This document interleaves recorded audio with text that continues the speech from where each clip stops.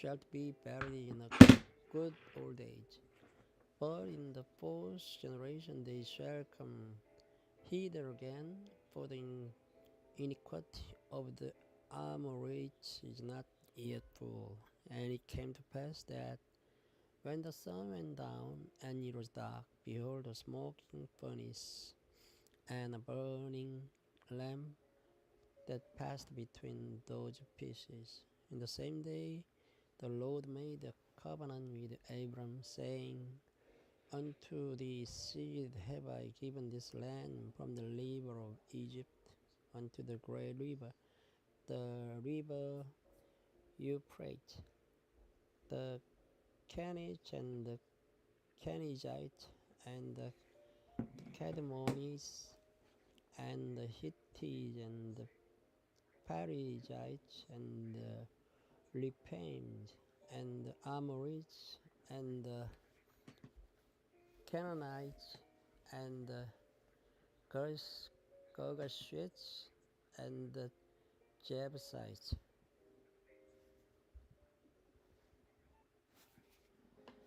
This video starts from chapter 16. Now Sarai, Abram's wife, bare him no children, and she had an handmaid, an Egyptian, whose name was Hagar. And Sarai said unto Abram, Behold, now the Lord hath restrained me from bearing. I pray thee, go in unto my maid. It may be that I may obtain children by her. And Abram hearkened to the voice of Sarai. And Sarai, Abram's wife, took Hagar her maid, the Egyptian, after Abram had dwelt 10 years in the land of Canaan, and gave her to her husband Abram to be his wife. And he went in unto Hagar, and she conceived. And when she saw that she had conceived, her mistress was despised in her eyes. And Sarai said unto Abram, My wrong be upon thee. I have given my maid into thy bosom. And when she saw that she had conceived, I was despised in her eyes. The Lord judged between me and thee. But Abram said unto Sarai, Behold, the maid is in thy hand. Do to her as it pleases thee. And when Sarai dealt hardly with her, she fled from her face. And the angel of the Lord found her by a fountain of water in the wilderness, by the fountain in the way to shore. And he said, Hagar, Sarai's maid, when camest thou, and whither wilt thou go? And she said, I flee from the face of my mistress Sarai. And the angel of the Lord said unto her, Return to thy mistress, and submit thyself under her hand. And the angel of the Lord said unto her, I will multiply thy seed exceedingly, that it shall not be numbered for multitude.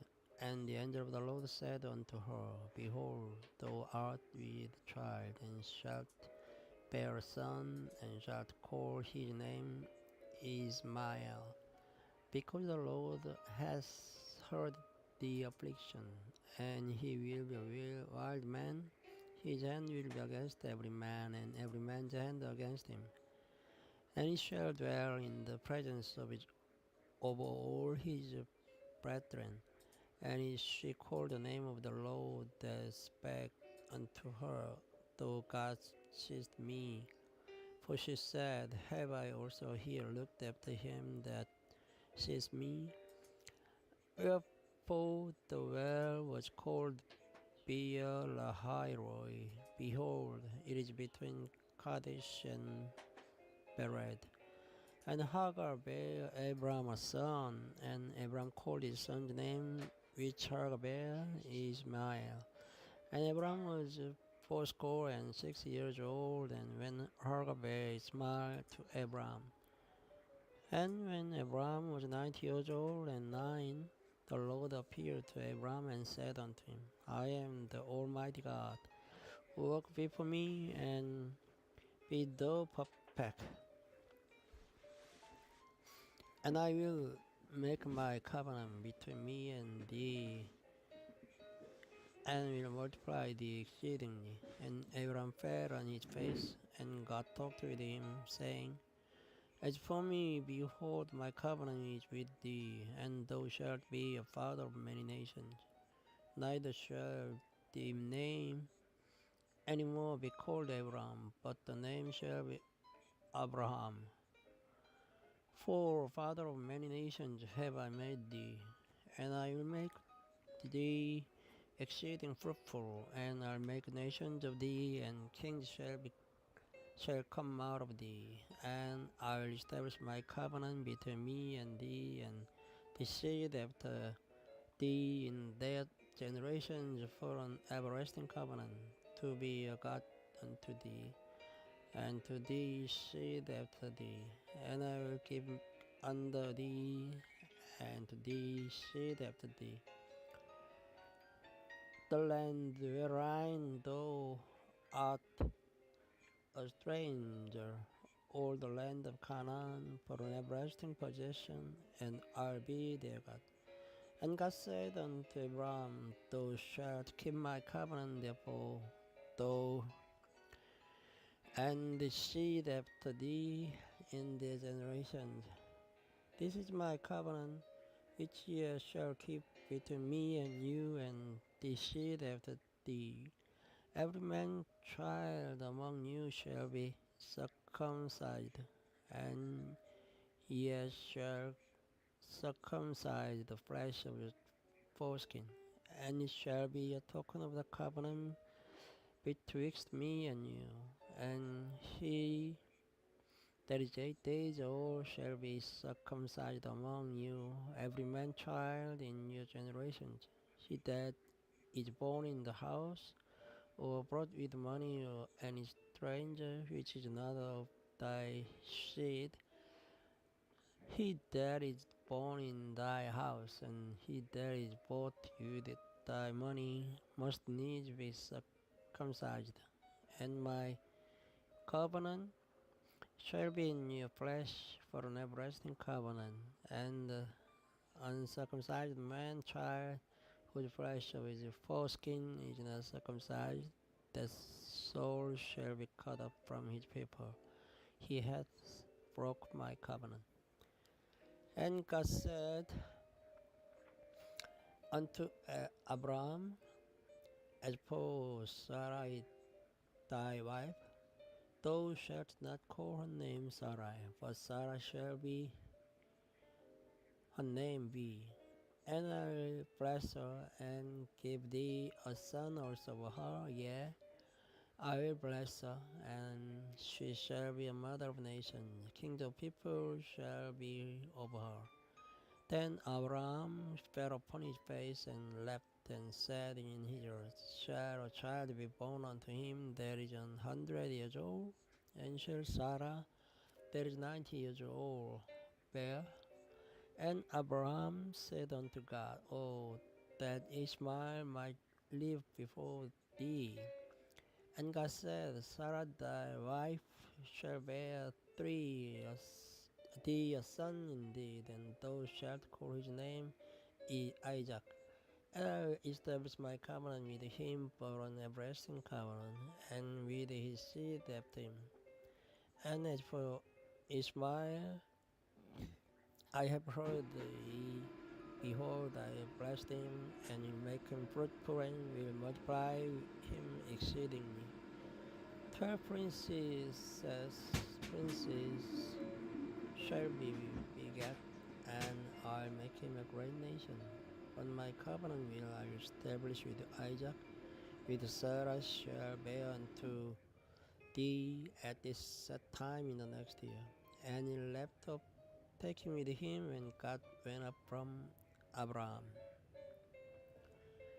And Abraham took Ishmael his son, and all that were born in his house, and all that were bought with his money, every male among the men of Abraham's house, and circumcised the flesh of the foreskin in the self same day which God had said unto him. And Abraham was 90 years old and mine when he was circumcised in the flesh of his foreskin. And Ishmael his son was 13 years old, and when he was circumcised in the flesh of his foreskin. In the self same day was Abraham circumcised, and Ishmael his son, and all the men of his house, born in the house, and bought with money of the stranger, was circumcised with him.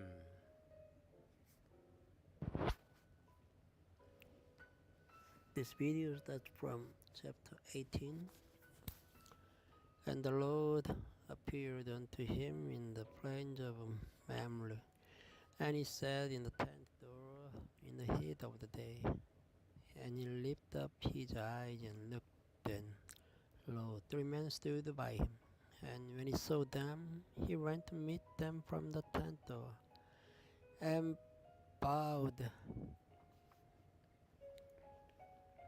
himself toward the ground, and said, My Lord, if now I have found favor in thy sight, pass not away, I pray thee, from thy servant. Let a little water, I pray you, be fetched, and wash your feet, and rest yourselves under the tree. And I'll fetch a morsel of bread, and comfort ye your heart. After that ye shall pass on, for therefore ye are come to your servant. And they said, So do, as thou hast said. And Abraham hastened into the tent unto Sarah, and said, Make ready quickly 3 measures of fine meal, knead it, and make cakes upon the hearth. And Abraham ran unto the hearth, and fetched a calf tender and good, and gave it unto a young man, and he hasted to dress it. And he took butter and milk and the calf which he had dressed, and set it before them. And he stood by them under the tree, and they did eat. And they said unto him, Where is Sarah, thy wife? And he said, Behold, in the tent. And he said, I will certainly return unto thee according to the time of life. And lo, Sarah, thy wife, shall have a son. And Sarah heard it in the tent door, which was behind him. Now Abraham and Sarah were old and weak, and well stricken in age, and it ceased to be with Sarah after the manner of women. Therefore Sarah left within herself, saying, After I am waxed old, shall I have pleasure, my Lord being old also? And the Lord said unto Abraham, Wherefore did Sarah laugh, saying, Shall I of a surety bear a child, which am old? Is anything too hard for the Lord? At the time appointed I will turn unto thee, according to the time of life, and Sarah shall have a son. Then Sarah denied, saying, I left not, for she was afraid. And he said, Nay, but thou didst laugh. And the man rose up from thence, and looked toward Sodom, and Abraham went with them to bring them on the way. And the Lord said, Shall I hide from Abraham the thing which I do, seeing that Abraham shall surely become a great and mighty nation, and all nations of the earth shall be blessed in him? For I know him, that he will command his children and his household after him, and they shall keep the way of the Lord, to do justice and judgment, that the Lord may bring upon Abraham that which he has spoken of him. And the Lord said, Because the cry of Sodom and Gomorrah is great, and because their sin is very grievous. I go down now and see whether they have done altogether according to the cry of it, which is common to me, and if not, I'll know. And the men turned their faces from thence and went toward Sodom. But Abraham stood yet before the Lord, and Abraham drew near and said, Wilt thou also destroy the righteous with the wicked? Peradventure there be 50 righteous within the city. Wilt thou also destroy and not spare the place for the 50 righteous that are therein, that be far from thee to do after this manner, to slay the righteous with the wicked, and that the righteous should be as the wicked, that be far from thee? Shall not the judge of all the earth do right? And the Lord said, If I find in Sodom 50 righteous within the city, then I'll spare all the place for their sakes. And Abraham answered and said, Behold, now I have taken upon me to speak unto the Lord, which am but dust and ashes. Peradventure there shall lack 5 of the 50 righteous. Wilt thou destroy all the city for lack of 5? And he said, If I find there 40 and 5, I'll not destroy it. And he spake unto him yet again and said, Peradventure there shall be 40 found there. And he said, I'll not do it for 40's sake. And he said unto him, Oh, let not the Lord be angry, and I'll speak. Peradventure there shall 30 be found there. And he said, I'll not do it. If I found 30 there, and he said, Behold, now I have taken upon me to speak unto the Lord. Peradventure there shall be 20 found there. And he said, I'll not destroy it for 20's sake. And he said, Oh, let not the Lord be angry, and I will speak yet but these ones. Peradventure then shall be found there. And he said, I'll not destroy it for 10's sake. And the Lord went his way as soon as he had left communing with Abraham, and Abraham returned unto his place. Chapter 19. And there came two angels to Sodom at even, and Lot sat in the gate of Sodom. And Lot, seeing them, rose up to meet them.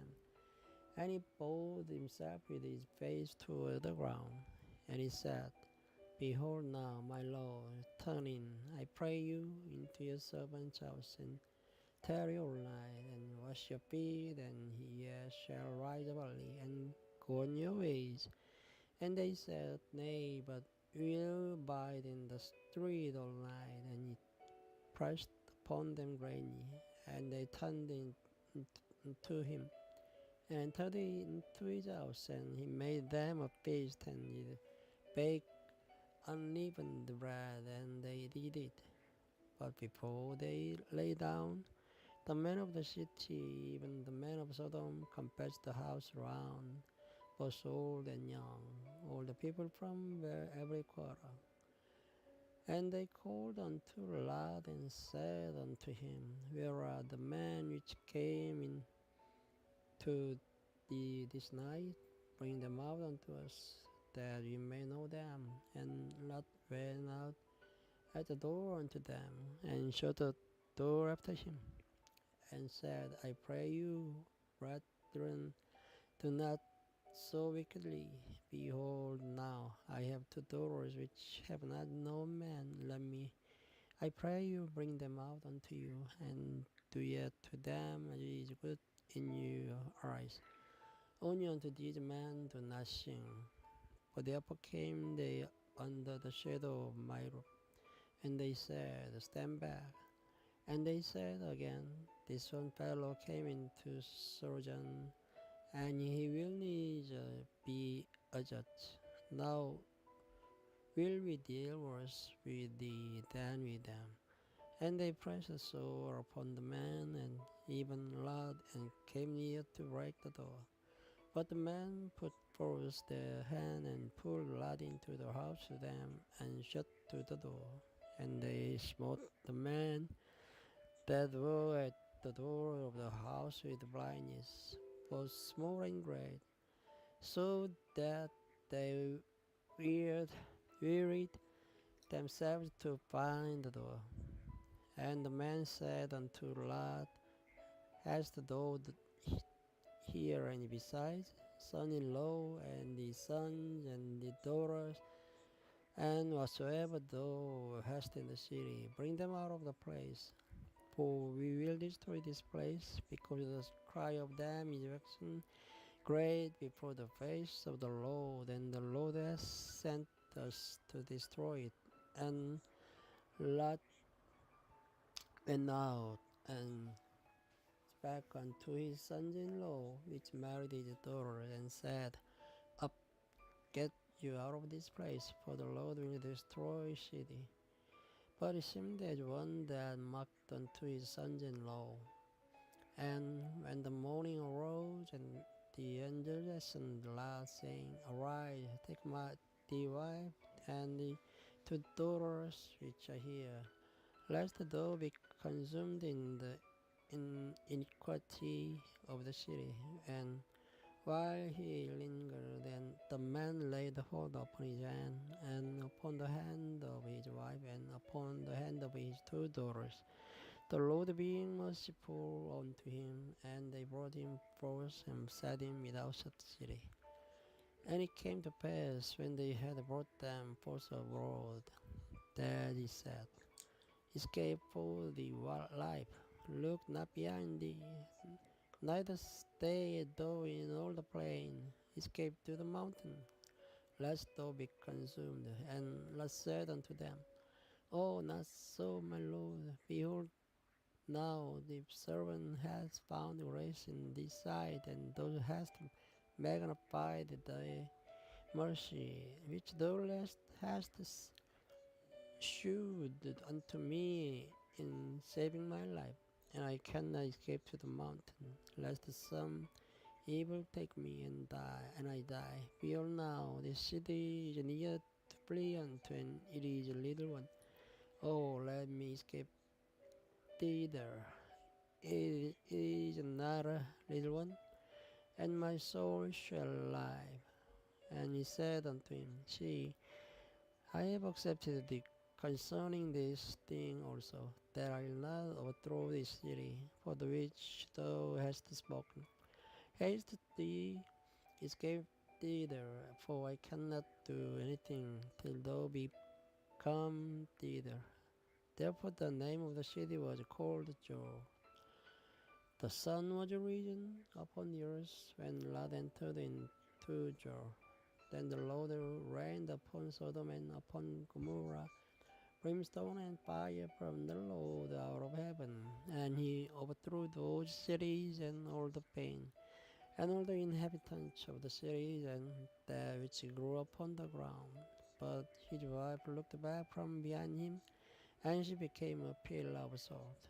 And Abraham get up early in the morning to the place where he stood before the Lord. And he looked toward Sodom and Gomorrah, and toward all the land of the plain, and beheld, and lo, the smoke of the country went up as the smoke of a furnace. And it came to pass, when God destroyed the cities of the plain, and that God remembered Abraham, and sent Lot out of the midst of the overthrow, when he overthrew the cities in the which Lot dwelt.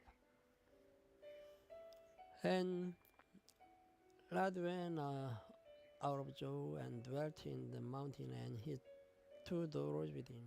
For he fared in to dwell in Joe, and he dwelt in a cave, he and his two daughters. And the firstborn said unto the younger, Our father is old, and there is not a man in the earth to come in unto us after the manner of all the earth. Come, let us make our father drink wine, and we will lie with him, that we may preserve the seed of our father. And they made their father drink wine that night. And the firstborn went in and lay with her father, and he perceived not when she lay down, nor when she arose. And it came to pass on the morrow that firstborn said unto the younger, Behold, I may lay yesternight with my father, let us make him drink wine this night also, and go thou in and lie with him, that we may preserve seed of our father. And they made their father drink wine that night also. And the younger arose and lay with him, and he perceived not when she lay down, nor when she arose. Thus was the daughters of Lot with child by their father. And the firstborn bare a son, and called his name Moab. The same is the father of the Moabites unto this day. And the younger she also bare a son, and called his name Benammi. The same is the father of the children of Ammon unto this day.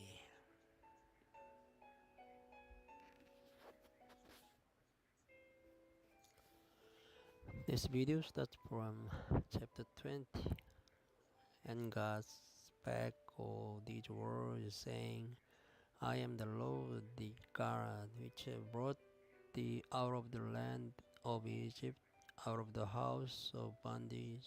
Thou shalt have no other gods before me. Thou shalt not make unto thee any graven image, or any likeness of anything that is in heaven above, or that is in the earth beneath, or that is in the water under the earth. Thou shalt not bow down thyself to them, nor serve them. For I, the Lord thy God, am a jealous God, visiting the iniquity of the fathers upon the children, upon the third and fourth generation of them that hate me, and shewing mercy unto thousands of them that love me and keep my commandments. Thou shalt not take the name of the Lord thy God in vain, for the Lord will not hold him guiltless that taketh his name in vain. Remember the Sabbath day to keep it holy. 6 days shalt thou labor, and do all thy work. But the seventh day is the Sabbath of the Lord thy God. In it thou shalt not do any work, thou, nor thy son, nor thy daughter, thy manservant, nor thy maidservant, nor thy cattle, nor the stranger that is within the gates. For in 6 days the Lord made heaven and earth, the sea, and all that in them is, and rested the seventh day. Wherefore the Lord blessed the Sabbath day and hallowed it. Honor the father and the mother, that the days may be long upon the land which the Lord thy God gives thee. Thou shalt not kill, thou shalt not commit adultery, thou shalt not steal, thou shalt not bear false witness against thy neighbor, thou shalt not covet the neighbor's house, thou shalt not covet the neighbor's wife, nor his manservant, nor his maidservant, nor his ox, nor his ass, nor anything that is the neighbor's. And all the people saw the thunderings and the lightnings, and the noise of the trumpet, and the mountain smoking. And when the people saw it, they removed and stood afar off. And they said unto Moses, Speak thou with us, and we will hear. But let not God speak with us, lest we die. And Moses said unto the people, Fear not, for God is come to prove you, and that his fear may be before your face, that ye sin not. And the people stood afar off, and Moses drew near unto the thick darkness where God was. And the Lord said unto Moses, Thus thou shalt say unto the children of Israel, Ye have seen that I have talked with you from heaven, yes, shall I make with me gods of silver, neither shall you make unto you gods of gold. Unalterable souls shalt make unto me, and shalt sacrifice thereon the burnt offerings, and the peace offering, the sheep and the oxen. In all places where I record my name, I will come unto thee, and I will bless thee. And if thou wilt make me an altar of stone, thou shalt build it of hewn stone. For if thou lift up the tool upon it, thou hast polluted it. Neither shalt thou go up by steps unto mine altar, that the nakedness be not discovered thereon. Chapter 21. Now these are the judgments which thou shalt set before them. If thou buy an Hebrew servant, 6 years he shall serve, and in the seventh he shall go out free for nothing. If he came in by himself, he shall go out by himself. If he were married, and then his wife shall go out with him. If his master have given him a wife, and she have borne him sons or daughters, the wife and her children shall be her master's, and he shall go out by himself. And if the servant shall plainly say, I love my master, my wife, and my children, I'll not go out free, then his master shall bring him unto the judge. He shall also bring him to the door or unto the doorpost, and his master shall bore his ear through with an awl, and he shall serve him forever. And if a man sell his daughter to be a maidservant, she shall not go out as the manservants do. If she please not her master, who has betrothed her to himself, then shall he let her be redeemed. To sell her unto a strange nation, he shall have no power, seeing he has dealt deceitfully with her. And if he have betrothed her unto his son, he shall deal with her after the manner of daughters. If he take him another wife, her food, her raiment, and a duty of marriage shall he not diminish.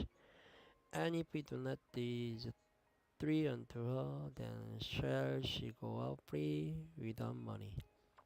He that smiteth a man so that he die shall be surely put to death. And if a man lie not in wait, but God deliver him into his hand, then I'll appoint thee a place whither he shall flee.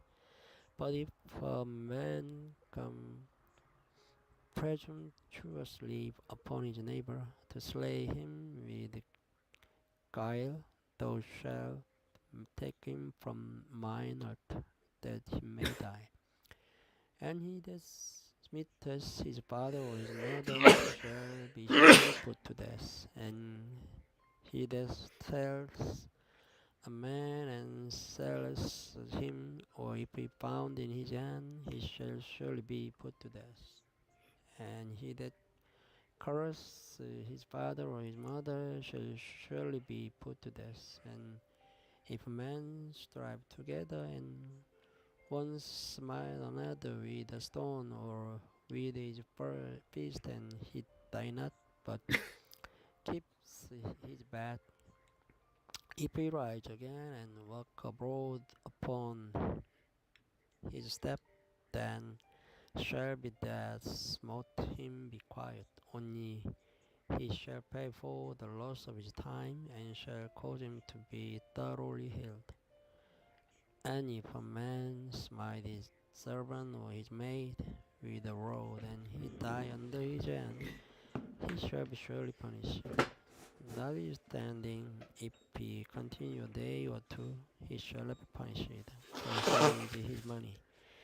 If a man is right and hurt a woman with child, so that her fruit decay, and that no mischief follow.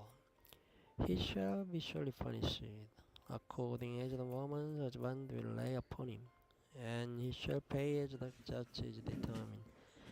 And if any mischief follow, then thou shalt give life for life, eye for eye, tooth for tooth, hand for hand, foot for foot, burning for burning, wound for wound, stripe for stripe. And if a man smite the eye of his servant, or the eye of his maid, that if perish, he shall let him go free for his eye's sake. And if he smite eye of his manservant's tooth, or his maidservant's tooth, he shall let him go free for his tooth's sake. If an ox go over man and woman, that they die, then the ox shall be surely stoned, and his flesh shall not be eaten. But the owner of the ox shall be quit. But if this ox were one to push with his bone in time past, and it has been testified to his owner, and he has not kept him in, but that he has killed a man or a woman, the ox shall be stoned, and his owner also shall be put to death. If there be laid on him a sum of money, then he shall give for the ransom of his life whatsoever is laid upon him. Whether we have a gold son or have a gold daughter, according to this judgment shall it be done unto him. If the ox shall push a manservant or maidservant, he shall give unto their master the 30 shekels of silver, and the ox shall be stoned. And if a man shall open a pit, or if a man shall dig a pit and not cover it, and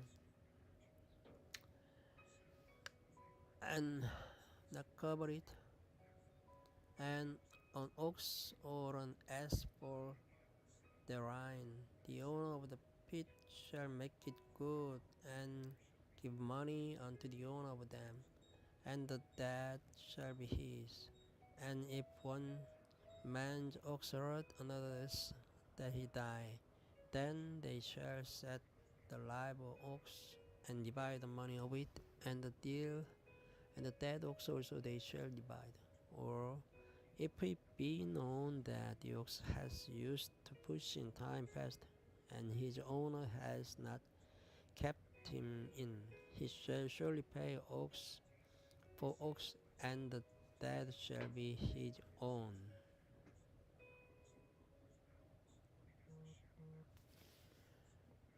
This video starts from chapter 22. If a man shall steal an ox or a sheep and kill it or sell it, he shall restore 5 oxen for an ox, and 4 sheep for a sheep. If a thief be found breaking up, and be smitten that he die, there shall no blood be shed for him. If the sun be risen upon him, there shall be blood shed for him. For he should make full restitution. If he have nothing, then he shall be sold for his theft. If the theft be suddenly found in his hand alive, whether it be ox or ass or sheep, he shall restore double. If a man shall cause a field of vineyard to be eaten, and shall put in his beast, and shall feed in another man's field, of the best of his own field, and of the best of his own vineyard shall he make restitution. If fire break out and catch in thorns, so that the stacks of corn or the standing corn or the field be consumed therewith, he that kindled the fire shall surely make restitution. If a man shall deliver unto his neighbor money or stuff to keep, and it be stolen out of the man's house, If the thief be found, let him be paid double. If the thief be not found, then the master of the house shall be brought unto the judge, to see whether he have put his hand unto his neighbor's good. For all manner of trespass, whether it be for ox, for ass, for sheep, for raiment, or for any manner of lost thing, which another challenges to be his. The cause of both parties shall come before the judges, and whom the judges shall condemn, he shall pay double unto his neighbor. If a man deliver unto his neighbor an ass or an ox or a sheep or any beast to keep, and it die or be hurt or driven away, no man seeing it, then shall an oath of the Lord be between them both, that he has not put his hand unto his neighbor's good. And the owner of it shall accept thereof, and he shall not make it good. And if it be stolen from him, he shall make restitution unto the owner thereof. If it be torn in pieces, then let him bring it for witness, and he shall not make good that which was torn. And if a man borrow aught of his neighbor, and it be hurt or die, the owner thereof being not with it, he shall surely make it good. But if the owner thereof be with it, he shall not make it good. If it be an hired thing, it came for his hire. And if a man enters a maid that is not with trust, and lie with her, he shall surely endow her to be his wife. If her father utterly refuse to give her unto him, he shall pay money according to the dowry of virgins. Thou shalt not suffer a witch to live. Whosoever lies with a beast shall surely be put to death. He that sacrifices unto any god, save unto the Lord only, he shall be utterly destroyed. Thou shalt neither vex a stranger nor oppress him, for ye were strangers in the land of Egypt. Ye shall not afflict any widow or fatherless child. If thou afflict them in any wise, and they cry or unto me, I surely hear their cry, and my wrath shall wax so hot, and I'll kill you with the sword, and your wives shall be widows, and your children fatherless.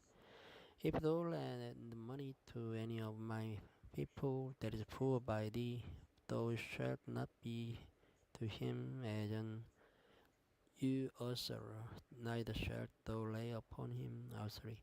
If thou at all take the neighbor's raiment to pledge, thou shalt deliver it unto him by that the sun goes down, for that is his covering only, and it is his raiment for his skin, wherein shall he sleep. And it shall come to pass, when he cries unto me, that I will hear, for I am gracious. Thou shalt not reveal the gods, nor curse the ruler of thy people. Thou shalt not delay to offer the first of thy ripe fruit, and of thy liquors the firstborn of thy sons shalt thou give unto me. Likewise shalt thou to do with thin oxen, and with thy sheep. 7 days it shall be with his dam. On the 8th day thou shalt give it to me. And ye shall be holy men unto me, neither shall be yet eat any flesh that is torn of beasts in the field, ye shall cast it to the dog. Chapter 23.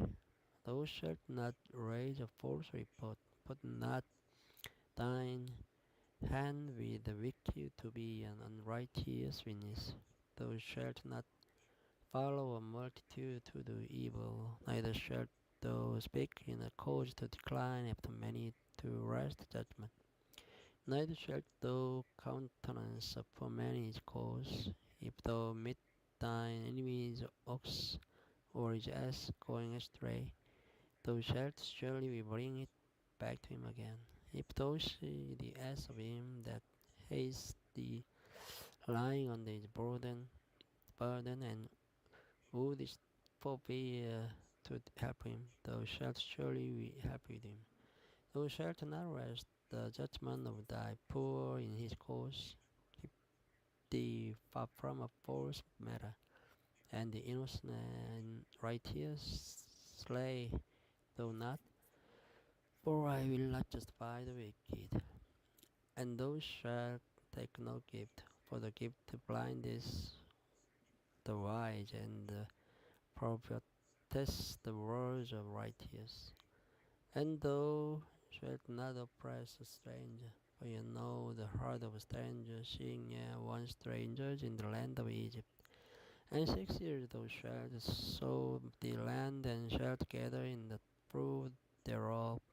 But the 7th year thou shalt let it rest and lie still, that the poor of thy people may eat, and what they leave the beasts of the field shall eat. In like manner thou shalt deal with thy vineyard and with thy oliveyard. 6 days thou shalt do thy work, and on the 7th day thou shalt rest, that thine ox and thine ass may rest, and the son of thy handmaid and the stranger may be refreshed. And in all things that I have said unto you, be circumspect, and make no mention of the name of other gods, neither let it be heard out of thy mouth. 3 times thou shalt keep a feast unto me in the year. Thou shalt keep the feast of unleavened bread. Thou shalt eat unleavened bread 7 days, as I command thee, in the time appointed of the month Abib. For in it thou camest out from Egypt, and none shall appear before me empty. And the feast of harvest, the first fruits of thy labors, which thou hast sown in the field, and the feast of ingathering, which is in the end of the year, and when thou hast gathered in thy labors out of field. 3 times in the year all thy males shall appear before the Lord God.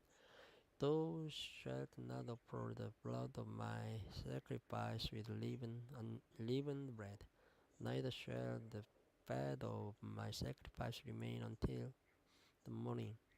The first fruit of thy land thou shalt bring into the house of the Lord thy God. Thou shalt not seize a kid in his mother's milk. Behold, I send an angel before thee, to keep thee in the way, and to bring thee into the place which I have prepared. Beware of him, and obey his voice. Provoke him not, for he will not pardon your transgressions, for my name is in him. But if thou shalt indeed obey his voice, and do all that I speak, then I'll be an enemy unto thine enemies, and an adversary unto thine adversaries. For mine angel shall go before thee, and bring thee in unto the Amorites, and the Hittites, and the Perizzites, and the Canaanites, and the Hivites, and the Jebusites, and I'll cut them up. Thou shalt not bow down to their gods, nor serve them, nor do after their works, but thou shalt utterly overthrow them, and quite break down their images. And ye shall serve the Lord your God, and he shall bless thy bread and thy water, and I'll take sickness away from the midst of thee. There shall nothing cast their young, nor be be barren in thy land. The number of thy days I will fulfill. I will send my fear before thee, and I'll destroy all the people to whom thou shalt come, and I'll make all thine enemies turn their backs unto thee. And I'll send hornets before thee, which shall drive out the Hivite, the Canaanite, and the Hittite from before thee.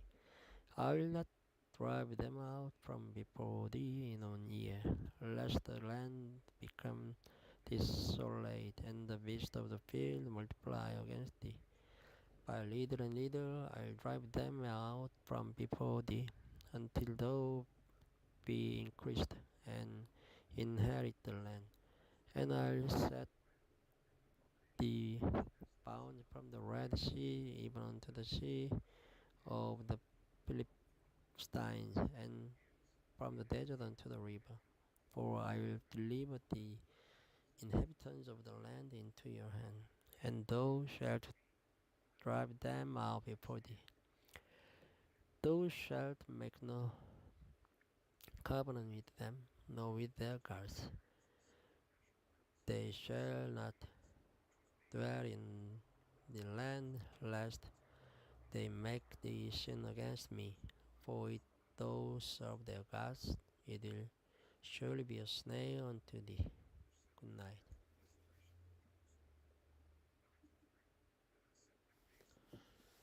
This video starts from chapter 24. And he said unto Moses, Come up unto the Lord, thou and Aaron, Nadab and Abihu, and 70 of the elders of Israel, and worship ye afar off.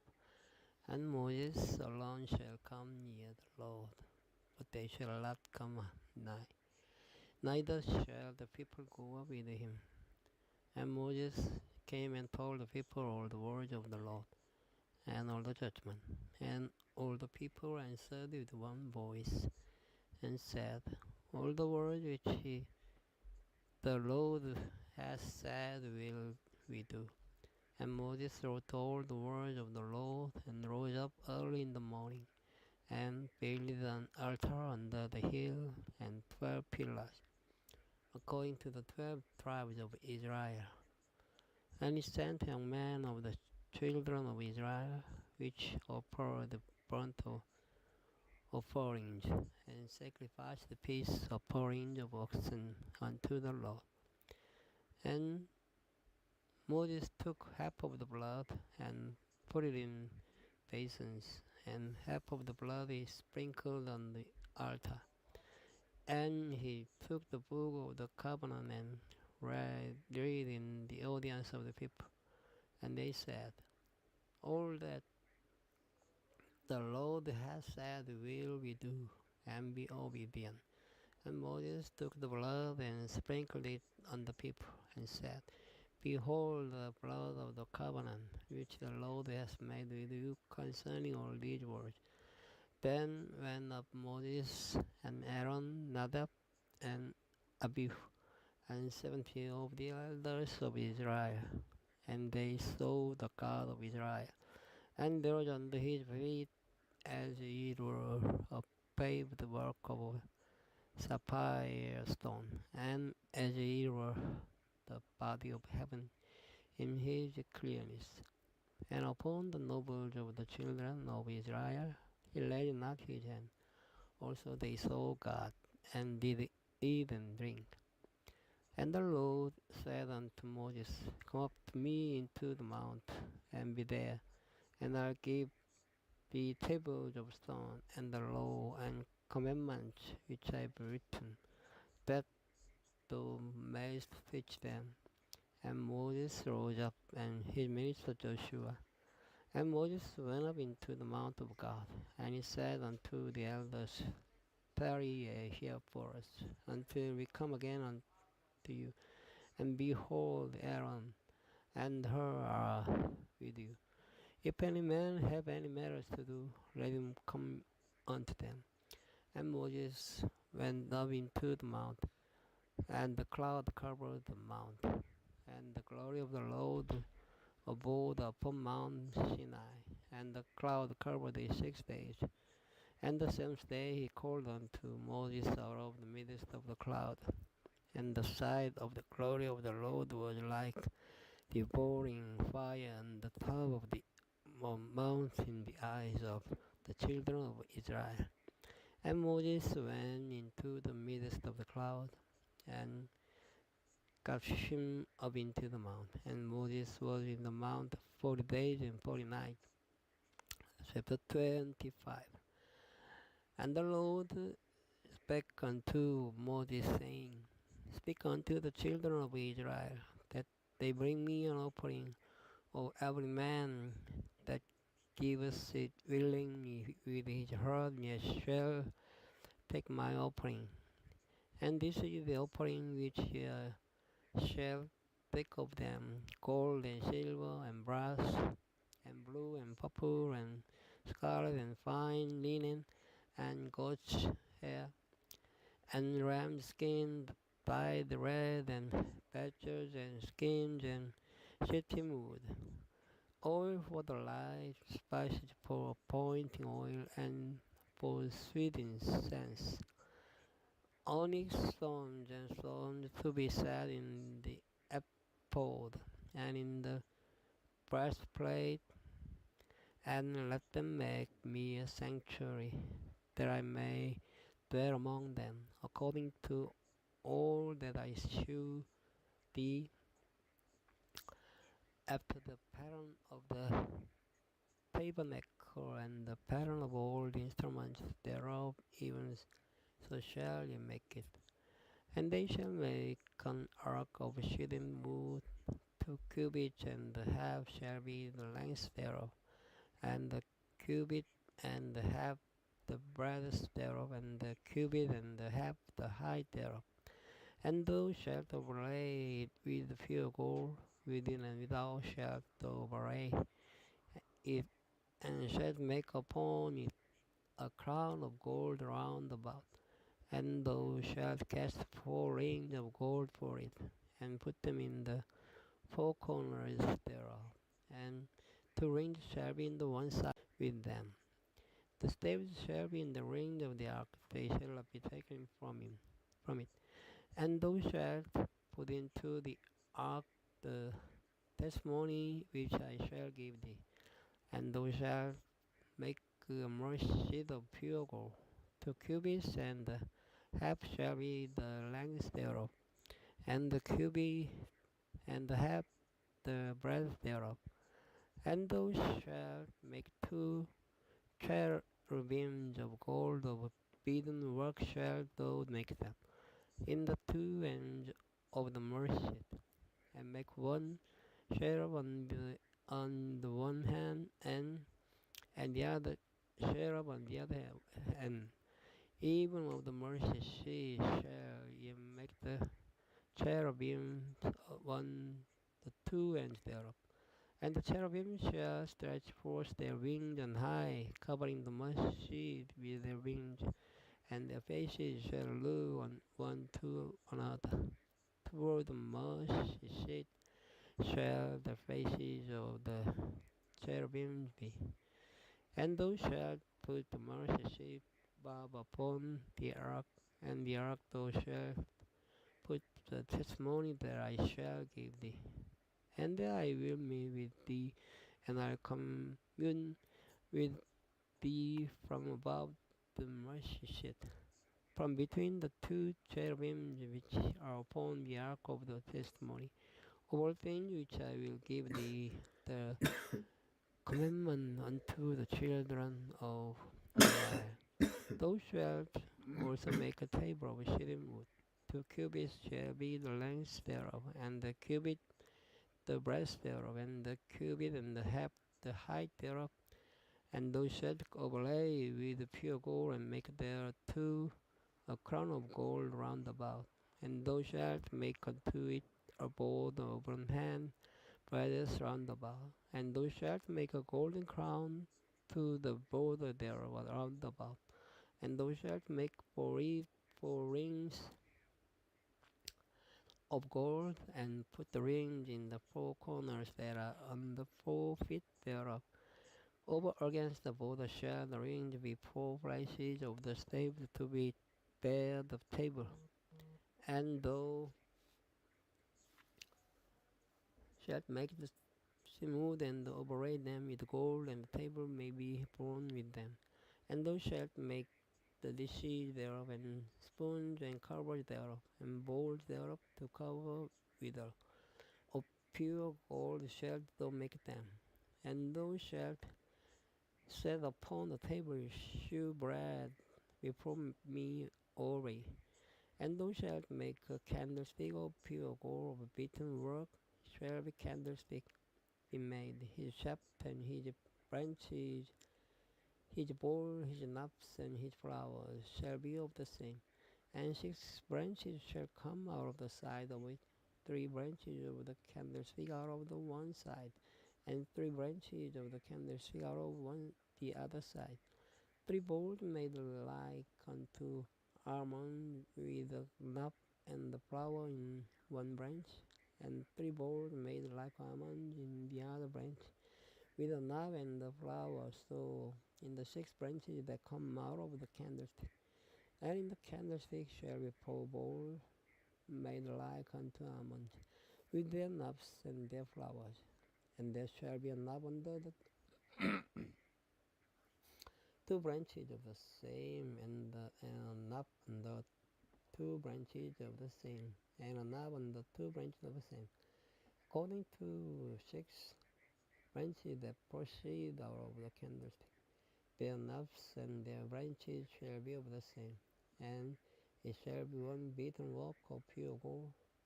And thou shalt make the 7 lamps thereof, and they shall light the lamps thereof, that they may give light over against it. And the tongues thereof and the snuff dishes thereof shall be of pure gold. Over talent of pure gold shall we make it with all these vessels. And look that thou make them after their pattern, which should be in the mount. This video starts from chapter 26. Moreover, thou shalt make the tabernacle with 10 curtains of fine twined linen, and blue and purple and scarlet.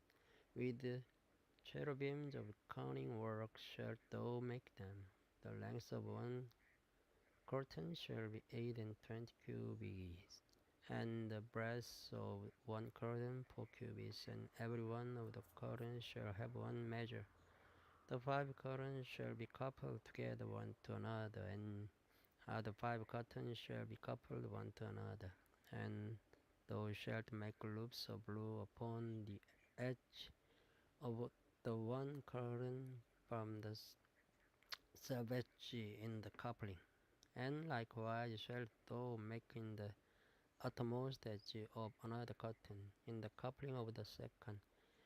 50 loops shalt thou make in the one curtain, and 50 loops shalt thou make in the edge of the curtain that is in the coupling of the second, that the loops may take hold one of another. And thou shalt make 50 touches of gold, and couple the curtains together with the touches, and it shall be one tabernacle. And thou shalt make curtains of goats to be a covering upon the tabernacle. 11 curtains shalt thou make. The length of one curtain shall be 30 cubits, and the breadth of one curtain 4 cubits. And the 11 curtains shall be all of one measure. And thou shalt couple 5 curtains by themselves, and 6 curtains by themselves, and shalt double the 6 curtains in the forefront of the tabernacle. And thou shalt make 50 loops on the edge of the one curtain that is outmost in the coupling, and 50 loops in the edge of the curtain which couples the second. And thou shalt make 50 thatches of brass, and put the thatches into the loops, and couple the tent together, and that it may be one. And the remnant that remained of the curtain of the tent, the half curtain that remains, shall hang over the backside of the tabernacle, and a cubit on the one side, and a cubit on the other side of that which remains in the length of the curtain of the tent. It shall hang over the sides of the tabernacle on the side and on the side to cover it. And thou shalt make a covering for the tent of ram skin dyed red, and the covering above badger skins. And thou shalt make boards for the tabernacle of shittim wood standing up. 10 cubits shall be the length of a board, and the cubit and the half shall be the breadth of one board. 2 tenons shall there be in one board, set in order one against another. Thus shalt thou make for all the boards of the tabernacle, and thou shalt make the boards for the tabernacle, 20 boards on the south side, southward, and thou shalt make 40 sockets of silver on the 20 boards, 2 sockets on the one board for his 2 tenons, and 2 sockets on the another board for his 2 tenons. And for the second side of the tabernacle on the north side there shall be 20 boards, and there are 40 sockets of silver, 2 sockets on the one board, and 2 sockets on the another board. And for the side of the tabernacle westward thou shalt make 6 boards, and 2 boards shalt thou make for the corners of the tabernacle in the 2 sides, and they shall be coupled together beneath, and they shall be coupled together above the head of it unto one ring.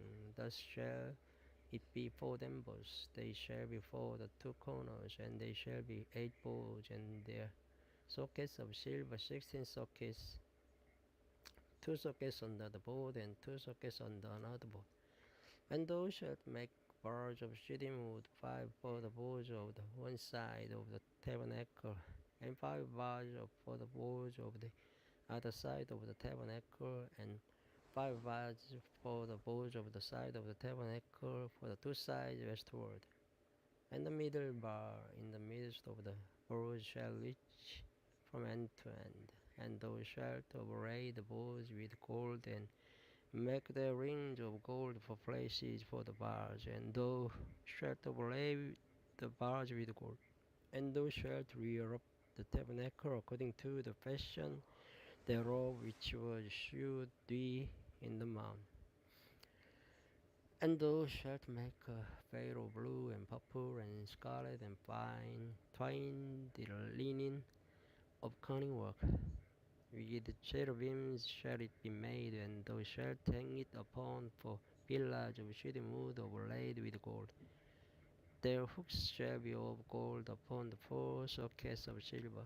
And thou shalt hang up the veil under the thatches, that thou mayst bring in thither within the veil the ark of the testimony. And the veil shall divide unto you between the holy place and the most holy. And thou shalt put the mercy upon the ark of the testimony in the most holy place. And thou shalt set the table without the veil, and the candlestick over against the table on the side of the tabernacle toward the south. And thou shalt put the table on the north side. And thou shalt make an hanging for the door of the tent of blue and purple and scarlet, and 5 twinned linen, wrought with needlework. And thou shalt make for the hanging 5 pillars of shittim wood, and overlay them with gold, and their hooks shall be of gold. And thou shalt cast 5 sockets of brass for them. Chapter 27. And thou shalt make an altar of shittim wood, 5 cubits long and 5 cubits broad. The altar shall be foresquare, and the height thereof shall be 3 cubits. And thou shalt make the horns of it upon the four corners thereof. His horns shall be of the same, and thou shalt overlay it with brass. And thou shalt make his plans to receive the ashes, and his shovels, and his basins, and his flashhooks, and his fire pans, all the vessels thereof thou shalt make of brass. And thou shalt make for it a great network of brass, and upon the net shalt thou make 4 brazen rings in the four corners thereof. And thou shalt put it under the compass of the altar beneath, that the net may be even to the midst of the altar. And thou shalt make staves for the altar, staves of shittim wood, and overlay them with brass. And the staves shall be put into the rings, and the staves shall be upon the two sides of the altar to bear it. Hollow with boards shall thou make it, as you will shew thee in the mount, so shall they make it. And thou shalt make the cord of the tabernacle for the southward. There shall be hanging for the cord of fine twined linen of 100 cubits long for one side, and the 20 pillars thereof, and their 20 sockets shall be of brass. The hooks of the pillars and their fillets shall be of silver, and likewise for the north side in length there shall be hangings of 100 cubits long, and its 20 pillars and their 20 sockets of brass. The hooks of the pillars and their fillets of silver. And for the breadth of the court on the west side shall be hangings of 50 cubits, their pillars 10, and their sockets 10. And the breadth of the court on this east side eastward shall be 50 cubits. The hangings of one side of the gate shall be 15 cubits. Their pillars 3, and their socket 3. And on this side shall be hanging 15 cubits. Their pillars 3, and their socket 3. And for the gate of the court shall be an hanging of 20 cubits of blue, and purple, and scarlet, and fine twinned linen, wrought with net needlework. And their pillars shall be 4, and their sockets 4. And the pillars round about the court shall be filleted with silver. Their hooks shall be of silver, and their sockets of brass. The length of the court shall be 100 cubits, and the breadth 50 everywhere, and the height 5 cubits of fine twinned linen, and their sockets of brass. All the vessels of the tabernacle in all the service thereof, and all the pins thereof, and all the pins of the court shall be of brass. And thou shalt command the children of Israel that they bring the pure olive beaten for the light, to cause the lamp to burn always in the tabernacle of the congregation without the veil, which is therefore the testimony. Aaron and his sons shall order it from evening to morning before the Lord. It shall be a statute for ever unto their generations on the behalf of the children of Israel. This video starts from chapter 28 of Genesis. And take thou unto the Aaron the brother and his sons with him from among the children of Israel, that he may minister unto me in the priest's office, even Aaron, Nadab, and Abihu, Elijah, and Ithamar, Aaron's sons. And thou shalt make holy garments for Aaron thy brother, for glory and for beauty. And thou shalt speak unto all that are wise-hearted, whom I have filled with the spirit of wisdom, that they may make Aaron's garments to consecrate him, that he may minister unto me in the priest's office. And these are the garments which they shall make: a breastplate, and an ephod, and the robe, and the broidered coat of mitre, and the girdle. And they shall make holy garments for Aaron thy brother and his sons, that he may minister unto me in the priest's office. And they shall take gold, and blue, and purple, and scarlet, and fine linen. And they shall make the ephod of gold, of blue, and of purple, of scarlet, and fine twinned linen, with cunning work. It shall have the two shoulder pieces thereof joined at the two edges thereof, and so it shall be joined together. And the curious girdle of the ephod which is upon it shall be of the same according to the work thereof, even of gold, of blue, and purple, and scarlet, and fine twinned linen. And thou shalt take two onyx stones, and grave on them the names of the children of Israel, 6 of their names on one stone, and the other 6 names of the rest on the other stone, according to their births, with the ark work of an engraver in stone, like the engravings of a signet. Shalt thou engrave the two stones with the names of the children of Israel. Thou shalt make them to be set in ouches of gold, and thou shalt put the two stones upon the shoulders of the ephod for stones of memorial unto the children of Israel. And Aaron shall bear their names before the Lord upon his two shoulders for a memorial.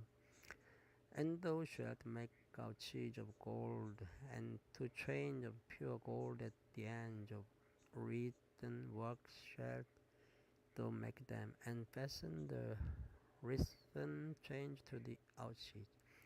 And thou shalt make the breastplate of judgment with cunning work. After the work of the ephod thou shalt make of it, of gold, of blue, and of purple, and of scarlet, and of fine twinned linen shalt thou make it. Foursquare it shall be, being doubled, and a span shall be the length thereof, and the span shall be the breadth thereof. And thou shalt set in its settings of stone, even 4 rows of stone. The first row shall be a sardius, a topaz, and a carbuncle. This shall be the first row. And the second row shall be an emerald, a sapphire, and a diamond. And the third row a ligure, and an agate, and an amethyst. And the fourth row a beryl, and an onyx, and a jasper. They shall be set in gold in their enclosings, and the stones shall be with the names of children of Israel, 12 according to their names, like the engravings of a signet. Everyone with his name shall they be according to the 12 tribes. And thou shalt make upon the breastplate chains at the ends of written work of pure gold. And thou shalt make upon the breastplate 2 rings of gold, and shalt put the 2 rings on the 2 ends of the breastplate. And thou shalt put the 2 written chains of gold in the 2 rings which are on the edge of the breastplate. And the other 2 ends of the 2 written chains thou shalt fasten in the 2 ouches, and put them on the shoulder pieces of the ephod before it. And thou shalt make 2 rings of gold, and thou shalt put them upon the 2 ends of the breastplate in the border thereof, which is in the side of the ephod inward. And 2 other rings of gold thou shalt make, and shalt put them unto the sides of the ephod underneath, towards the forepart thereof, over against the other coupling thereof, above the curious girdle of the ephod. And they shall bind the breastplate by the rings thereof unto the rings of the ephod with a lace of blue, that it may be above the curious girdle of the ephod, and that the breastplate be not loosed from the ephod. And Aaron shall bear the names of the children of Israel in the breastplate of judgment upon his heart, when he goes in unto the holy place for a memorial before the Lord continually. And thou shalt put in the breastplate of judgment the Urim and the Thummim, and they shall be upon Aaron's rod when he goes in before the Lord. And Aaron shall bear the judgment of the children of Israel upon his heart before the Lord continually. And thou shalt make the roof of the pot all of blue, and there shall be an hole in the top of it in the midst thereof. It shall have a binding of woven work round about the whole of it, as you read the whole of one, have a region that it be not rent.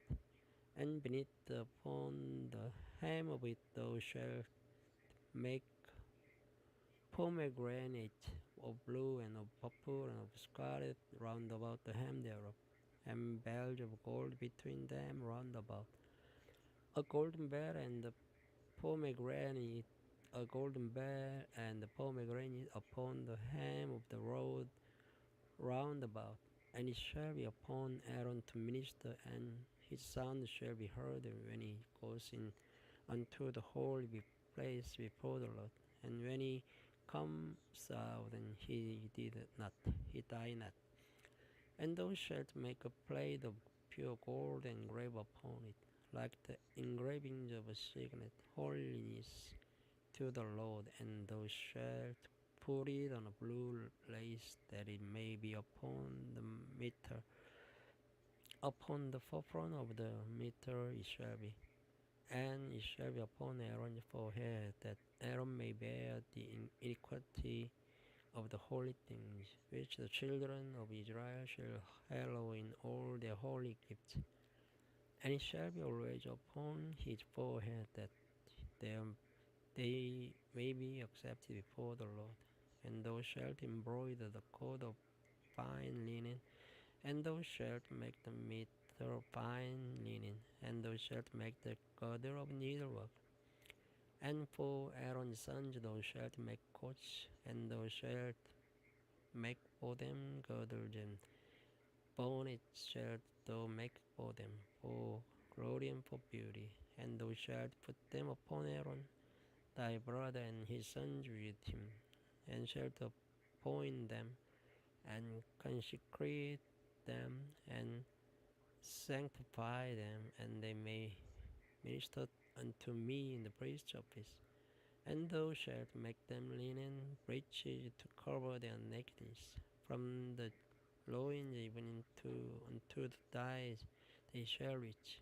And they shall be upon Aaron and upon his sons when they come into the tabernacle of the congregation, or when they come near unto the altar to minister in the holy place, that they bear not iniquity and die. He shall be a statute forever unto him, and his seed after him. Chapter 29. And this is the thing that thou shalt do forever unto him, and his seed after him. Chapter 29. And this is the thing that thou shalt do unto them, to hallow them, to minister unto me in the priest's office. Take one young bullock, and 2 rams without blemish, and unleavened bread, and cakes unleavened, tempered with oil, and wafers unleavened, anointed with oil. Wheaten flour shalt thou make them, and thou shalt put them into one basket, and bring them in the basket, with the bullock and the 2 rams. And Aaron and his sons thou shalt bring unto the door of the tabernacle of the congregation, and shalt wash them with water. And thou shalt take the garments and put upon Aaron the coat and robe of the ephod and the breastplate, and gird him with the curious girdle of the ephod. And thou shalt put the mitre upon his head, and put the holy crown upon the mitre. Then shalt thou take the anointing oil and pour it upon his head, and anoint him. And thou shalt bring his sons and put coats upon them. And thou shalt gird them with girdles, Aaron and his sons, and put the bonnets on them. And the priest of peace shall be theirs for a perpetual statute. And thou shalt consecrate Aaron and his sons, and thou shalt cause a bullock to be brought before the tabernacle of the congregation. And Aaron and his sons shall put their hands upon the head of the bullock, and thou shalt kill the bullock before the Lord by the door of the tabernacle of the congregation. And thou shalt take of the blood of the bullock, and put it upon the horns of the altar with thy finger, and pour all the blood beside the bottom of the altar. And thou shalt take all the fat that covers in the inwards, and the caul that is above the liver, and the two kidneys, and the fat that is upon them, and burn them upon the altar. But the flesh of the bullock and his skin and his tongue shalt thou burn with fire without the camp. It is a sin offering. Thou shalt also take one ram, and Aaron and his son shall put their hand upon the head of the ram. And thou shalt slay the ram, and thou shalt take his blood and sprinkle it round about upon the altar. And thou shalt cut the ram in pieces, and wash the inwards of him, and his leg, and put them unto his pieces, and unto his head. And thou shalt burn the whole ram upon the altar. It is a burnt offering unto the Lord. It is a sweet savour, an offering made by fire unto the Lord. And thou shalt take the other ram, and Aaron and his sons shall put their hands upon the head of the ram. Then shalt thou kill the ram, and take of its blood, and put it upon the tip of the right ear of Aaron, and upon the tip of the right ear of his sons, and upon the thumbs of their right hand, and upon the great toe of their right foot, and sprinkle the blood upon the altar round about. And thou shalt take of the blood that is upon the altar, and of the anointing oil, and sprinkle it upon Aaron, and upon his garments, and upon his son, and upon the garments of his sons with him. And it shall be hallowed, and his garments, and his sons' garments with him. Also thou shalt take of the ram the fat, and the rump, and the fat covers the inwards, and the caul above the liver, and the two kidneys, and the fat that is upon them, and the right shoulder. For it is a ram of consecration, and one loaf of bread, and one cake of all the bread, and one wafer out of the basket of the unleavened bread that is before the Lord. And thou shalt put all in the hands of Aaron, and in the hands of his sons, and shalt wave them for a wave of pouring before the Lord. And thou shalt receive them of their hands, and burn them upon the altar for a burnt offering, for a sweet savour before the Lord. It is an offering made by fire unto the Lord. And thou shalt take the breast of the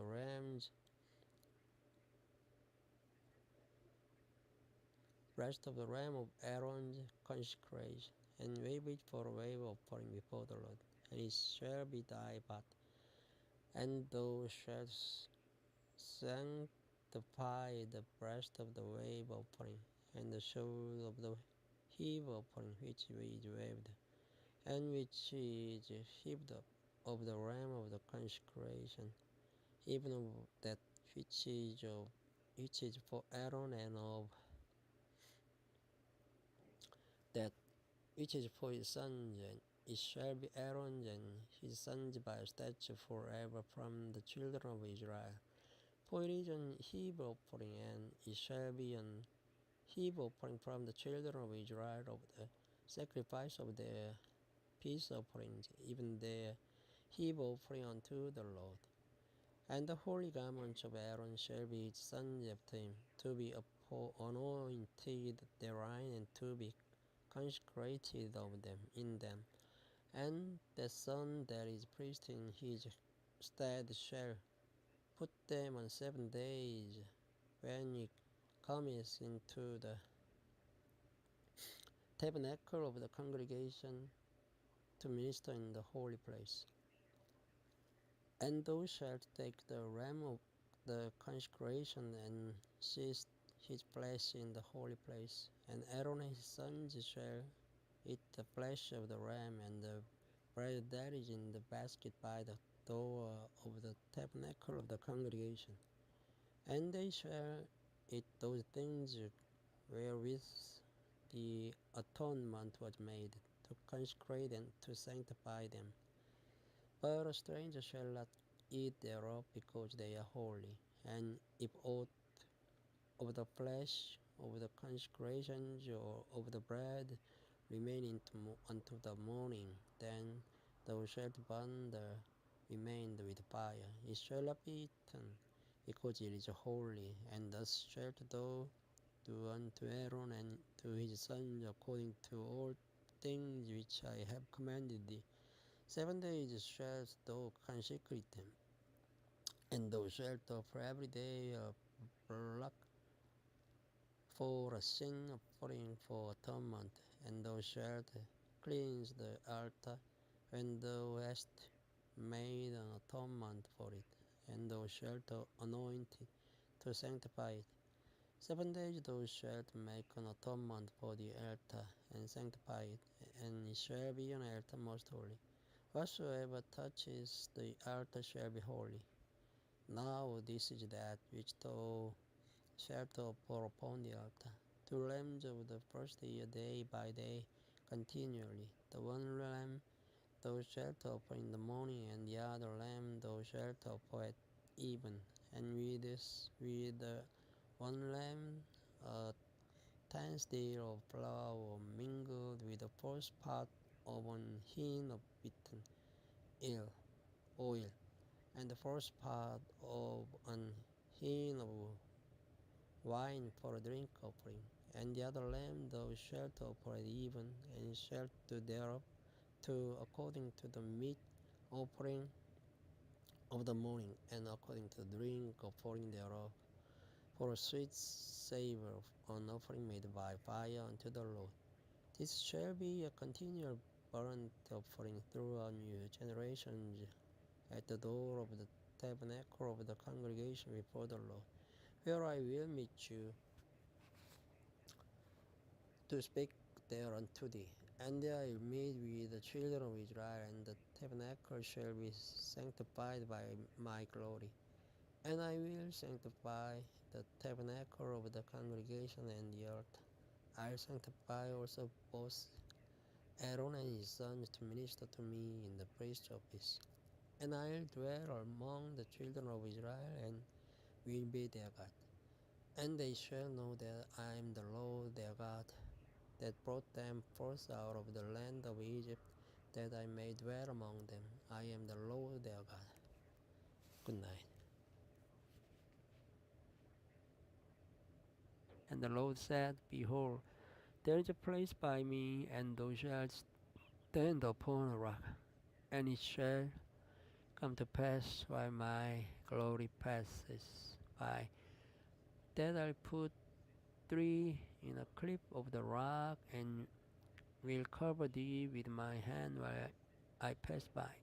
And I'll take away mine hand, and thou shalt see my back parts, but my face shall not be seen. Hello everyone, this video starts from the chapter 34. And the Lord said unto Moses, Hew thee 2 tables of stone like unto the first, and I will write upon these tables the words that were in the first tables which thou breakest. And be ready in the morning, and come up in the morning unto Mount Sinai, and present thyself there to me in the top of the mount, and no man shall come up with thee, neither let any man be seen throughout all the mount, neither let the flocks nor herds appear before the mount. And he hewed 2 tables of stone like unto the first, and Moses rose up early in the morning and went up unto Mount Sinai, as the Lord had commanded him, and took in his hand the 2 tables of stone. And the Lord descended in the cloud and stood with him there, and proclaimed the name of the Lord. And the Lord passed by there before him, and proclaimed, the Lord God, merciful and gracious, long-suffering and abundant in goodness and truth, keeping mercy for thousands, forgiving iniquity and transgression and sin, and that will by no means clear the guilty, visiting the iniquity of fathers upon the children's children, unto the third and to the fourth generation. And Moses made haste and bowed his head toward the earth and worshipped. And he said, If now I have found grace in thy sight, O Lord, let my Lord, I pray thee, go among us, for it is a stiff-necked people, and pardon our iniquity and our sin, and take us for thine inheritance. And he said, Behold, I make a covenant before all thy people. I will do marvels such as have not seen done in all the earth, nor in any nation, and all the people among which thou art shall see the work of the Lord. For it is a terrible thing that I do with thee. Observe thou that which I command thee this day. Behold, I drive out before thee the Amorite and the Canaanite and the Hittite and the Perizzite and the Hivite and Jebusite. Take heed to thyself, lest thou make a covenant with the inhabitants of the land whither thou goest, lest it be for a snare in the midst of thee. But ye shall destroy the altars, break their images, and cut down their groves, for thou shalt worship no other God. For the Lord, whose name is jealous, he is jealous of God. Lest thou make a covenant with the inhabitants of the land, and they go whoring after their gods, and do sacrifice unto their gods. And one call thee, and thou eat of his sacrifice, and thou take of their daughters unto thy sons, and their daughters go a whoring after their gods, and make thy sons go a whoring after their gods. Thou shalt make thee no molten gods. The feast of unleavened bread shalt thou keep 7 days. Thou shalt eat unleavened bread as I command thee in the time of the month Abib, for in the month Abib thou camest out from Egypt. All that opens the matrix is mine, and every firstling among thy cattle, whether ox or sheep, that is male. But the firstling of an ass thou shalt redeem with a lamb, and if thou redeem him not, then shalt thou break his neck. All the firstborn of thy sons thou shalt redeem, and none shall appear before me empty. 6 days thou shalt work, but on the 7th day thou shalt rest. In yearing time and in harvest thou shalt rest. And thou shalt observe the feast of weeks of the first fruits of wheat harvest, and the feast of ingathering at the year's end. Thrice in the year shall all your man children appear before the Lord God and the God of Israel. For I will cast out the nations before thee, and enlarge thy borders. Neither shall any man desire thy land when thou shalt go up to appear before the Lord thy God thrice in the year. Thou shalt not offer the blood of my sacrifice with leaven, neither shall be sacrifice of the feast of the Passover be left unto the morning. The first fruits of thy land thou shalt bring unto the house of the Lord thy God. Thou shalt not seize a kid in his mother's milk. And the Lord said unto Moses, Write thou these words. For after the tenor of these words I have made a covenant with thee and with Israel. And he was there with the Lord 40 days and 40 nights. He did neither eat bread nor drink water. And he wrote upon the table the words of the covenant, the 10 Commandments. And it came to pass when Moses came down from Mount Sinai with the 2 tables of testimony in Moses' hand, when he came down from the mount, that Moses wished not that the skin of his face shone while he talked with him. And when Aaron and all the children of Israel saw Moses, behold, the skin of his face shone, and they were afraid to come nigh him.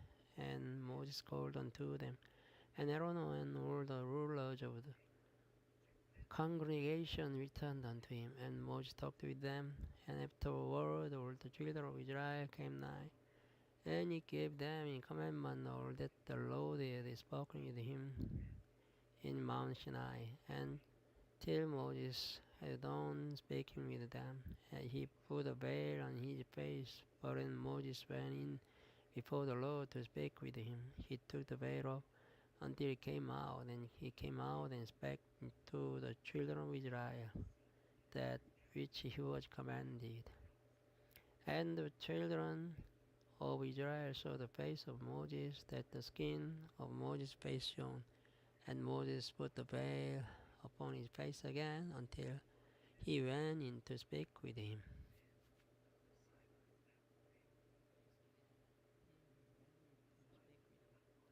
And Moses gathered all the congregation of the children of Israel together, and said unto them, These are the words which the Lord hath commanded, that ye should do them. 6 days shall work be done, but on the seventh day they shall be to you an holy day, a Sabbath of rest to the Lord. Whosoever does work with their hand shall be put to death.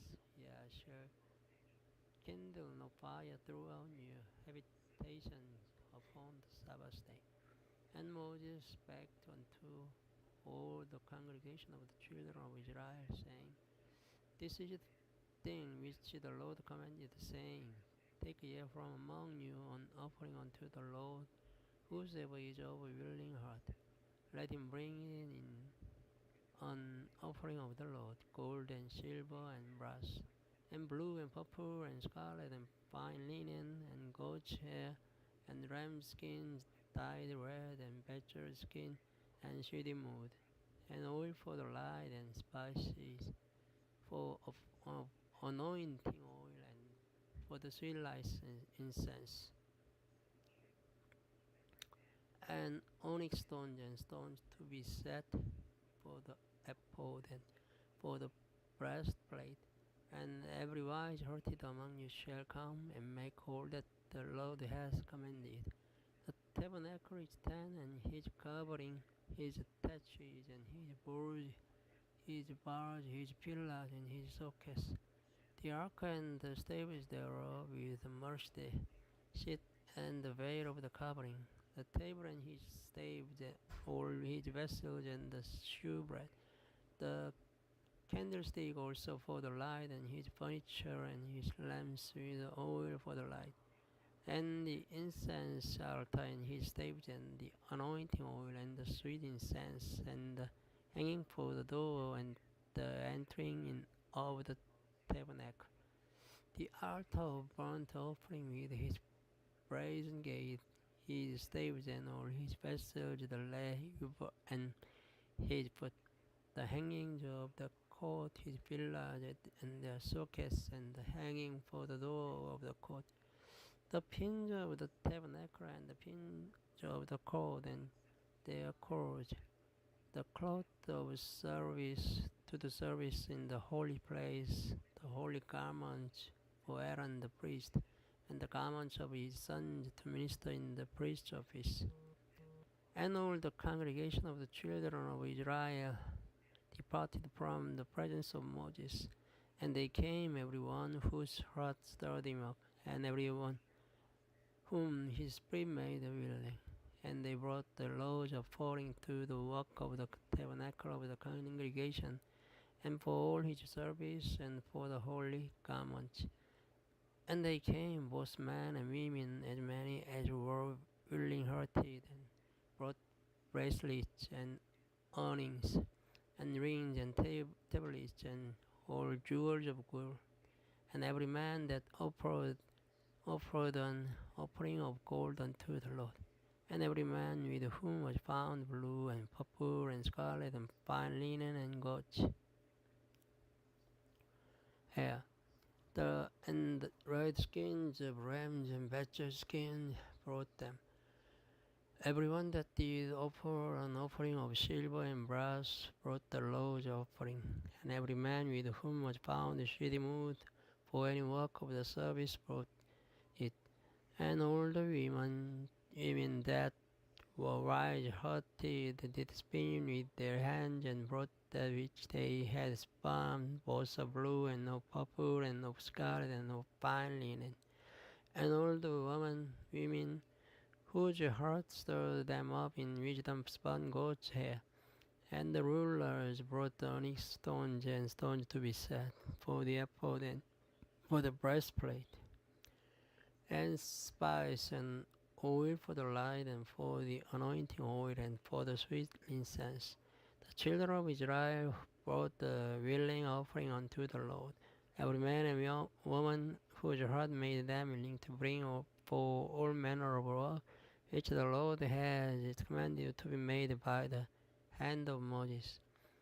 And Moses said unto the children of Israel, See, the Lord hath called by name Bezalel the son of Uri, the son of Hur, of the tribe of Judah, and he hath filled him with the Spirit of God, in wisdom, in understanding, and in knowledge, and in all manner of workmanship, and to devise curious work, to work in gold, and in silver, and in brass, and in the cutting of stones to set them, and in carving of wood to make any manner of cunning work. And it hath put in his heart that he may teach both he and Aholiab, the son of Ahisamach, of the tribe of Dan. They hath he filled with wisdom of heart, to work all manner of work of the engraver, and of the cunning workman, and of the embroiderer. Hello everyone, this video starts from chapter 36. Then wrote Bezalel and Aholiab, and every wise-hearted man, in whom the Lord put wisdom and understanding, to know how to work all manner of work for the service of the sanctuary, according to all that the Lord had commanded. And Moses called Bezalel and Aholiab, and every wise-hearted man, in whose heart the Lord had put wisdom, even everyone whose heart stirred up him up to come into the work to do it. And they received of Moses all the offering which the children of Israel had brought for the work of the service of the sanctuary, to make it idle. And they brought yet unto him free offerings every morning, and all the wise men that wrought all the work of the sanctuary came every man from his work which they made.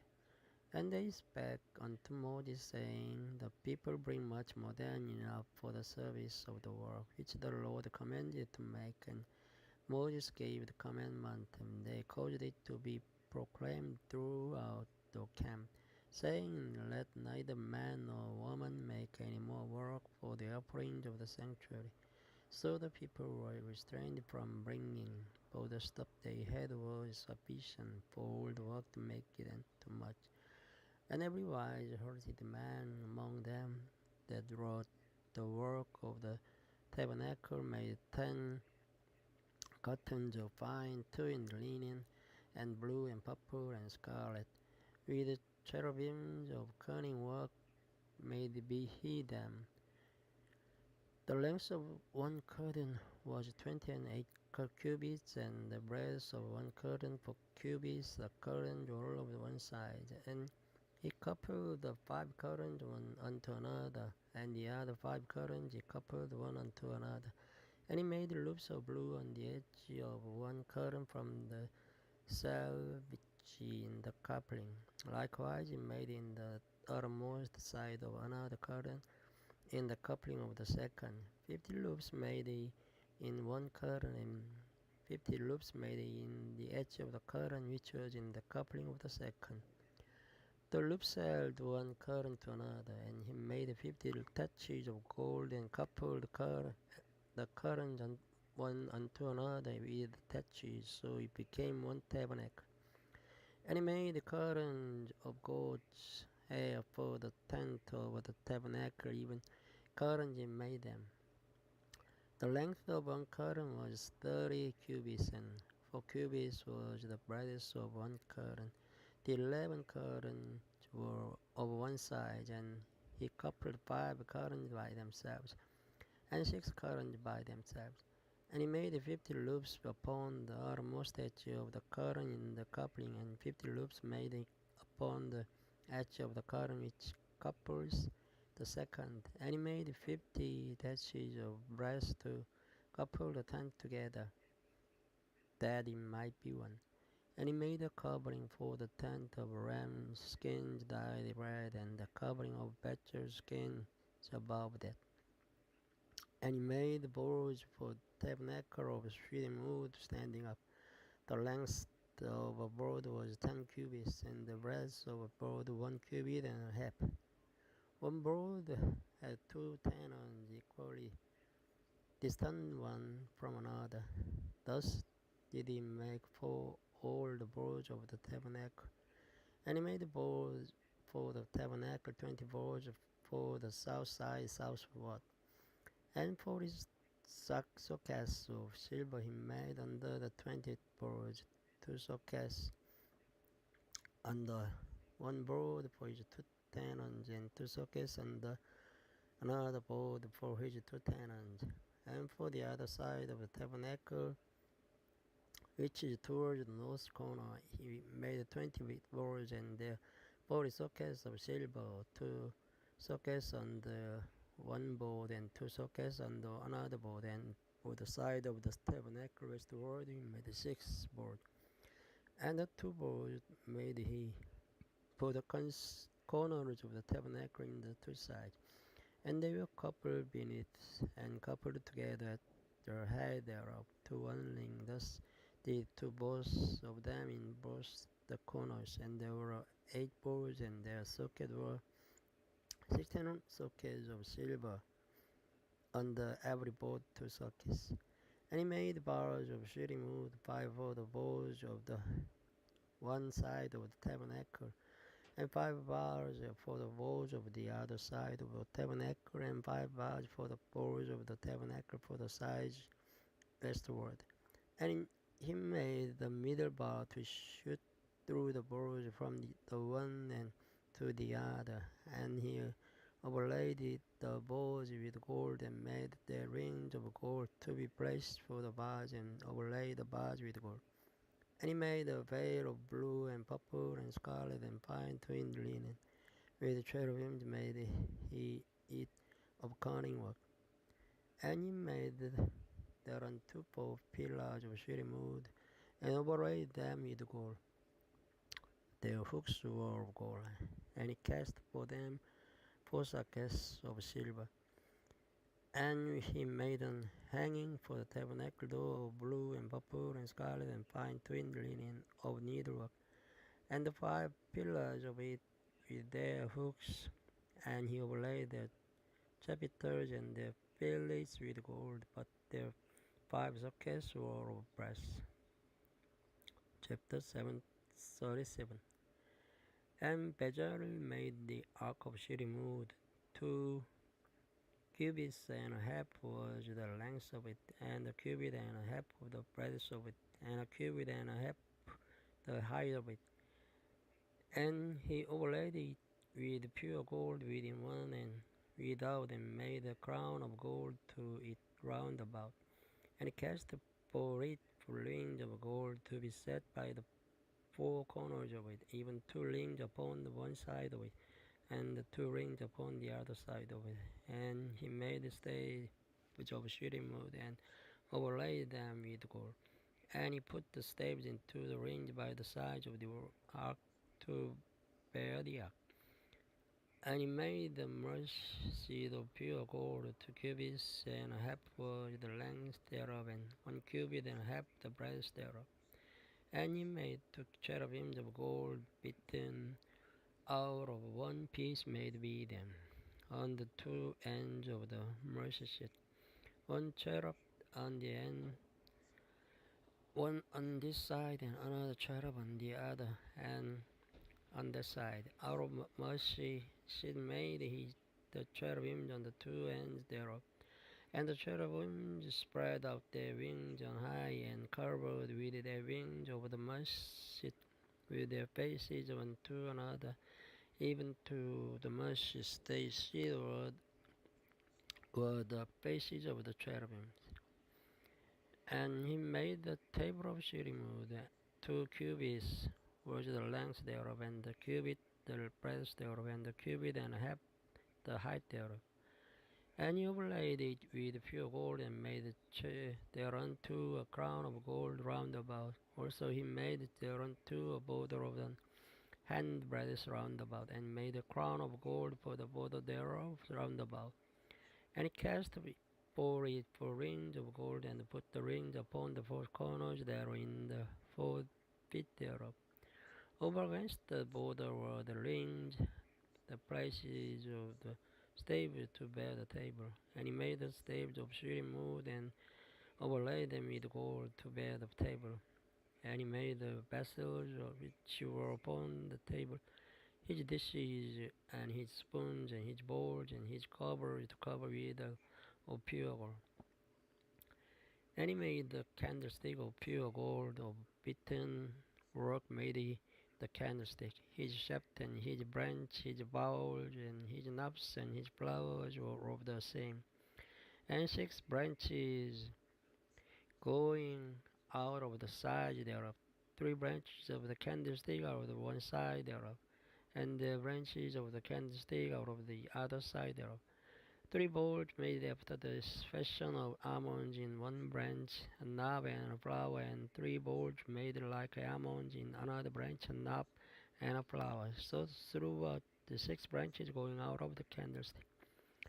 And in the candlestick were 4 bowls made like almonds, its knobs and its flowers, and the knob on the 2 branches of the same, and the knob on the 2 branches of the same, and the knob on the 2 branches of the same, according to the 6 branches going out of it. Their knobs and the branches were of the same. All of it was one beaten work of pure gold. And he made his 7 lamps, and his snuffers, and his snuff dishes of pure gold. Of a talent of pure gold made he, and all the vessels thereof.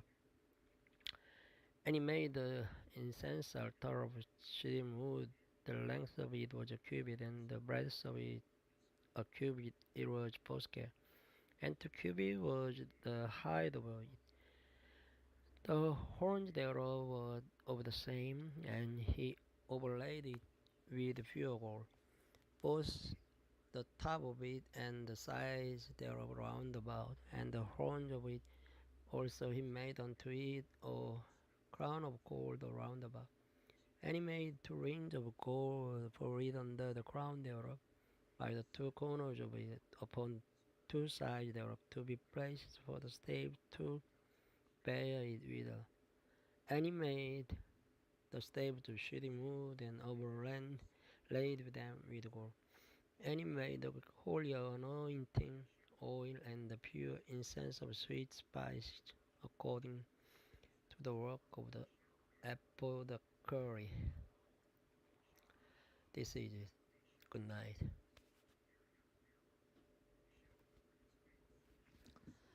Hello everyone, this video starts from chapter 38 of the Exodus. And he made the altar of burnt offering of shittim wood, and 5 cubits was the length thereof, and 5 cubits of the breadth thereof. It was the forescale, and 3 cubits of the height thereof. And he made the horns thereof on the 4 corners of it.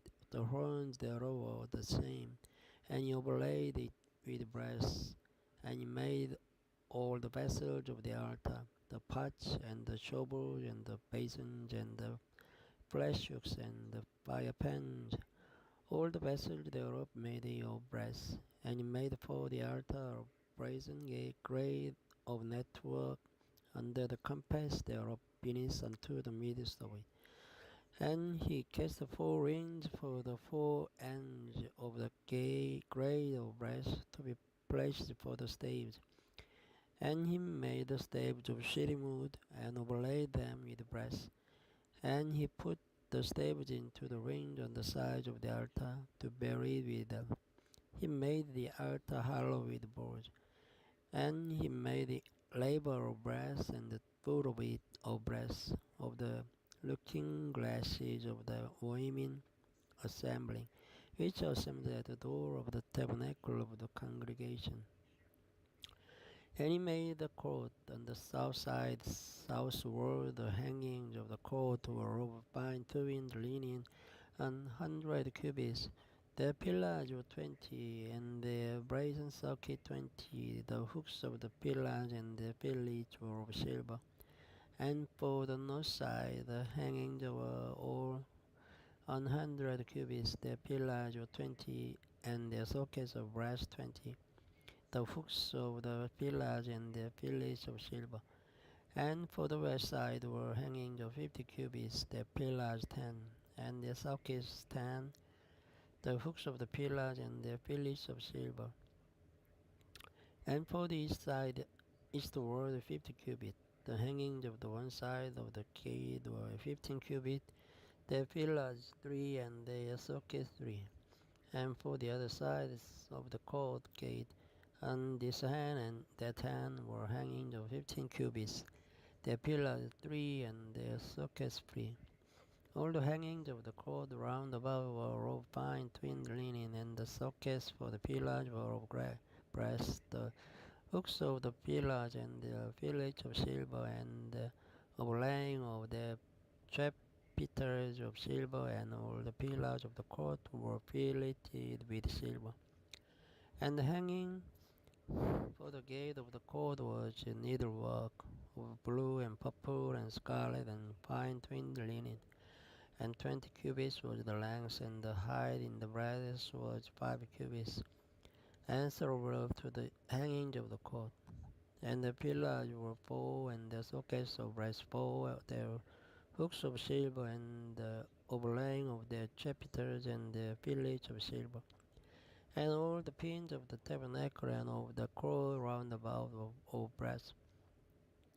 This is the sum of the tabernacle, even of the tabernacle of testimony, as it was counted, according to the commandment of Moses, for the service of the Levites, by the hand of Ithamar, of son to Aaron the priest, and Bezalel the son of Uri, the son of Hur, of the tribe of Judah, made all that the Lord commanded Moses. And with him was Aholiab son of Ahisamach, of the tribe of Dan, an engraver and a cunning workman, and an embroidered in blue and in purple and in scarlet and fine linen. All the gold of that was occupied for the work in all the work of the holy places. Even the gold of the offering was 29 talents, and 730 shekels after the shekel of the sanctuary. And the silver of them that were numbered of the congregation was 100 talents, and 1,700 and 315 shekels after the shekel of the sanctuary. A bekar for every man there is half a shekel after the shekel of the sanctuary. For everyone that went to be numbered from 20 years old and upward, for 600,000 and 3,550 men. And of the 100 talents of silver were cast the sockets of the sanctuary, and the sockets of the veil, and 100 sockets of the 100 talent, a talent for a socket, and of the 1,775 shekels in made hooks for the pillar, and over the chapiters and filleted them. And the brass of the offering was 70 talents, and 2,400 shekels.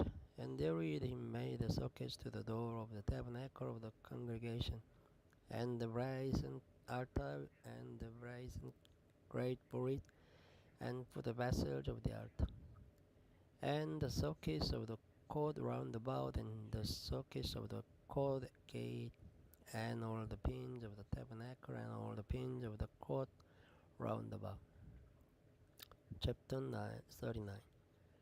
And of the blue and purple and scarlet they made clothes of service to the service in the holy place, and made the holy garment for Aaron, as the Lord commanded Moses. And he made the ephod of gold, blue, and purple, and scarlet, and fine twined linen.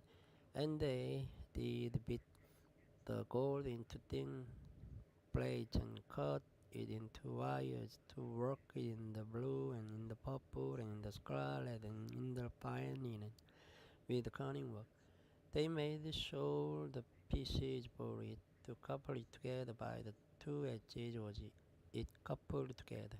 And the curious girdle of his ephod that was upon it was of the same, according to work thereof, of gold, blue, and purple, and scarlet, and fine twined linen, as the Lord commanded Moses.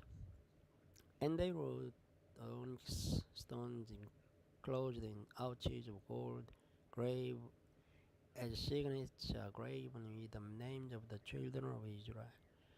And he put them on the shoulders of the ephod, and that they should be stones for a memorial to the children of Israel, as the Lord commanded Moses.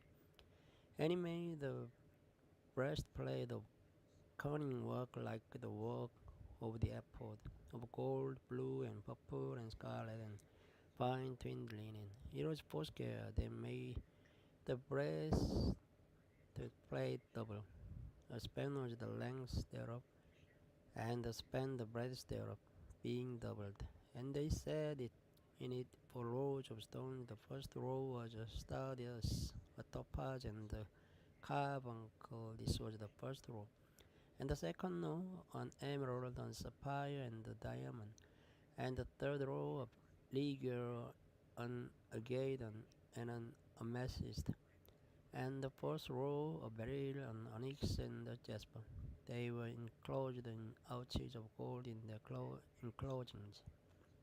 And the stones were according to the names of the children of Israel, 12, according to their names, like the engravings of a signet, every one with his name, according to the 12 tribes. And they made upon the breastplate chains at the end of written work of pure gold. And they made 2 ouches of gold, and 2 gold rings, and put the rings in the 2 ends of the breastplate. And they put the 2 written chains of gold in the 2 rings of the ends of the breastplate. And the two ends of the two rhythm changed, but they fastened in her two ouches, and put them on the shoulder pieces of the apple before it. And they made two rings of gold and put them on the two ends of the breastplate upon the border of it, which was on the side of the ephod inward. And they made two other golden rings and put them on the two sides of the ephod underneath to the fore part of it, over against the other coupling thereof, above the curious girdle of the ephod. And they did bind the breastplate by his rings unto the rings of the ephod with a lace of blue, that it might be above the curious girdle of the ephod, and that the breastplate might not be loosed from the ephod, as the Lord commanded Moses. And he made a robe of the ephod of woven work and of blue, and there was an hole in the midst of the robe, and as the hole of an habergeon, with a band round about the hole, that it should not rend. And they made upon the hems of the robe pomegranates of blue and purple and scarlet and twined linen.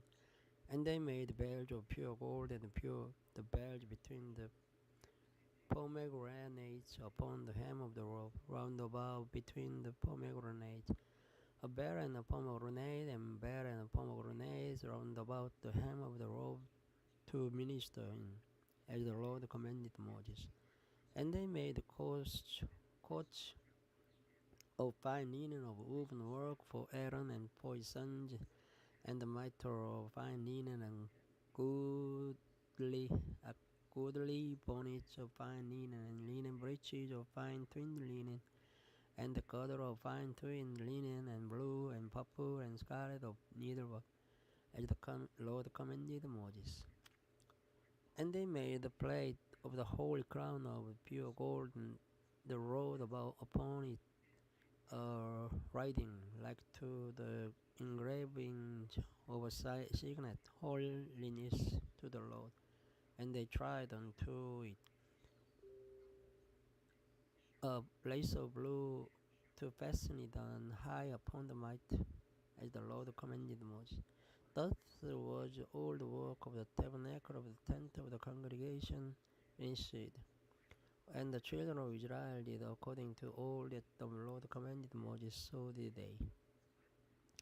And they brought the tabernacle unto Moses, and tent, and all its furniture, his thatch, his boards, his bars, and his pillars, and his sockets, and the coverings of rams skins dyed red, and the coverings of badgers skins, and the veil of the covering, the ark of the testimony, and the staves thereof, and the mercy seat, the table, and all the vessels thereof, and the shewbread, the pure candlestick with the lamps thereof, even with the lamps to be set in order, and all the vessels thereof, and the oil for light, and the golden altar, and the anointing oil, and the sweet incense, and the hanging for the tabernacle door, the brazen altar, and his rake of brass, his staves, and all his vessels, the laver, and his foot, the hanging of the cord, his pillars, and his sockets, and the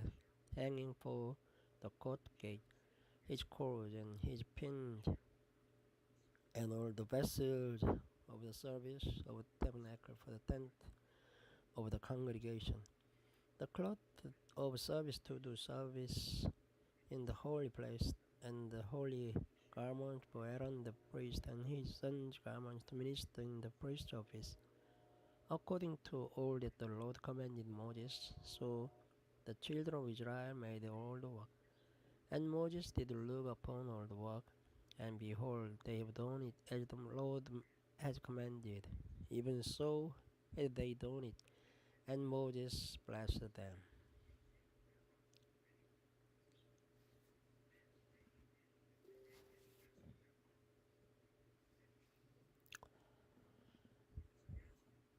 This video Hello everyone, this video starts from chapter 40 of Exodus. And the Lord spake unto Moses, saying,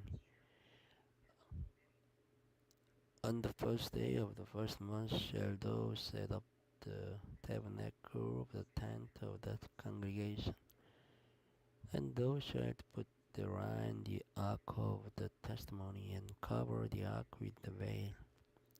And thou shalt bring in the table, and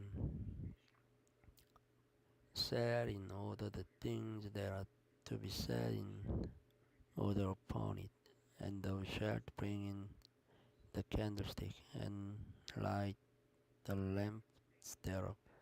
And thou shalt set the altar of gold for the incense before the ark of the testimony, and put the hanging of the door to the tabernacle.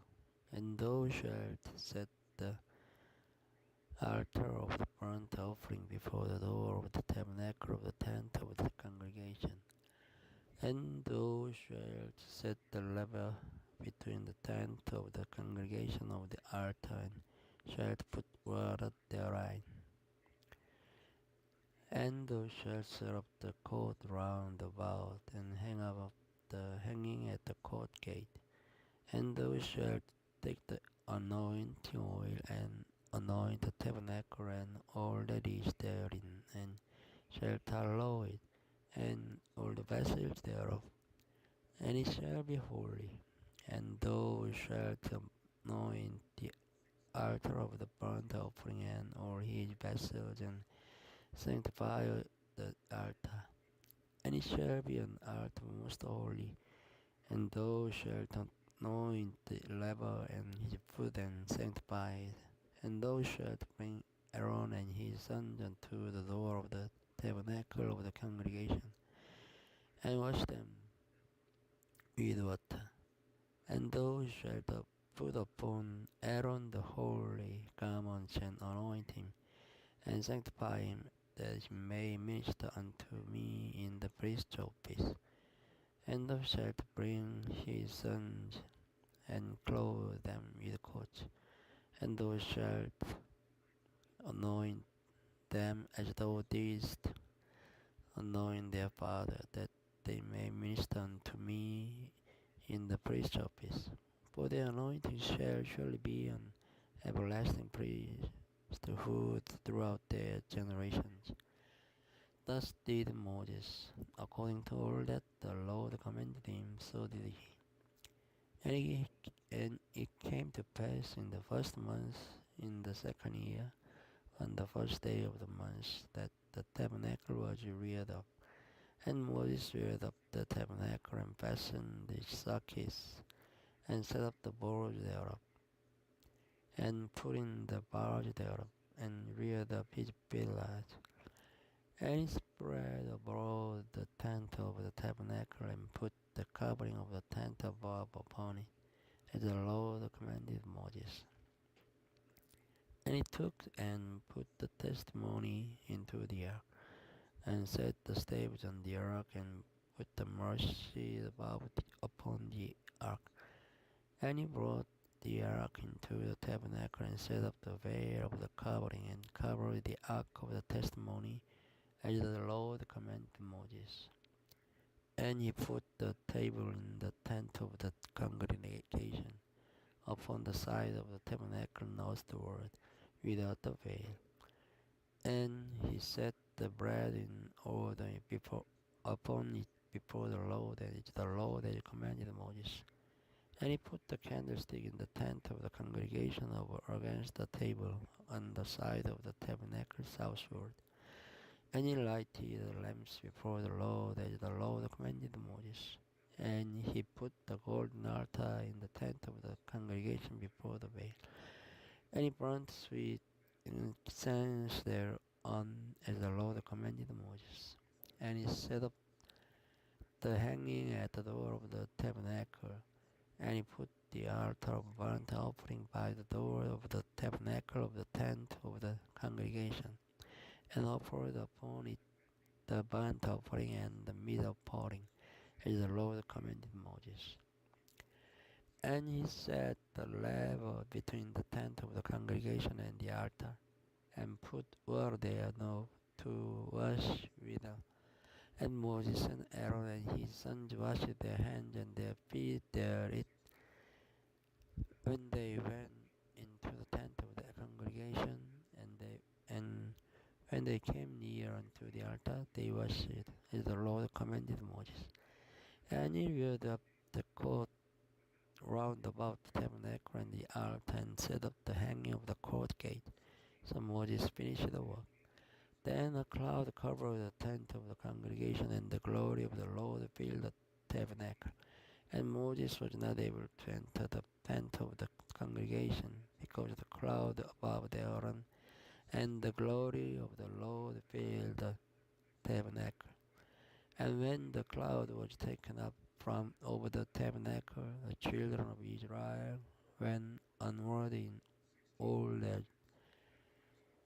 journeys. But if the cloud were not taken up, then they journeyed not till the day that it was taken up.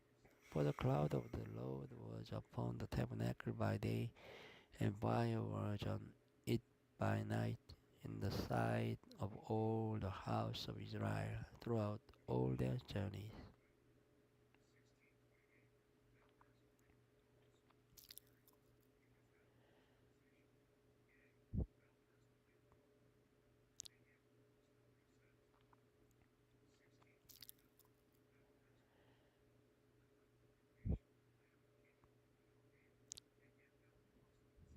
The third book of Moses, called Leviticus. Chapter 1 of Leviticus. And the Lord called unto Moses, and spake unto him out of the tabernacle of the congregation, saying, Speak unto the children of Israel, and say unto them, If any man of you bring an offering unto the Lord, ye shall bring your offering of the cattle, even of the herd and of the flock. If his offering be a burnt sacrifice of the herd, let him offer a male without blemish. He shall offer it of his own voluntary will at the door of the tabernacle of the congregation before the Lord. And he shall put his hand upon the head of the burnt offering, and it shall be accepted for him to make atonement for him. And he shall kill the blood before the Lord, and the priest Aaron's son shall bring the blood, and sprinkle the blood round about upon the altar that is by the door of the tabernacle of the congregation. And he shall flay the burnt offering, and cut it into its pieces. And the sons of Aaron, the priest, shall put fire upon the altar, and lay the wood in order upon the fire. And the priest Aaron, the son, shall lay the parts, the head, and the fat in order upon the wood that is on the fire which is upon the altar. But his inwards and his legs shall he wash in water, and the priest shall burn over on the altar to be a burnt sacrifice, an offering made by fire, or a sweet savor unto the Lord. And if his offering be of the flocks, namely of the sheep or of the goats, for a burnt sacrifice, he shall bring it the male without blemish, and he shall kill it on the side of the altar northward before the Lord. And the priest Aaron's son shall sprinkle his blood round about upon the altar, and he shall cut it into his pieces with his head and his fat. And the priest shall lay them in order on the wood that is on the fire which is upon the altar. But he shall wash the inwards and the legs with altar water, and the priest shall bring it all and burn it upon the altar. It is a burnt sacrifice, an offering made by fire, or a sweet savor unto the Lord. And if the burnt sacrifice for his offering to the Lord be of fowls, then he shall bring his offering of turtle doves or of young pigeons. And the priest shall bring it unto the altar, and wring off his head, and burn it on the altar. And the blood thereof shall be run out at the side of the altar. And he shall pluck away his crop with his feathers, and cast it beside the altar on the east part by the place of the ashes. And he shall cleave it with the wing thereof, but shall not divide it asunder. And the priest shall burn it upon the altar, upon the wood that is upon the fire. It is a burnt sacrifice, an offering made by fire, of a sweet savor unto the Lord. This is it. Good night.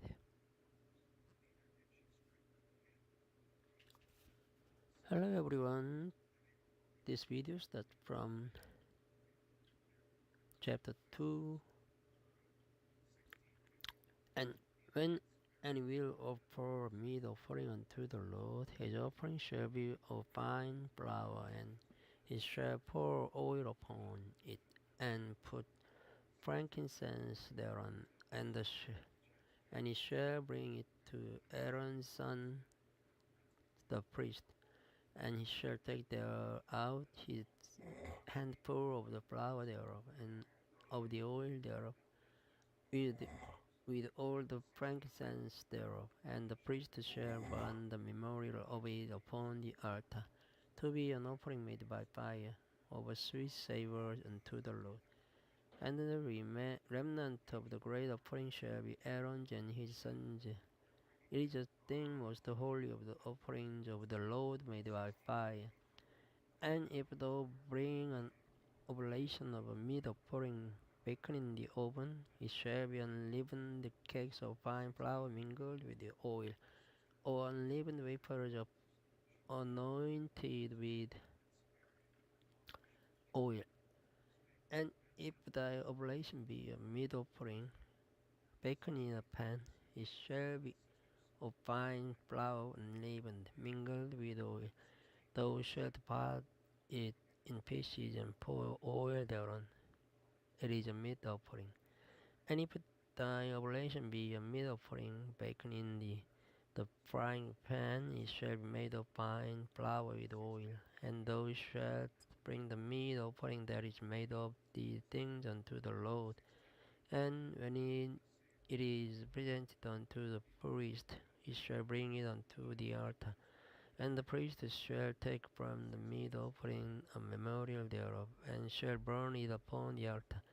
It is an offering made by fire, of a sweet savour unto the Lord, and that which is left of the meat offering shall be Aaron's and his sons.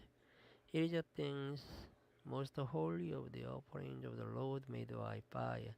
No meat offering which we shall bring unto the Lord shall be made with leaven, for ye shall burn no leaven, nor any honey, and any offering of the Lord made by fire. As for the oblation of the first fruits, ye shall offer them unto the Lord, but they shall not be burnt on the altar for a sweet savour. And every oblation of thy meat offering shalt thou season with salt. Neither shalt thou suffer the salt of the covenant of thy God to be lacking from thy meat offering. With all thine offerings thou shalt offer salt. And if thou offer a meat offering of thy first fruit unto the Lord, thou shalt offer for the meat offering of thy first fruit green ears of corn dried by the fire, and even corn beaten out of full ears. And thou shalt put oil upon it, and lay frankincense thereon. It is a meat offering, and the priest shall burn the memorial of it, part of the beaten corn thereof, and part of the oil thereof, with all the frankincense thereof. It is an offering made by fire unto the Lord. Chapter 3. And if his oblation be a sacrifice of peace offering, If he offer it of the herd, whether it be a male or female, he shall offer it without blemish before the Lord. And he shall lay his hand upon the head of his offering and carry it at the door of the tabernacle of the congregation. And Aaron's sons, the priest, shall sprinkle the blood upon the altar round about, and he shall offer of the sacrifice of the peace offering an offering made by fire unto the Lord. The fat that covers in the inwards and all the fat that is upon the innards, and the two kidneys, and the fat that is on them, which is by the flanks, and the caul above the liver, with the kidneys, it shall it take away. And Aaron's son shall burn it on the altar upon the burnt sacrifice which is upon the wood that is on the fire. It is an offering made by fire of a sweet savor unto the Lord. And if his offering for a sacrifice of peace offering unto the Lord be of the flock, male or female, he shall offer it without blemish. If he offer a lamb for his offering, then shall he offer it before the Lord. And he shall lay his hand upon the head of his offering and carry it before the tabernacle of the congregation. And Aaron's sons shall sprinkle the blood thereof round about upon the altar, and he shall offer of the sacrifice of the peace offering an offering made by fire unto the Lord.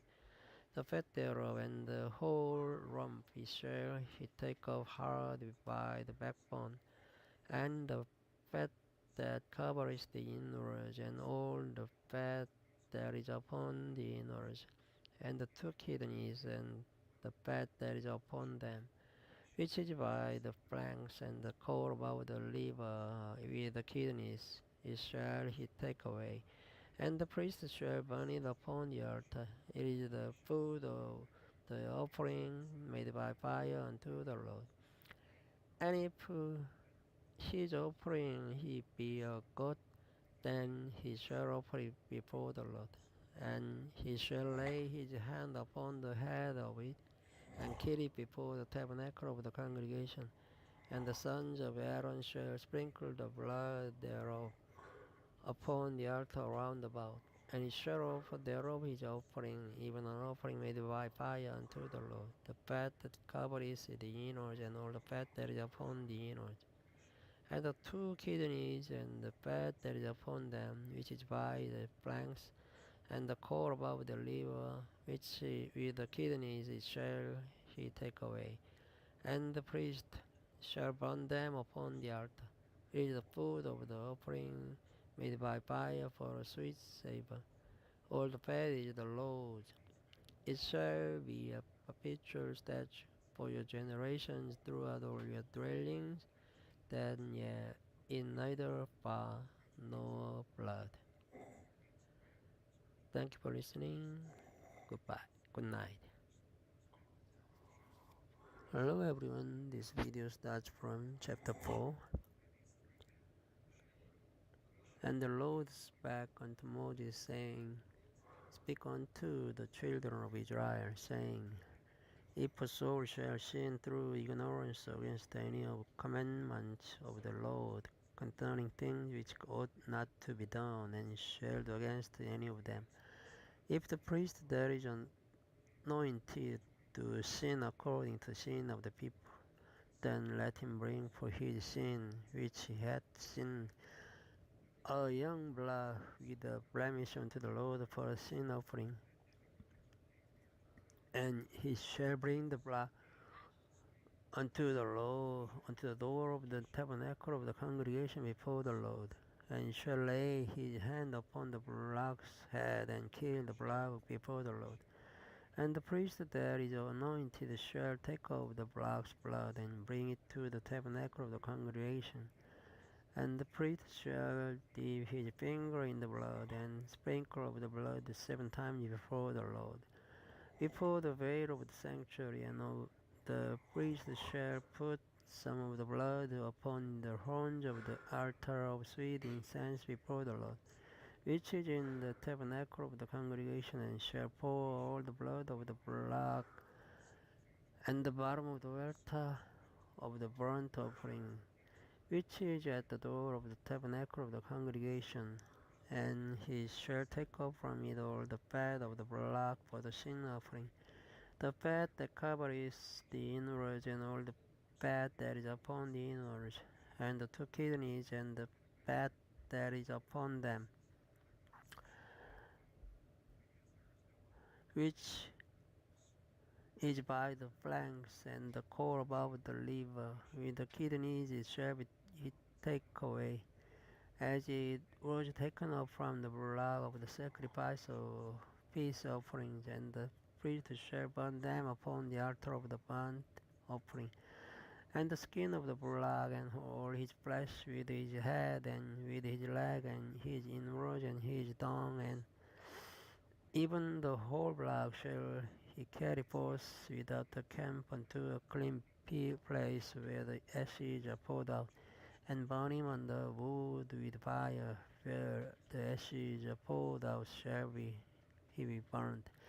And if the whole congregation of Israel sin through ignorance, and the thing be hid from the eyes of the assembly, and they have done somewhat against any of the commandments of the Lord concerning things which should not be done, and are guilty, when the sin which they have sinned against it is known, then the congregation shall offer a young blood for the sin, and bring him before the tabernacle of the congregation. And the elders of the congregation shall lay their hands upon the head of the block before the Lord, and the block shall be killed before the Lord, and the priest that is anointed shall bring of the block's blood to the tabernacle of the congregation, and the priest shall dip his finger in some of the blood, and sprinkle it 7 times before the Lord, even before the veil. And he shall put some of the blood upon the horns of the altar which is before the Lord, that is in the tabernacle of the congregation, and shall pour out all the blood at the bottom of the altar of the burnt offering, which is at the door of the tabernacle of the congregation. And he shall take all his fat from him, and burn it upon the altar. And he shall do with the blood as he did with the blood for a sin offering, so shall he do with this. And the priest shall make an atonement for them, and he shall be forgiven them. And he shall carry forth the blood without the camp, and burn him as he burned the first blood. It is a sin offering for the congregation. When a ruler has sinned and done somewhat through ignorance against any of the commandments of the Lord his God concerning things which should not be done, and is guilty, or if his sin wherein he hath sinned come to his knowledge, he shall bring his offering, a kid of the goats, male without blemish. And he shall lay his hand upon the head of the goat, and kill it in the place where they kill the burnt offering before the Lord. It is a sin offering when the priest shall take of the blood of the sin offering with his finger, and put it upon the horns of the altar of burnt offerings, and shall pour out his blood at the bottom of the altar of burnt offering. And he shall burn all his fat upon the altar as the fat of the sacrifice of peace offerings, and the priest shall make an atonement for him as concerning his sin, and it shall be forgiven him. And if any one of the common people sin through ignorance, while he does somewhat against any of the commandments of the Lord concerning things which ought not to be done, and be guilty, or if his sin which he has sinned come to his knowledge, then he shall bring his offering a kid of the goats, a female without blemish, for his sin which he has sinned. And he shall lay his hand upon the head of the sin offering, and slay the sin offering in the place of the burnt offering. And the priest shall take of the blood thereof with his finger, and put it upon the horns of the altar of burnt offering, and shall pour out all the blood thereof at the bottom of the altar. And he shall take away all the fat thereof, as the fat is taken away from of the sacrifice of peace offering. And the priest shall burn it upon the altar for a sweet savour unto the Lord. And the priest shall make an atonement for him, and it shall be forgiven him. And if he bring a lamb for a sin offering, he shall bring it a female without blemish. And he shall lay his hand upon the head of the sin offering, and slay it for a sin offering in the place where they kill the burnt offering. And the priest shall take of the blood of the sin offering with his finger, and put it upon the horns of the altar of burnt offering, and shall pour out all the blood thereof at the bottom of the altar. And he shall take away all the fat thereof, as the fat of the lamb is taken away from the sacrifice of the peace offering. And the priest shall burn them upon the altar according to the offerings made by fire unto the Lord. And the priest shall make an atonement for his sin that he hath committed, and it shall be forgiven him. Chapter 5. And if a soul sin and hear the voice of swearing, and is a witness whether he has sinned or known or of it, if he do not utter it, then he shall bear his iniquity. Or if a soul touch any unclean thing, whether it be a carcass of an unclean beast, or a carcass of unclean cattle, or the carcass of unclean creeping things, and if it be hidden from him, he also shall be unclean and guilty. Or if he touch the uncleanness of man, whatsoever uncleanness it be, that the man shall be defiled with, and it be hid from him. When he knows of it, then he shall be guilty. Or if a soul swear, pronouncing with his lips to do evil or to the good, whatsoever it be, that a man shall pronounce with an oath, and it be hid from him. When he knows of it, then he shall be guilty in one of these, and he shall be when he shall be guilty in one of these things, that he shall confess that he has sinned in that thing, and he shall bring his trespass offering unto the Lord for his sin which he has sinned, a female from the flock, or lamb, or kid of the goats, for a sin offering. And the priest shall make an atonement for him concerning his sin. And if he be not able to bring a lamb, then he shall bring for his trespass which he hath committed 2 turtle doves, or 2 young pigeons unto the Lord, one for a sin offering, and the other for a burnt offering. And he shall bring them unto the priest, who shall offer that which is for the sin offering first, and writing off his head from his neck, but shall not divide it asunder.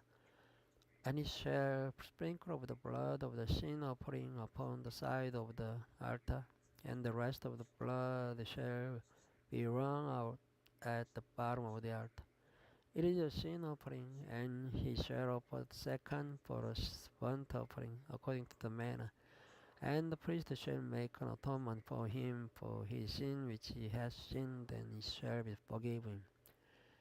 But if he be not able to bring 2 turtle doves or 2 young pigeons, then he that sinned shall bring for his offering the 10th part of an ephah of fine flour for a sin offering. He shall put no oil upon it, neither shall he put any frankincense thereon.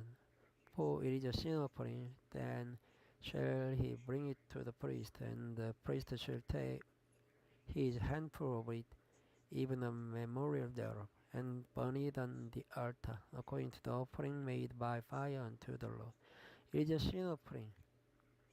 And the priest shall make an atonement for him as touching his sin, that he has sinned in one of these, and it shall be forgiven him, and the remnant shall be the priest's meat offering. And the Lord spake unto Moses, saying, It is a soul committed trespass and sin through ignorance in the holy things of the Lord. Then he shall bring for his trespass unto the Lord a ram without blemish out of the flocks, with thy estimation by shekels of silver, after the shekel of the sanctuary, for a trespass offering. And he shall make amends for the harm that he has done in the holy thing, and shall add the fifth part thereto, and give it unto the priest. And the priest shall make an atonement for him with a ram of the trespass offering, and it shall be forgiven him. And if a soul sin and commit any of these things which are forbidden to be done by the commandments of the law, though he wished it not, yet is he guilty, and shall bear his iniquity. And he shall bring a ram without blemish out of the flock, with thy estimation for trespass offering unto the priest. And the priest shall make an atonement for him concerning his ignorance wherein he erred and wished it not, and it shall be forgiven him. It is a trespass offering. He hath certainly trespassed against the law. Thank you for listening. Good night. Hello everyone. Before I start, I would like to subscribe this channel and one like and setting alarm, please. Thank you. This video starts from chapter 6 of Leviticus. And the Lord spake unto Moses, saying, If a soul sin and commit a trespass against the Lord, and lie unto his neighbor in that which was delivered him to keep, or in fellowship, or in a thing taken away by violence, or has deceived his neighbor, or have found that killed, shall found that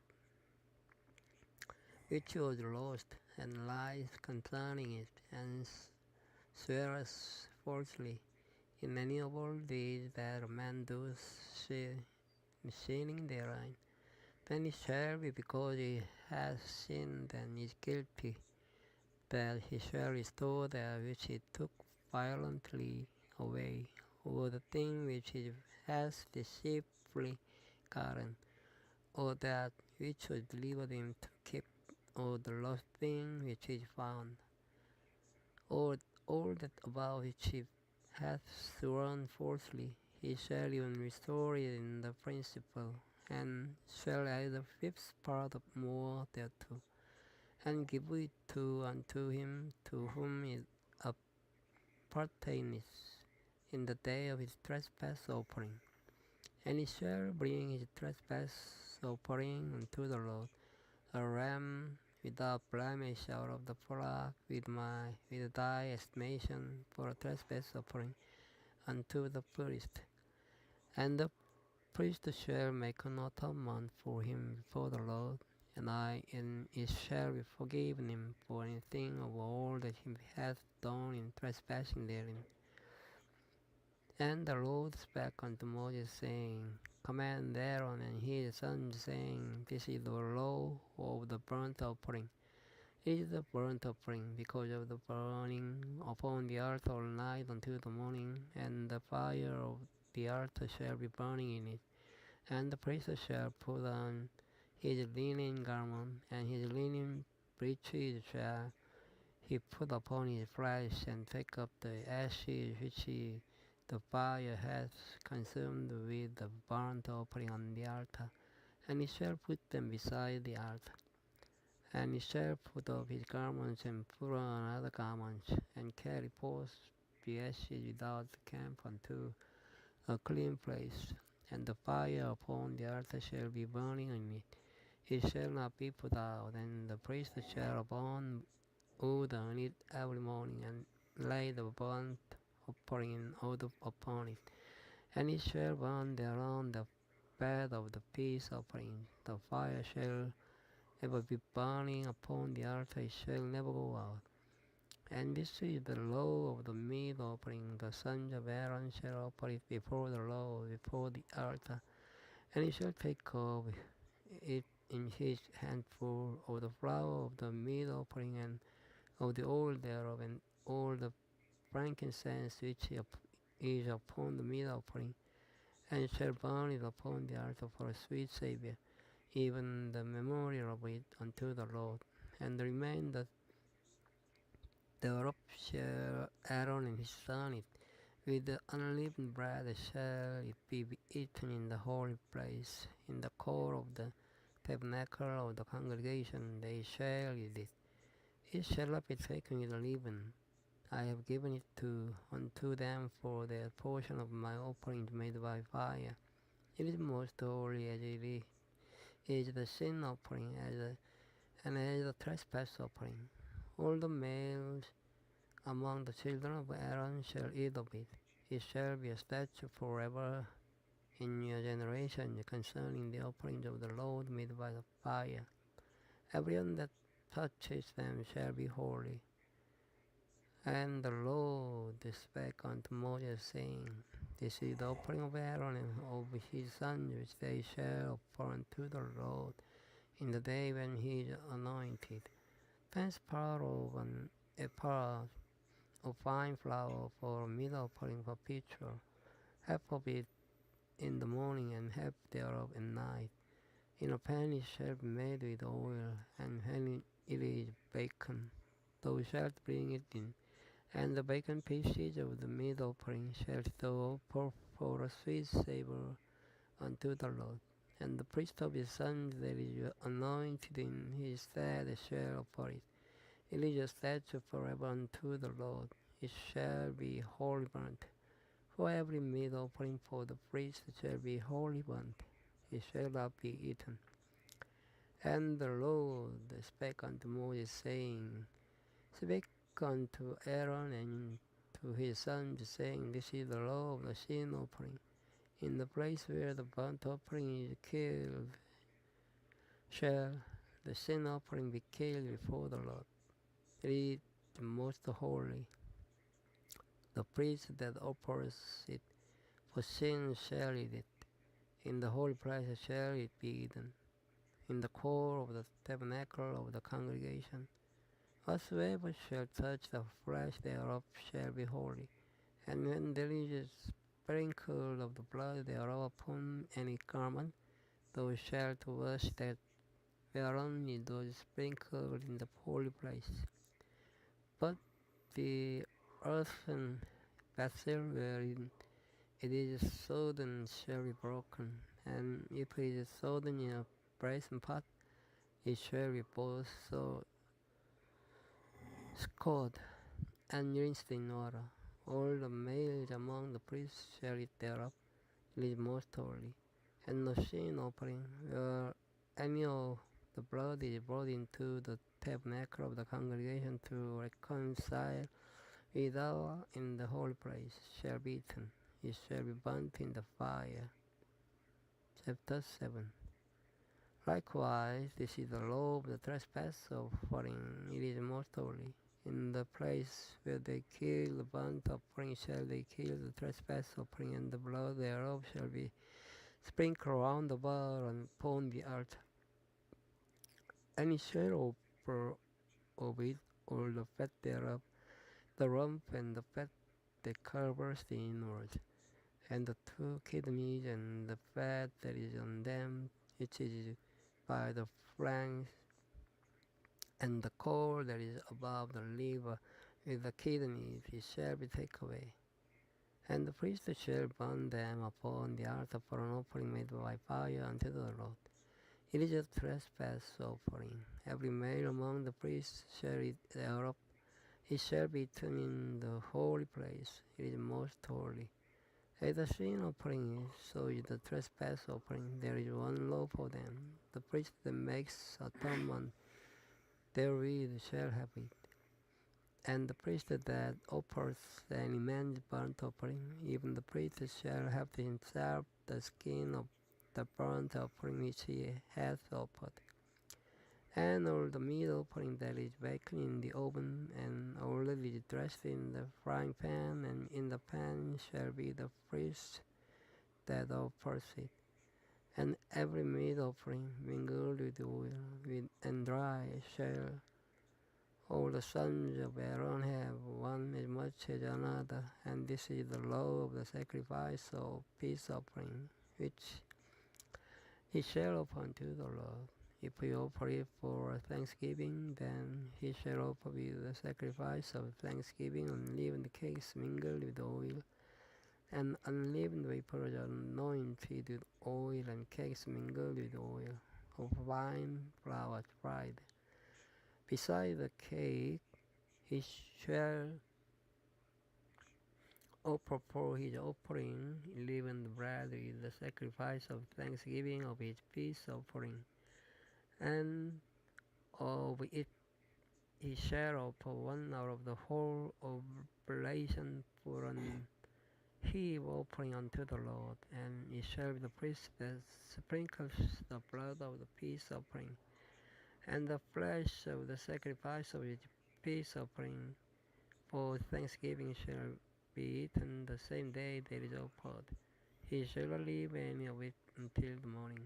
But if the sacrifice of his offering be a vow or a voluntary offering, it shall be eaten the same day that he offers his sacrifice. And on the morrow also the remainder of it shall be eaten, but the remainder of the flesh of the sacrifice on the third day shall be burnt with fire. And if any of the flesh of the sacrifice of the peace offering be eaten at all on the third day, it shall not be accepted, neither shall it be imputed unto him that offers it. It shall be an abomination, and the soul that eats of it shall bear his iniquity, and the flesh that touches any unclean thing shall not be eaten. It shall be burnt with fire, and but for the flesh all that be clean shall eat thereof. But the soul that eateth of the flesh of the sacrifice of peace offering that pertain unto the Lord, having his uncleanness upon him, even that soul shall be cut off from his people. Moreover, the soul that shall touch any unclean thing, as the uncleanness of man, or any unclean beast, or any abominable unclean thing, and eat of the flesh of the sacrifice of peace offering, which pertain unto the Lord, even the soul shall be cut off from his people. And the Lord spake unto Moses, saying, Speak unto the children of Israel, saying, Ye shall eat no manner of fat of ox or of sheep or of goat, and the fat of the beast that dies of itself, and the fat of that which is torn with beasts may be used in any other use, but ye shall in no wise eat of it. For whosoever eats the fat of the beast, or which man offer an offering made by fire unto the Lord, even the soul that is it shall be cut up from his people. Moreover, ye shall in no manner of blood, whether it be of fowl or of beast, in any of your dwellings. Whatsoever soul it be that is any manner of blood, even that soul shall be cut off from his people. And the Lord spake unto Moses, saying, Speak unto the children of Israel, saying, He that offers the sacrifice of his peace offering unto the Lord shall bring his oblation unto the Lord of the sacrifice of his peace offering. His own hands shall bring the offering of the Lord made by fire. The fat with the breast, it shall be he bring, that the breast may be waved for wave offering before the Lord. And the priest shall burn the fat upon the altar, but the breast shall be Aaron's and his sons, and the right shoulder shall give unto the priest for an heave offering of the sacrifices of your peace offering. He among the sons of Aaron that offers the blood of the peace offering and the fat shall have the right shoulder for his part, for the breast and the heave shoulder have I taken of the children of Israel from of the sacrifices of the peace offering, and have given them unto Aaron the priest and unto his sons by a statute forever from among the children of Israel. This is the portion of the anointing of Aaron and of the anointing of his sons out of offerings of the Lord made by fire in the day when he presented them to minister unto the Lord in the priest's office, which the Lord commanded to be given them to of the children of Israel in the day that he anointed them by a statute forever throughout their generation. This is the law of the burnt offering, of the meat offering, and of the sin offering, and of the trespass offering, and of the consecrations, and of the sacrifice of the peace offering, which the Lord commanded Moses in Mount Sinai in the day that he commanded the children of Israel to offer their oblations unto the Lord in the wilderness of Sinai.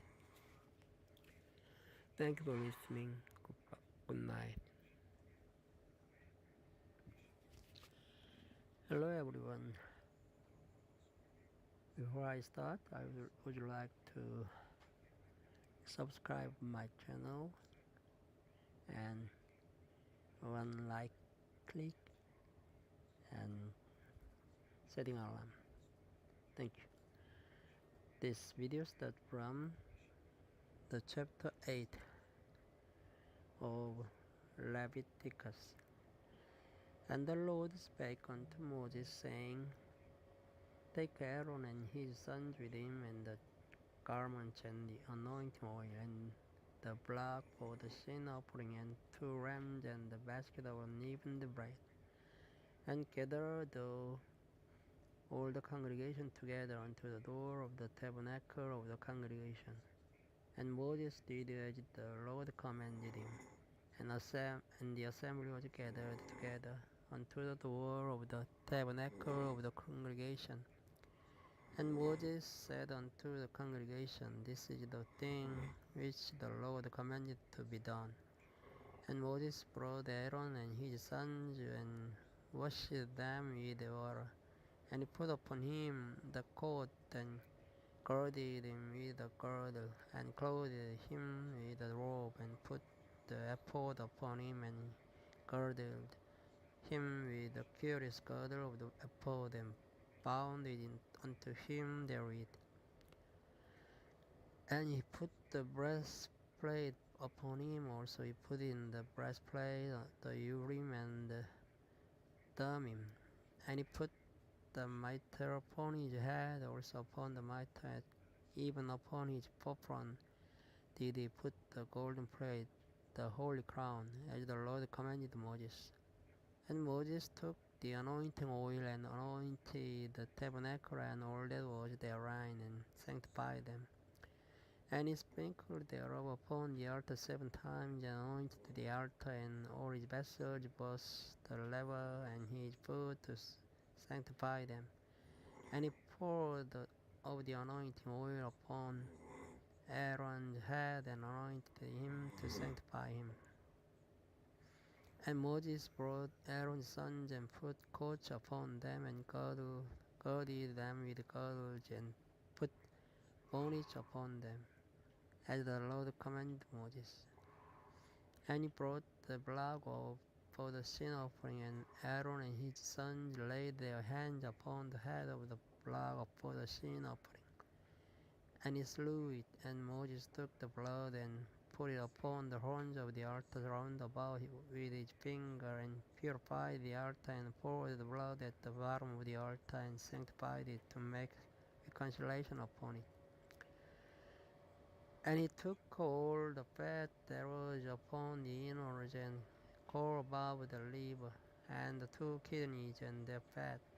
And Moses burned it upon the altar, both the blood and his hide, his flesh and his dung, his burnt it with fire without the camp, as the Lord commanded Moses. And he brought the ram for the burnt offerings, and Aaron and his sons laid their hands upon the head of the ram.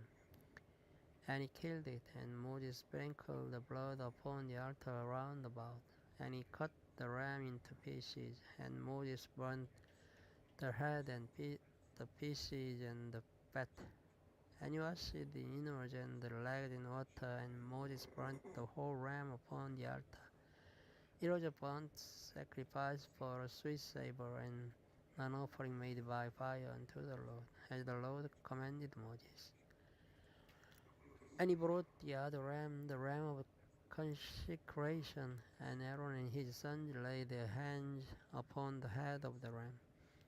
And he slew it, and Moses took of the blood of it and put it upon the tip of Aaron's right ear, and upon the thumb of his right hand, and upon the great toe of his right foot. And he brought Aaron's sons, and Moses put of the blood upon the tip of their right ear, and upon the thumbs of their right hands, and upon the great toes of their right feet. And Moses sprinkled the blood upon the altar round about.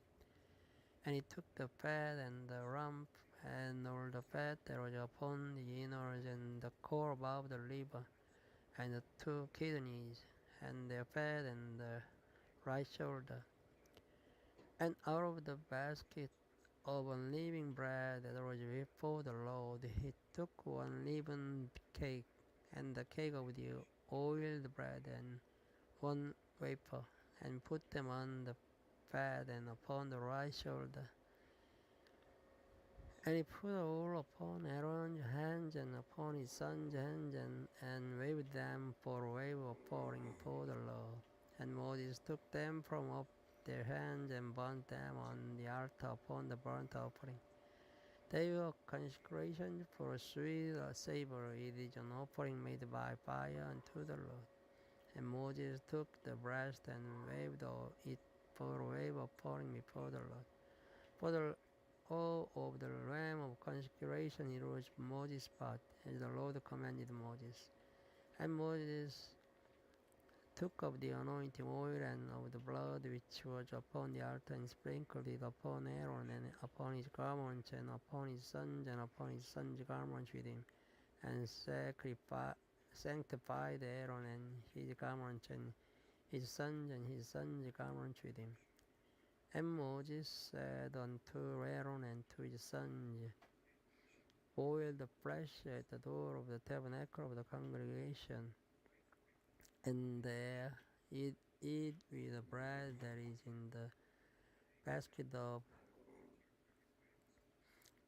consecration, as I command, saying, Aaron and his sons shall eat it, and that which remains of the flesh and of the bread shall ye burn with fire, and ye shall not go out of the door of the tabernacle of the congregation in 7 days, until the days of your consecration be at an end.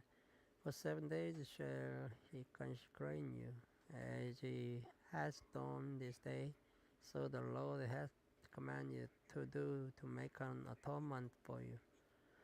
Therefore shall ye abide at the door of the tabernacle of the congregation day and night 7 days, and keep the charge of the Lord, that ye did not, for so I am commanded.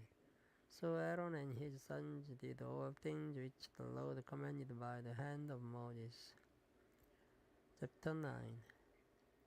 And it came to pass on the 8th day that Moses called Aaron and his sons, the elders of Israel.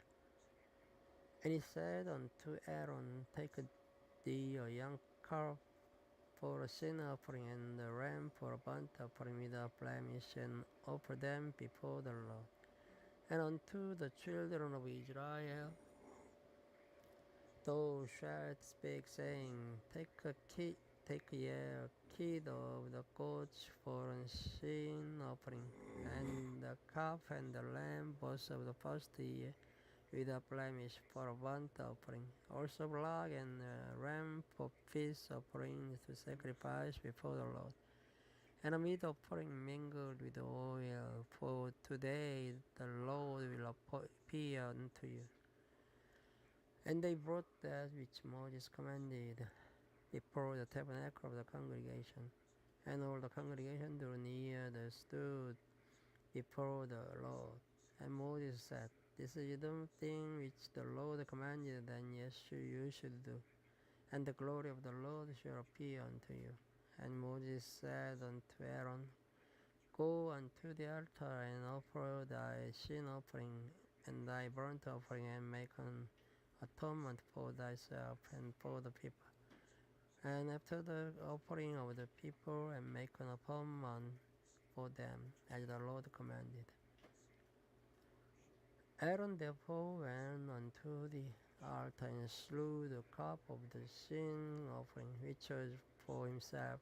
And the sons of Aaron brought the blood unto him, and he dipped his finger in the blood and put it upon the horns of the altar, and poured out the blood at the bottom of the altar. But the fat and the kidneys and the core above the liver of the sin offering he burnt upon the altar, as the Lord commanded Moses. And the flesh and the hide he burnt with fire without the camp. And he slew the burnt offering, and Aaron's son presented unto him the blood which he sprinkled round about upon the altar. And they presented the burnt offering unto him with the pieces thereof and the head, and he burnt them upon the altar. And he did wash the innards and the legs, and burnt them upon the burnt offering on the altar. And he brought the people's offering, and took the goat which was the sin offering for the people, and slew it, and offered it for sin as the first. And he brought the burnt offering, and offered it according to the manner. And he brought the meat offering, and took a handful thereof, and burnt it upon the altar, beside the burnt sacrifice of the morning. He slew also the blood and the ram for a sacrifice of peace offering, which was for the people. And Aaron's son presented unto him the blood which he sprinkled upon the altar round about, and the fat of the blood and of the ram and that which covers the innards, and the kidneys, and the core above the liver. And they put the fat upon the breasts, and he burnt the fat upon the altar. And the breast and the right shoulder Aaron waved for a wave offering before the Lord, as Moses commanded. And Aaron lifted up his hand toward the people, and blessed him, and came down from offering of the sin offering, and the burnt offering, and peace offering. And Moses and Aaron went into the tabernacle of the congregation, and came out, and blessed the people. And the glory of the Lord appeared unto all the people.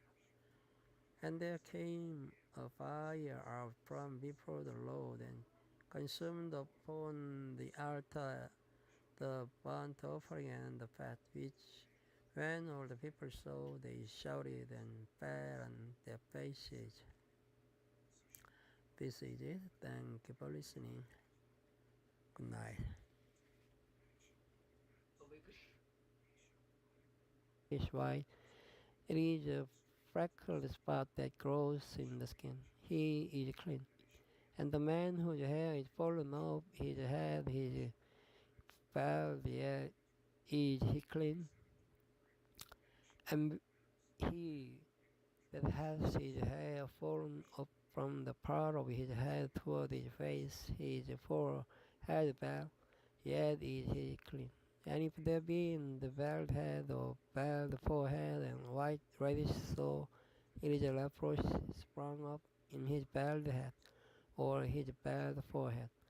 Then the priest shall look upon it, and behold, if the rising of the sore be white reddish in his bald head or in his bald forehead, as the reproach appears in the skin of the flesh, He is a leprous man, he is unclean. The priest shall pronounce him utterly unclean. His plague is in his head, and the leper in whom the plague is, his clothes shall be rent, and his head bare, and he shall put a covering upon his upper lip, and shall cry, Unclean, unclean.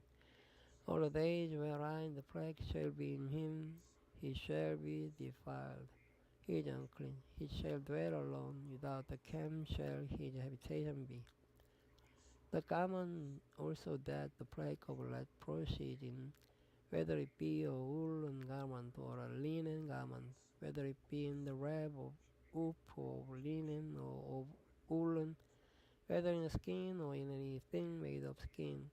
And if the plague be greenish or reddish in the garment or in the skin, either in the skin or in the wool or in anything of skin, it is a plague of leprosy, and shall be shewed unto the priest. And the priest shall look upon the plague and shut of it that has the plague 7 days. And he shall look on the plague on the seventh day. If the plague be spread in the garment, either in the wrap, or in the wool, or in the skin, or in any work that is made of skin, the plague is a frightening leprosy. It is unclean. He shall therefore burn that garment, whether wrap or wool, in woolen or in linen or anything of skin, wherein the plague is. For it is a frightening leprosy. It shall be burnt in the fire, and if the priest shall look, and behold, the plague be not spread in the garment, either in the wrap or in the roof or in anything of skin, then the priest shall command that they wash the thing wherein the plague is, and he shall shut it up 7 days more. And the priest shall look on the plague after that it is washed, and behold, if the plague have not changed its color, and the plague be not spread, it is unclean. Thou shalt burn it in the fire, it is fresh inward, whether it be bare within or without. And if the priest look, and behold, the plague be somewhat dark after the washing of it, then he shall rend it out of the garment, or out of the skin, or out of the warp, or out of the hoof. And if it appear still in the garment, either in the warp, or in the hoof, or in anything of skin, it is a spreading plague. Thou shalt burn that wherein the plague is with fire, and the garment, either warp, or hoof, or whatsoever thing of skin it be, which thou shalt wash. If the plague be departed from them, then it shall be washed the second time, and shall be clean. This is the law of the plague of leprosy in the garment of woolen or linen, either in the warp or woof of anything of skin, to pronounce it clean, or to pronounce it unclean.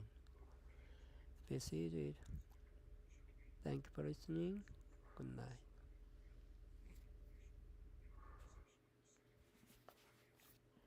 Hello everyone. This video starts from chapter 10 of Leviticus. And Nadab and Abihu, the sons of Aaron, took either of them his censer, and put fire therein, and put incense thereon, and offered strange fire before the Lord, which he commanded them not. And there went out fire from the Lord, and devoured them, and they died before the Lord. Then Moses said unto Aaron, This is it that the Lord spake, saying, I will be sanctified in them that come nigh me, and before all the people I will be glorified. And Aaron held his peace, and Moses called Mishael and Eljapan, the sons of Uzziel, the uncle of Aaron, and said unto them, Come near, carry your brethren from before the sanctuary out of the camp. So they went near, and carried them in the courts out of the camp. as Moses had said. And Moses said unto Aaron and unto Eleazar and unto Ithamar his sons, uncover not your hands, neither rend your clothes, lest ye die, and lest the rest come upon all the people.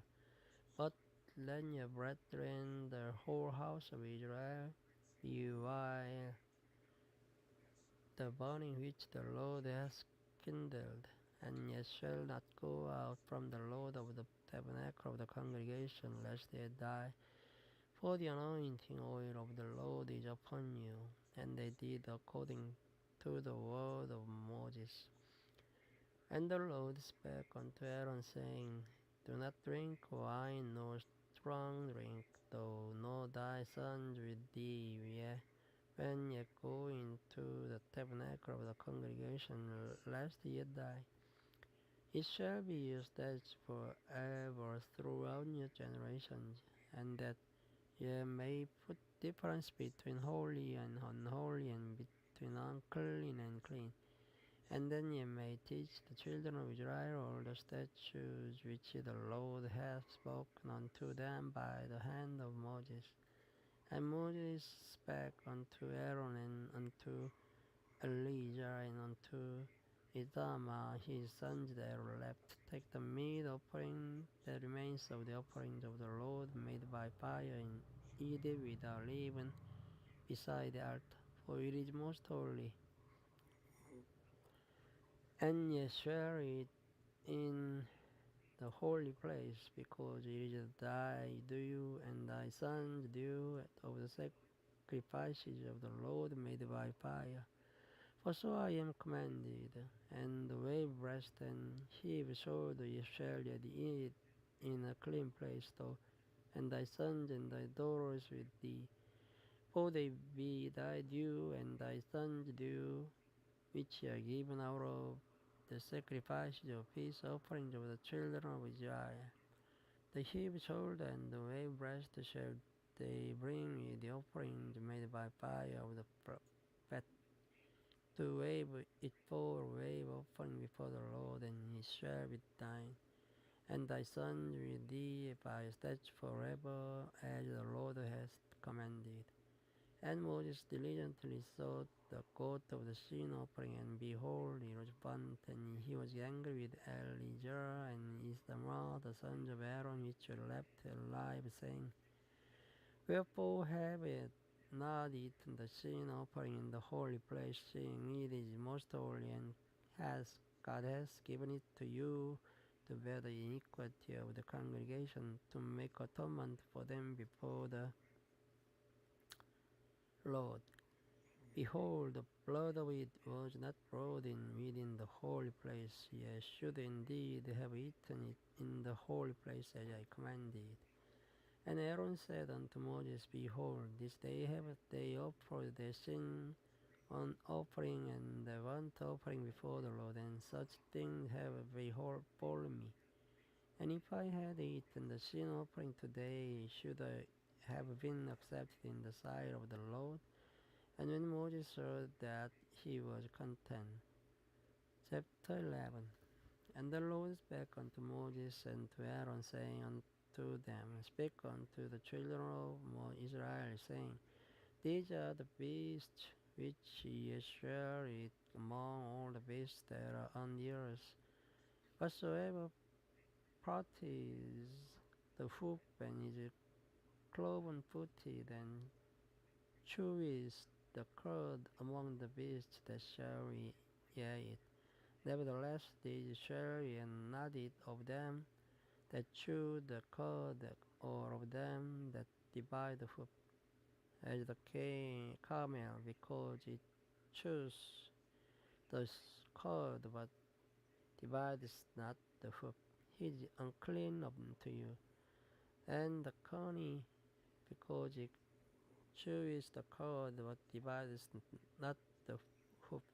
He is unclean unto you. And the hare, because it chews the cud, divides not the hoof. He is unclean unto you. And the swine, though he divide the hoof and be cloven footed, that he choose not the cud, he is unclean to you. Of their flesh shall ye not eat, and the carcass shall ye not touch, they are unclean to you. These shall ye eat of all that are in the waters, whatsoever has fins and scales in the waters, in the seas, and in the rivers, them shall ye eat. And all that have not fins and scales in the seas and in the rivers, of all that move in the waters, and of any living thing which is in the waters, they shall be an abomination unto you. They shall be even an abomination unto you. Yes, shall not eat of their flesh, but ye shall have their carcasses in abomination. Whatsoever has no fins, no scales in the waters, that shall be an abomination unto you. And these are they which ye shall have an abomination among the fowl, that shall not be eaten, they are an abomination. The eagle and the osprey and the osprey and the vulture and the kite after his kind, every raven after his kind, and the owl and the nighthawk and the cuckoo and the hawk after his kind, and the little owl and the cormorant and the great owl and the swan and the pelican and the gier eagle and the stork heron after the kind, and the lopewing and the bat. All fowls that creep going upon all four shall be an abomination unto you. Yet these may eat of every flying creeping thing that goes upon all four, whichever legs above the feet, to live without upon the earth. Even these of them ye may eat.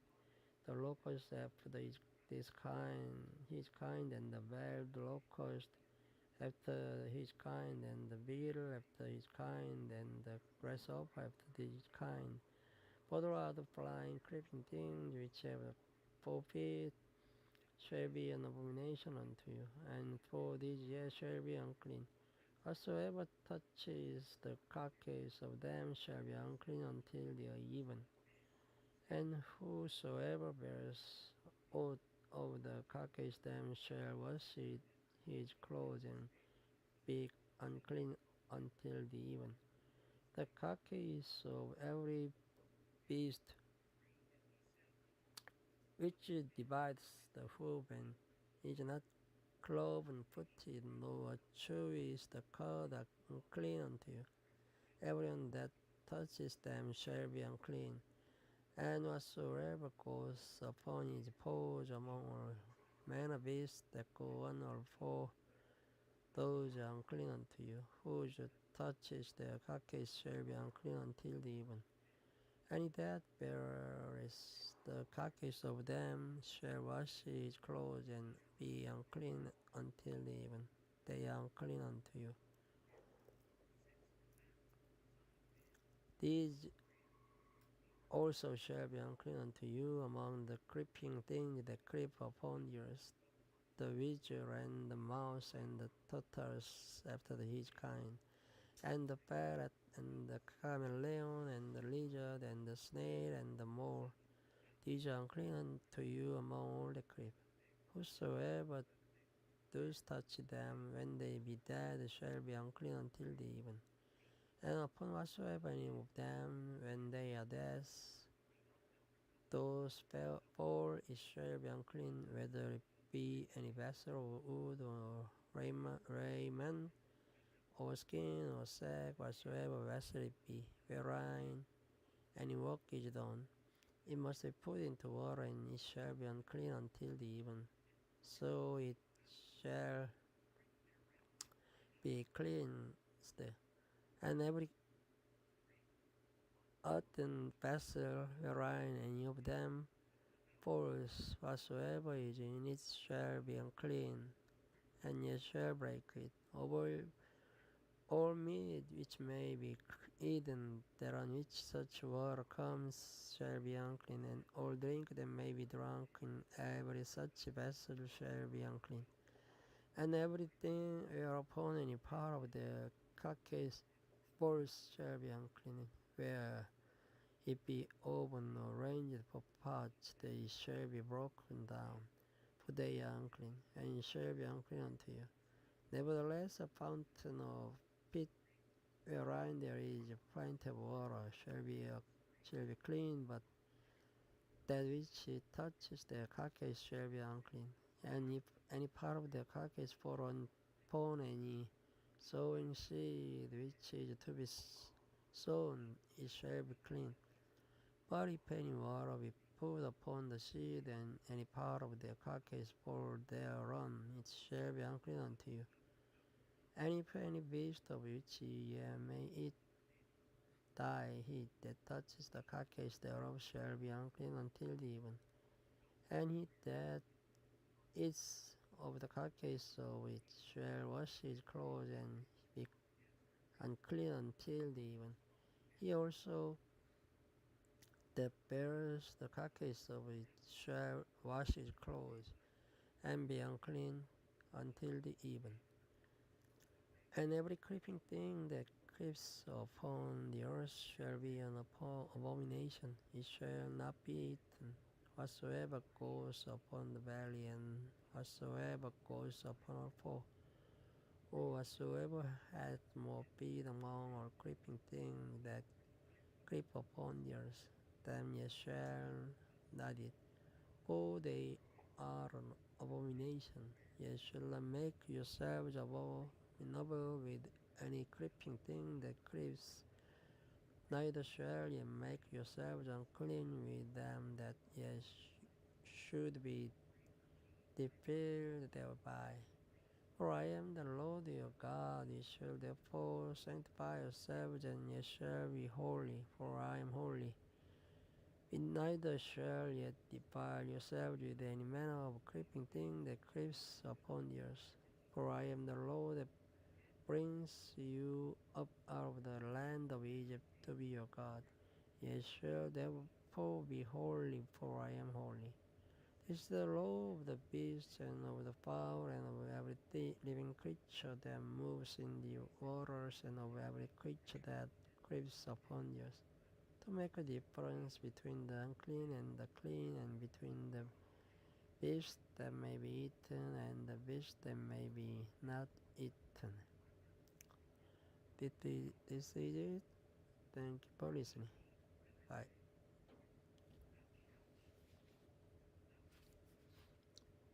Hello everyone. This video starts from chapter 14.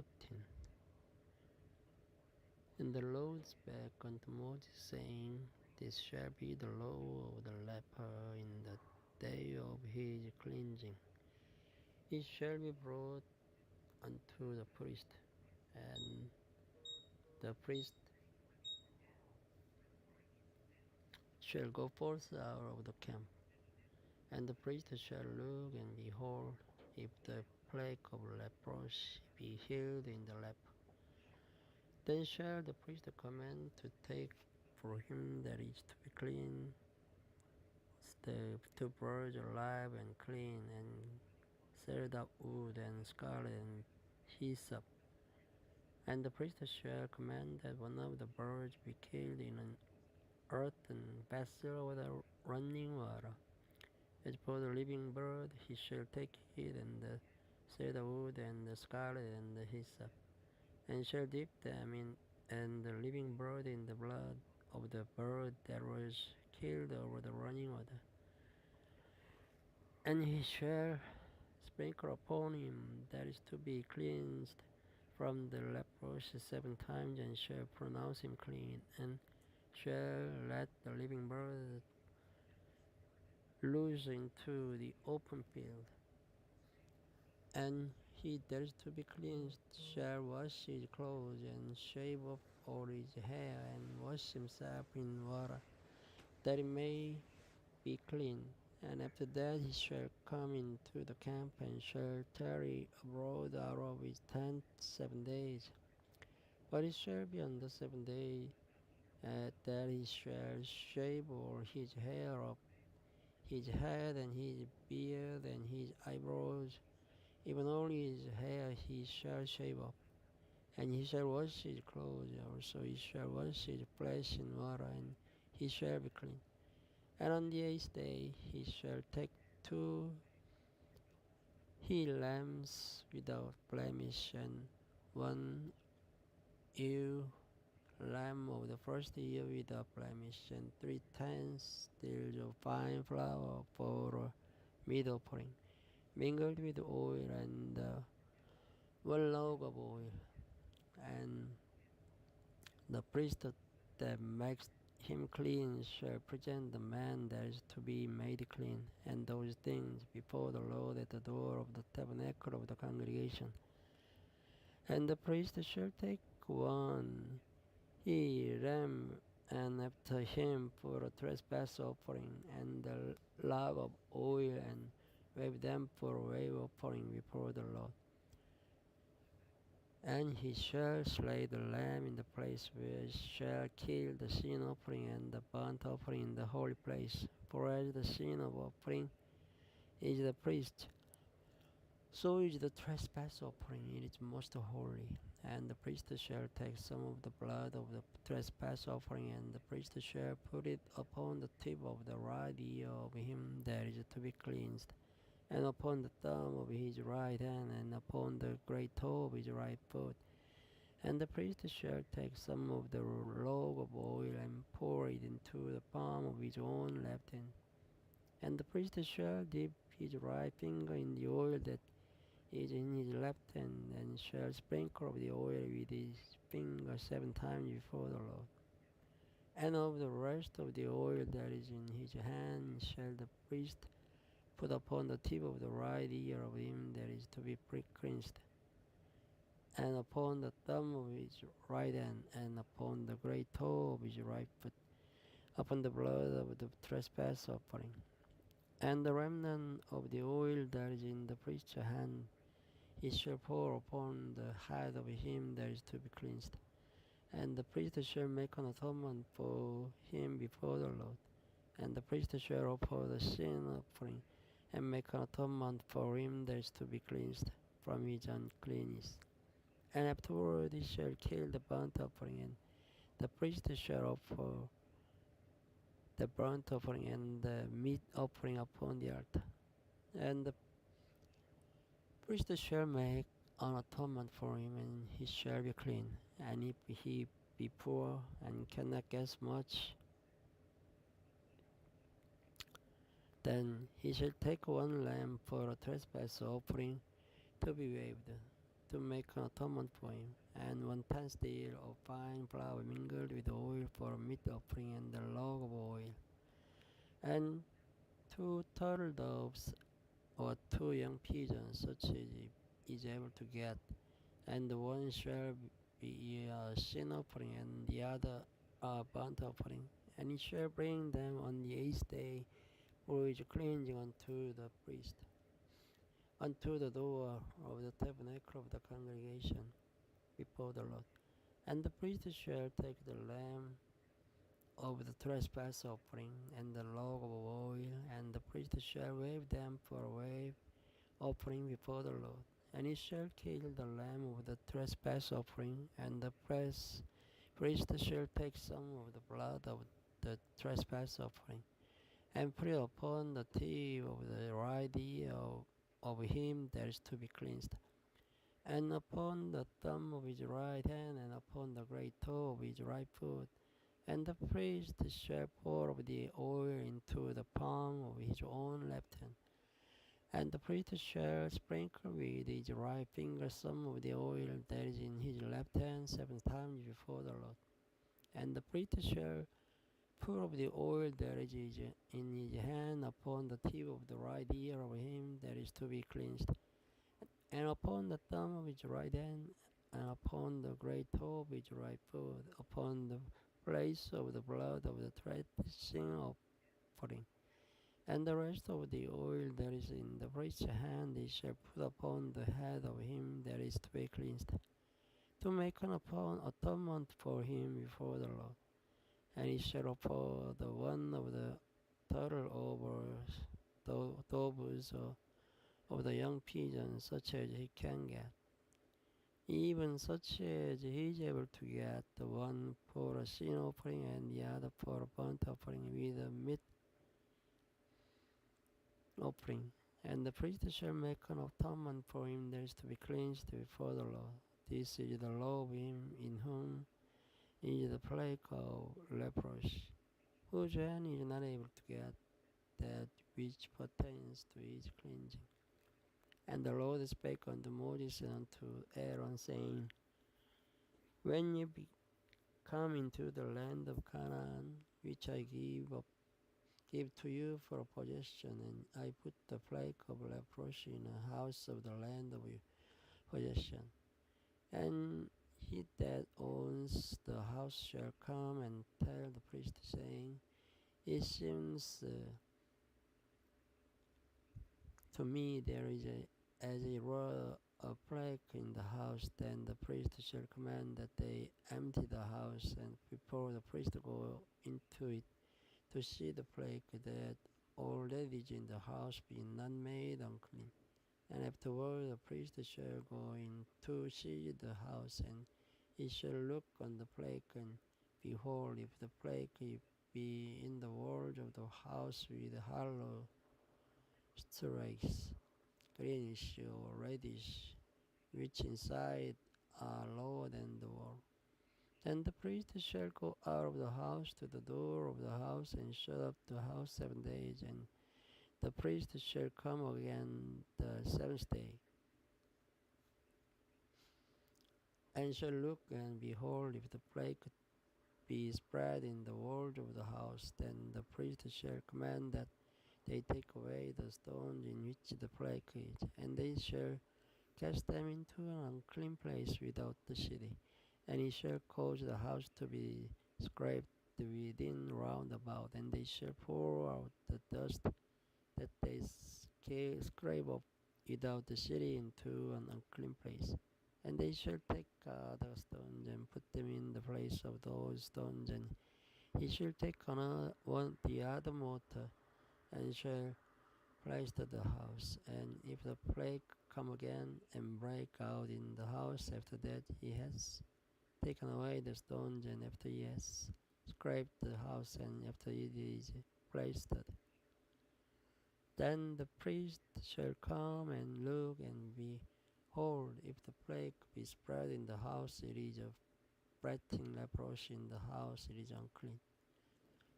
And he shall break down the house, the stones of it, and the timber thereof, and all the mortar of the house, and ye shall carry them forth out of the city into an unclean place. Moreover, he that goes into the house all the while that it is shut up shall be unclean until the even. And he that lies in the house shall wash his clothes, and he that eats in the house shall wash his clothes. And if the priest shall come in and look upon it, and behold, the plague has not spread in the house after the house was plastered, then the priest shall pronounce the house clean, because the plague is healed. And he shall take to clean the house to purge, and cedar wood, and scarlet, and hyssop. And he shall kill the one of the birds in an earthen vessel of running water. And he shall take the cedar wood, and the hyssop, and the scarlet, and the living bird, and dip them in the blood of the slain bird, and in the running water, and sprinkle the house 7 times, and he shall cleanse the house with the blood of the bird, and with the running water, and with the living bird, and with the cedar wood, and with the hyssop, and with the scarlet. But he shall let go to the living bird out of the city into the open field, and make an atonement for the house, and it shall be clean. This is the law for all manner of plague of leprosy and score. And for the leprosy of a garment and of a house, and for a rising, and for a scrap, and for a bright spot, to teach when it is unclean and when it is clean. This is the law of leprosy. Hello everyone, this video starts from chapter 15 of Leviticus. And the Lord spake unto Moses and to Aaron, saying, Speak unto the children of Israel, and say unto them, When any man hath the running issue out of his flesh, because of issue he is unclean, and this shall be his uncleanness in his issue, whether his flesh run with his issue, or his flesh be stopped from his issue, it is his uncleanness.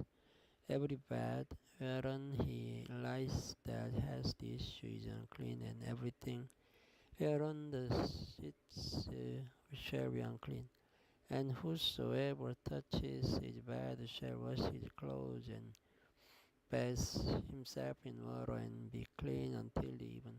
And he that sits on anything whereon he sat that has the issue shall wash his clothes, and bathe himself in water, and be unclean until even. And he that touches the flesh of him that has the issue shall wash his clothes, and bathe himself in water, and be unclean until even. And if he that has the issue spit upon him that is unclean, then he shall wash his clothes, and bathe himself in water, and be unclean until even. And whatsoever he rides upon that has the issue shall be unclean. And whosoever touches anything that was under him shall be unclean until even. Any that bears any of those things shall wash his clothes, and bathe himself in water, and be unclean until the even. And whomsoever he touches that has the issue, and has not rinsed his hand in water, he shall wash his clothes, and bathe himself in water, and be unclean until the even. And the vessel of earth that he touches, his bath has the issue, shall be broken, and every vessel of wood shall be rinsed in water. And when he that hath an issue is cleansed of its issue, then he shall number to himself 7 days for his cleansing, and wash his clothes, and bathe his flesh in running water, and shall be clean. And on the 8th day he shall take to him 2 turtle-doves or 2 young pigeons, and come on before the Lord unto the door of the tabernacle of the congregation, and give them unto the priest. And the priest shall offer them, the one for a sin offering, and the other for a burnt offering. And the priest shall make atonement for him before the Lord for his issue. And if any man see the copulation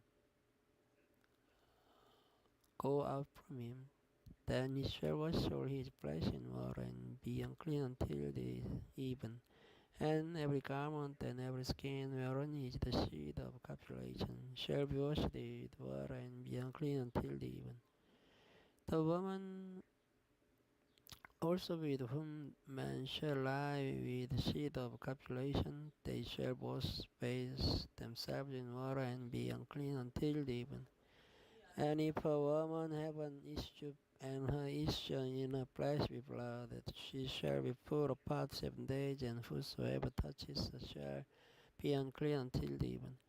And everything that she lies upon in her separation shall be unclean. Everything also that she sits upon shall be unclean. And whosoever touches a bed shall wash his clothes, and bathe himself in water, and be unclean until the even.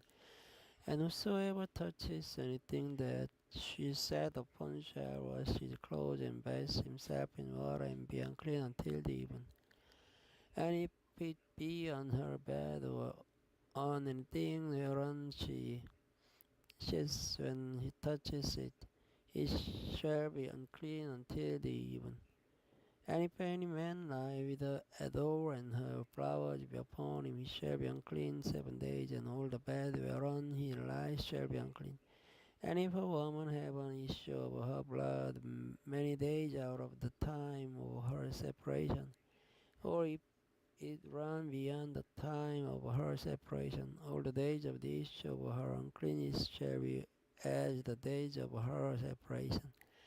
She shall be unclean. Every bed whereon she lies all the days of her issue shall be unto her as the bed of her separation. And whatsoever she sits upon shall be unclean as the uncleanness of separation. And whosoever touches those things shall be unclean, and shall wash his clothes and bathe himself in water, and be unclean until the even.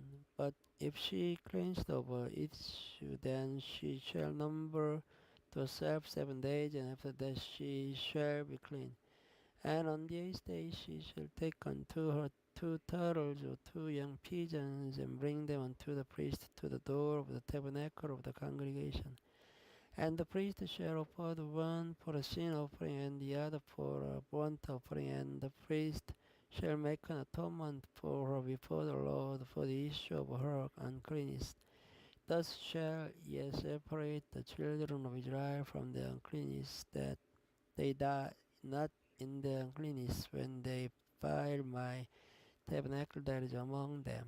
This is the law of him that has an issue, and of him whose seed goes from him, and he defiled therewith, and of her that is sick of her flowers, and of him that has an issue, of the man and of the woman, and of him that lies with her that is unclean. Chapter 16. And the Lord spake unto Moses after the death of the 2 sons of Aaron, when they offered before the Lord and died. And the Lord said unto Moses, Speak unto Aaron thy brother, and that he come not at all times into the holy place within the veil before the masjid, which is upon the ark, that he die not. For I will appear in the cloud upon the mercy seat. Thus shall Aaron come into the holy place with a young block for a sin offering, and a ram for a burnt offering. He shall put on the holy linen coat, and he shall have the linen breeches upon his flesh, and shall be girded with the linen girdle, and with the linen mitre shall be attired. These are holy garments. Therefore shall he wash his flesh in water, and so put them on. And he shall take of the congregation of the children of Israel 2 kids of the goats for a sin offering, and 1 ram for a burnt offering. And Aaron shall offer each block of the sin offering, which is for himself, and make an atonement for himself and for his house. And he shall take the 2 goats and present them before the Lord at the door of the tabernacle of the congregation. And Aaron shall cast lots upon the 2 goats, one lot for the Lord, and the other lot for the scapegoat. And Aaron shall bring the goat upon which the Lord not fail, and offer him for a sin offering. But the goat on which the lot fell to be the scapegoat shall be presented alive before the Lord, to make an atonement with him, and to let him go for a scapegoat into the wilderness. And Aaron shall bring the blood of the sin offering which is for himself, and shall make an atonement for himself and for his house, and shall kill the blood of the sin offering which is for himself. And he shall take a censer full of burning coals of fire from off the altar before the Lord, and his hands full of sweet incense beaten small, and bring it within the veil. And he shall put the incense upon the fire before the Lord, that the cloud of the incense may cover the mercy seat that is upon the testimony, that he die not. And he shall take of the blood of the block, and sprinkle it with his finger upon the mercy door. And before the mercy shall be sprinkled of the blood with his finger 7 times. Then shall He killed the goat of the sin offering that is for the people, and bring its blood within the veil, and do with that blood as it did with the blood of the block, and sprinkle it upon the mercy seat, because and before the mercy seat, and he shall make an atonement for the holy place because of the uncleanness of the children of Israel, and because of their transgressions in all their sins, and so shall he do for the tabernacle of the congregation that remains among them in the midst of their uncleanness. And there shall be no man in the tabernacle of the congregation when he goes in to make an atonement in the holy place, until he come out and have made an atonement for himself and for his household and for all the congregation of Israel. And he shall go out unto the altar that is before the Lord, and make an atonement for it, and shall take of the blood of the blood and of the blood of the goat, and put it upon the horns of the altar round about. And he shall sprinkle of the blood upon it with his finger 7 times, and cleanse it, and hallow it from the uncleanness of the children of Israel.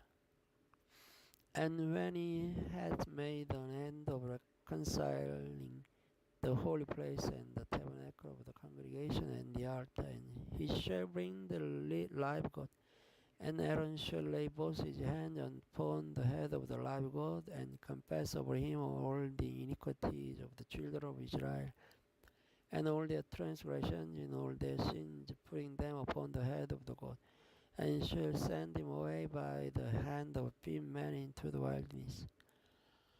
And the goat shall bear upon him all their iniquities into a land not inhabited, and he shall let go the goat in the wilderness. And Aaron shall come into the tabernacle of the congregation, and shall put up the linen garments which he put on when he went into the holy place, and shall leave them there. And he shall wash his flesh with water in the holy place, and put on his garments and comforts, and offer his burnt offering and the burnt offering of the people, and make an atonement for himself and for the people. And the fat of the sin offering shall be burned upon the altar. And he that let go the goat for the scapegoat shall wash his clothes, and bathe his flesh in water, and afterward come into camp. And the blood for the sin offering, and the goat for the sin offering, whose blood was brought in to make atonement in the holy place, shall one carry forth without the camp. And they shall burn in the fire their skins and their flesh and their dung, and he that burns them shall wash his clothes, and bathe his flesh in water. Afterward he shall come into the lamb camp. And it shall be a statute forever unto you, that in the 7th month, on the 10th day of the month, ye shall afflict your soul, and do not work at all, whether it be one of your own country, or a stranger that sojourns among you. For on that day shall the priest make an atonement for you, to cleanse you, that ye may be clean from all your sins before the Lord. It shall be a Sabbath of rest unto you, and ye shall afflict your soul by a statute forever. And the priest whom he shall anoint, and whom he shall consecrate to minister in the priest's office in his father's stead, shall make the atonement, and shall put on the linen clothes, even the holy garment. And he shall make an atonement for the holy sanctuary, and he shall make an atonement for the tabernacle of the congregation, and for the altar, and he shall make an atonement for the priests, and for all the people of the congregation. And this shall be an everlasting statute unto you, to make an atonement for the children of Israel for all their sins once a year. And he did as the Lord commanded Moses. This is it. Thank you for listening. Good night.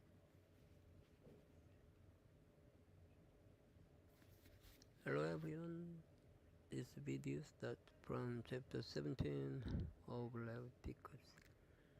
And the Lord spake unto Moses, saying, Speak unto Aaron and unto his sons and unto all the children of Israel, and say unto them, This is the thing which the Lord has commanded, saying, What man soever there be of the house of Israel that kills an ox or lamb or goat in the camp, or that kills it out of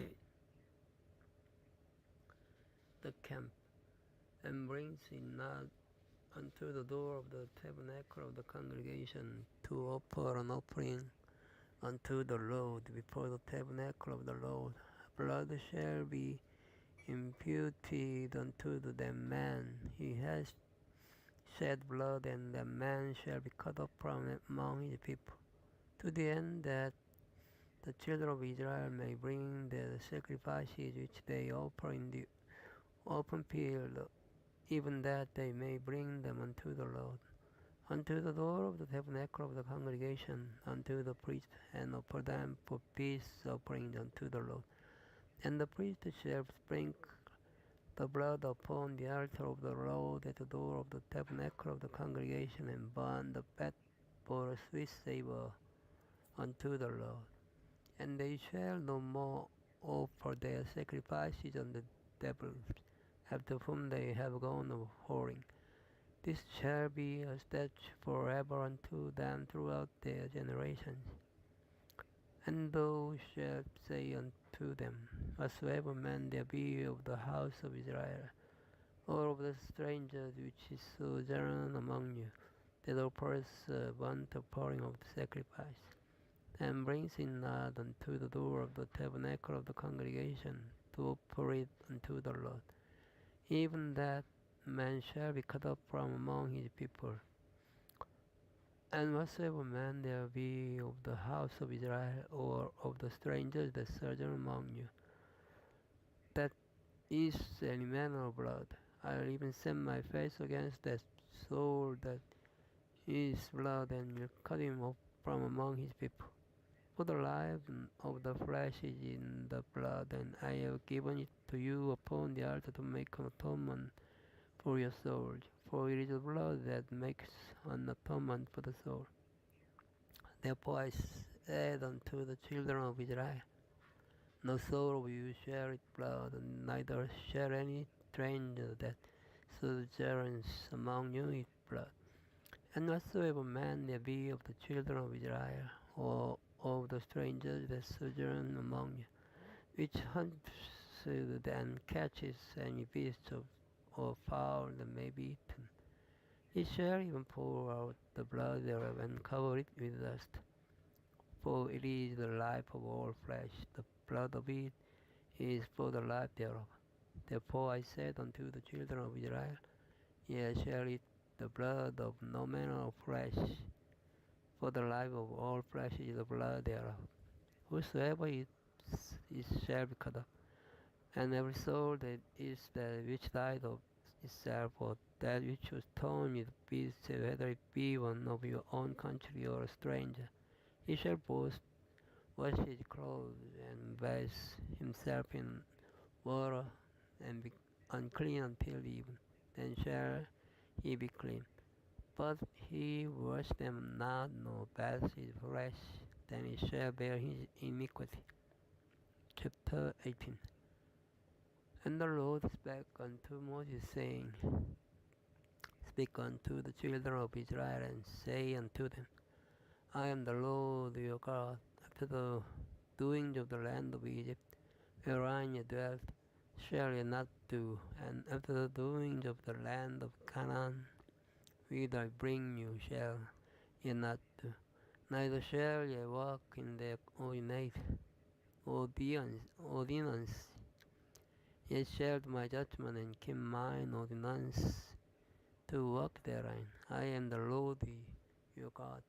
Ye shall therefore keep my statutes and my judgment, which if a man do, he shall live in them. I am the Lord. None of you shall approach to any that is near of kin to him, to uncover their nakedness. I am the Lord. The nakedness of thy father, or the nakedness of thy mother, shalt thou not uncover her nakedness. The nakedness of thy father's wife shalt thou not uncover. Is thy father's nakedness. The nakedness of thy sister, the daughter of thy father, or daughter of thy mother, whether she be born at home or born abroad, even the nakedness thou shalt not uncover.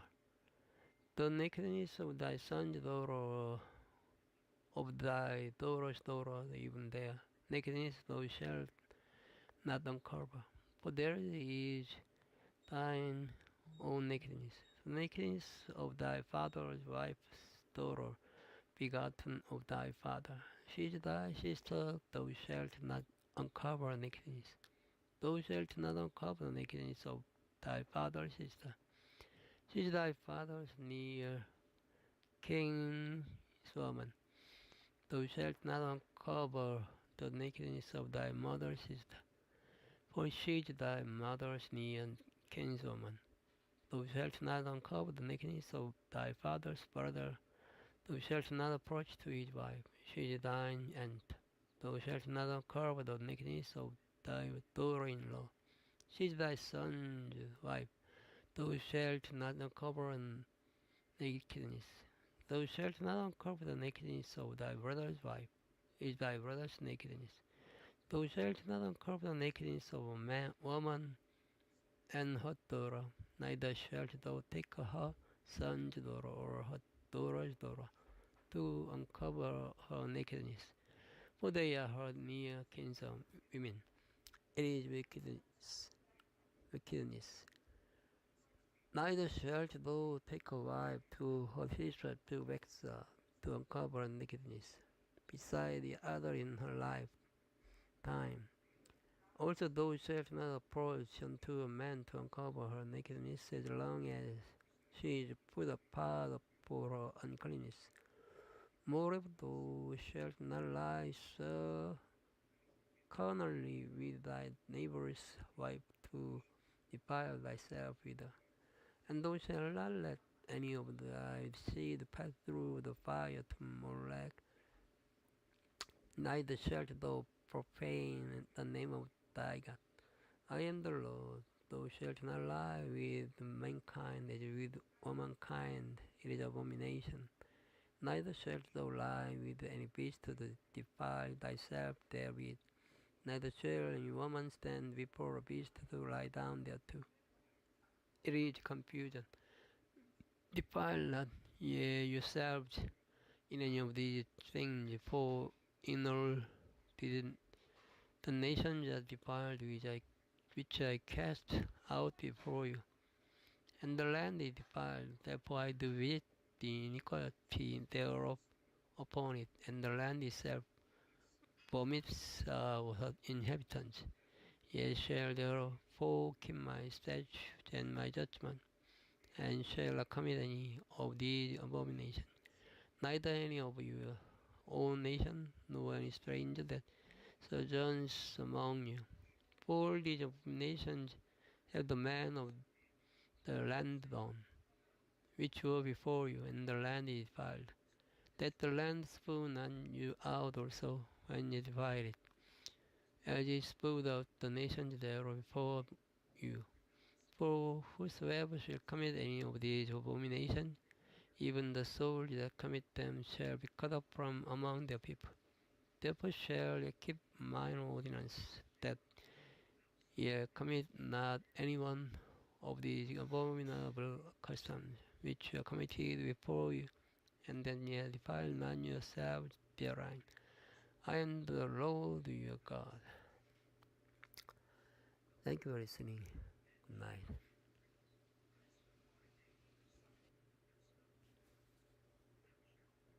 Hello everyone. This video starts from chapter 19 of Leviticus.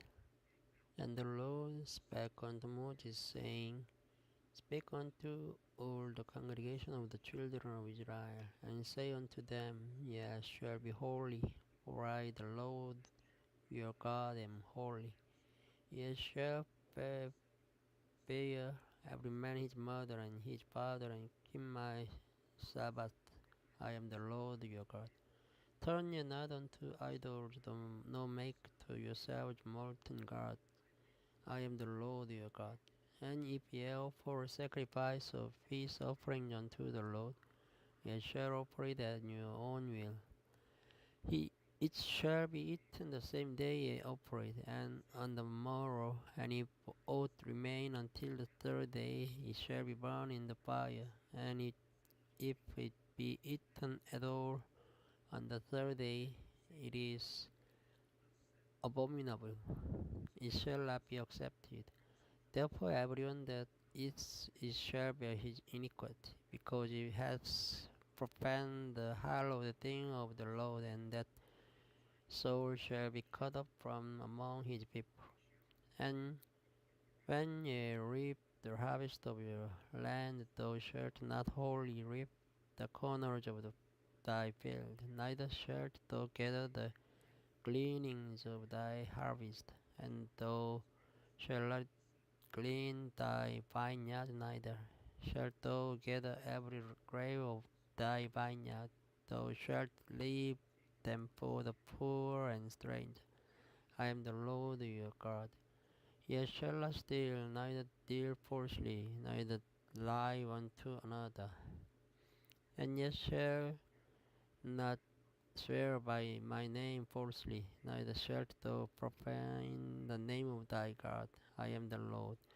Thou shalt not defraud thy neighbor, neither rob him. The wages of him that is hired shall not abide with thee all night until the morning.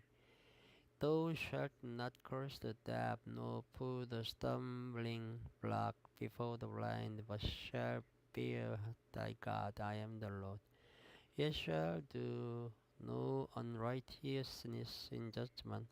Thou shalt not respect the person of the poor, nor honor the person of the mighty. For in righteousness shalt thou judge by thy neighbor. Thou shalt not go up and down as a talebearer among thy people, neither shalt thou stand against the blood of thy neighbor, and I am the Lord. Thou shalt not hate thy brother in thine heart. Thou shalt in any wise rebuke thy neighbor, and not suffer sin upon him. Thou shalt not avenge nor bear any grudge against the children of thy people, but thou shalt love thy neighbor as thyself. I am the Lord. Ye shall keep my statute. Thou shalt not let thy cattle gender with a diverse kind. Thou shalt not sow thy field with mingled seed, neither shall a garment mingled of linen and wool come upon ye. And whosoever lies carnally with a woman that is a bondmaid, betrothed to an husband, and not at all redeemed, no freedom given her, she shall be scourged. They shall not be put to death because she was not free, and he shall bring his trespass offering unto the Lord, unto the door of the tabernacle of the congregation, even a ram for a trespass offering, and the priest shall make an atonement for him with the ram of the trespass offering before the Lord for his sin which he has done. And the sin which he has done shall be forgiven him. And when ye shall come into the land, and shall have planted all manner of trees for food, then ye shall count the fruit thereof as uncircumcised. 3 years shall it be uncircumcised unto you, it shall not be eaten of. But in the 4th year all the fruit thereof shall be holy to praise the Lord withal. And in the 5th year shall ye eat of the fruit thereof, that it may yield unto you increase thereof. I am the Lord your God. Ye shall not eat Anything with the blood, neither shall ye use enchantment nor observe times. Ye shall round the corners of your head, neither shalt thou mar the corners of thy beard. Ye shall not make any cuttings in your flesh for the dead, nor print any marks upon you. I am the Lord. Do not prostitute thy daughter to cause her to be a whore, lest the land fall to whoredom, and the land become full of wickedness. Ye shall keep my Sabbaths and reverence my sanctuary. I am the Lord. Regard not them that have familiar spirits, neither seek after wizards to be defiled by them. I am the Lord your God. Thou shalt rise up before the hoary head and honor the face of the old man and fear thy God. I am the Lord. And if a stranger sojourn with thee in your land, ye shall not vex him. But the stranger that dwells with you shall be unto you as one born among you, and thou shalt love him as thyself. For ye were strangers in the land of Egypt. I am the Lord your God. Ye shall do no unrighteousness in judgment, in vineyard, in weight, or in measure. Just balance is just wage, or just pie, and just in him shall ye have. I am the Lord your God, which brought you out of the land of Egypt. Therefore shall ye observe all my statutes and all my judgment, and do them. I am the Lord. Chapter 20. And the Lord spake unto Moses, saying, Again thou shalt say to the children of Israel, Whosoever he be of the children of Israel, or of the strangers that sojourn in Israel, that gives any of his seed unto Molech, he shall surely be put to death. The people of the land shall stone him with stones. And I'll send my face against the man, and will cut him off from among his people, because he hath given of his seed unto Molech, to defile my sanctuary, and to profane my holy name.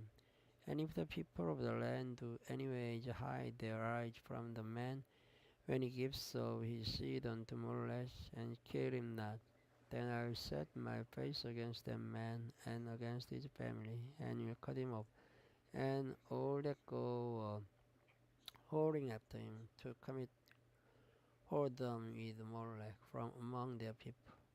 And the soul that turns after such have familiar speech, and after the wizard to go a whoring after them, I'll even set my face against that soul, and will cut him off from among his people. Sanctify yourselves therefore, and ye holy, for I am the Lord your God, and ye shall keep my statutes and do them. I am the Lord which is sanctify you. For everyone that curses his father or his mother shall be surely put to death. He hath cursed his father or his mother, his blood shall be upon him. And the man that commits adultery with another man's wife, even he that commits adultery with his neighbor's wife, the adulterer and the adulterers shall surely be put to death. And the man that lies with his father's wife hath uncovered his father's nakedness. Both of them shall be put to death, their blood shall be upon them. And if a man lie with his daughter-in-law, both of them shall surely be put to death. They have wrought confusion, their blood shall be upon them. If a man also lie with mankind, as he lies with a woman, both of them have committed an abomination. They shall surely be put to death. Their blood shall be upon them.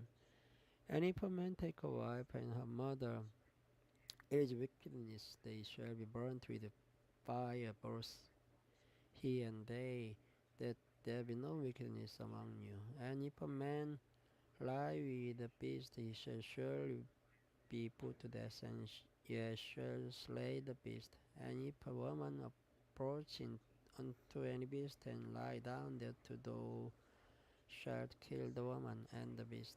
They shall surely be put to death, their blood shall be upon them.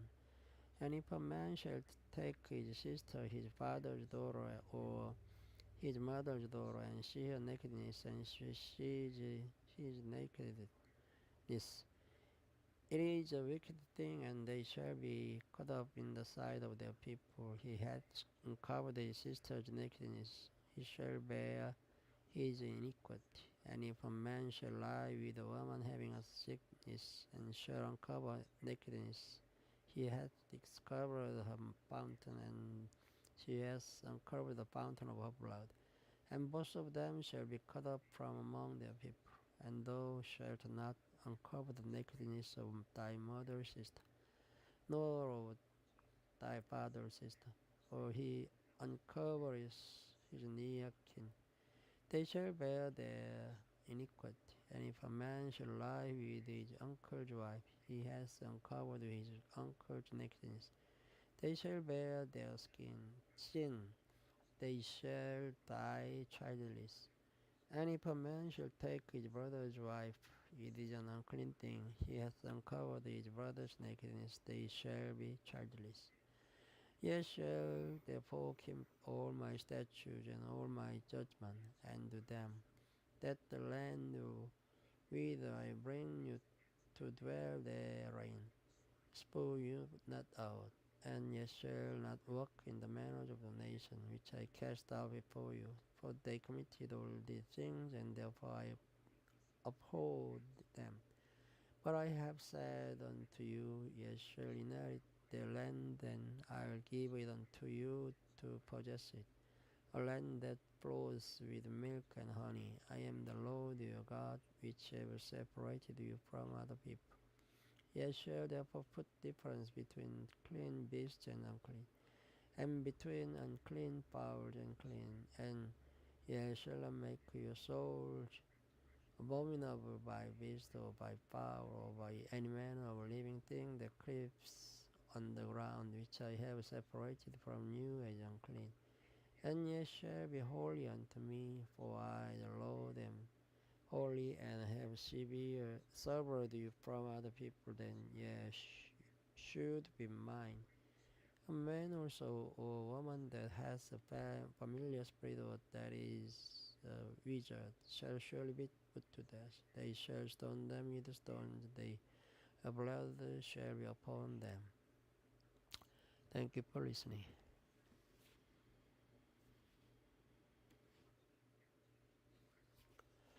Hello everyone.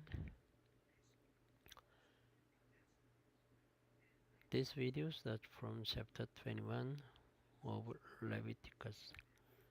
And the Lord said unto Moses, speak unto the priests, the sons of Aaron, and say unto them, there shall none be defiled for the dead among his people, but for his skin that is near unto him, that is for his mother, and for his father, and for his son, and for his daughter, and for his brother, and for his sister or virgin that is nigh unto him, which had no husband, for her maybe he be defiled.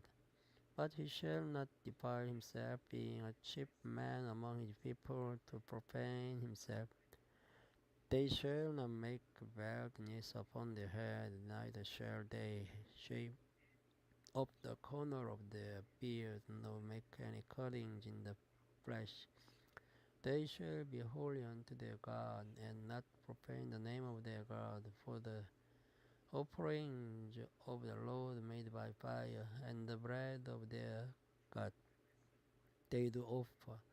Therefore they shall be holy, they shall not take a wife that is a whore or profane, neither shall they take a woman put away from her husband, for he is holy unto his God. Thou shalt sanctify him therefore, for he offers the bread of thy God. He shall be holy unto thee.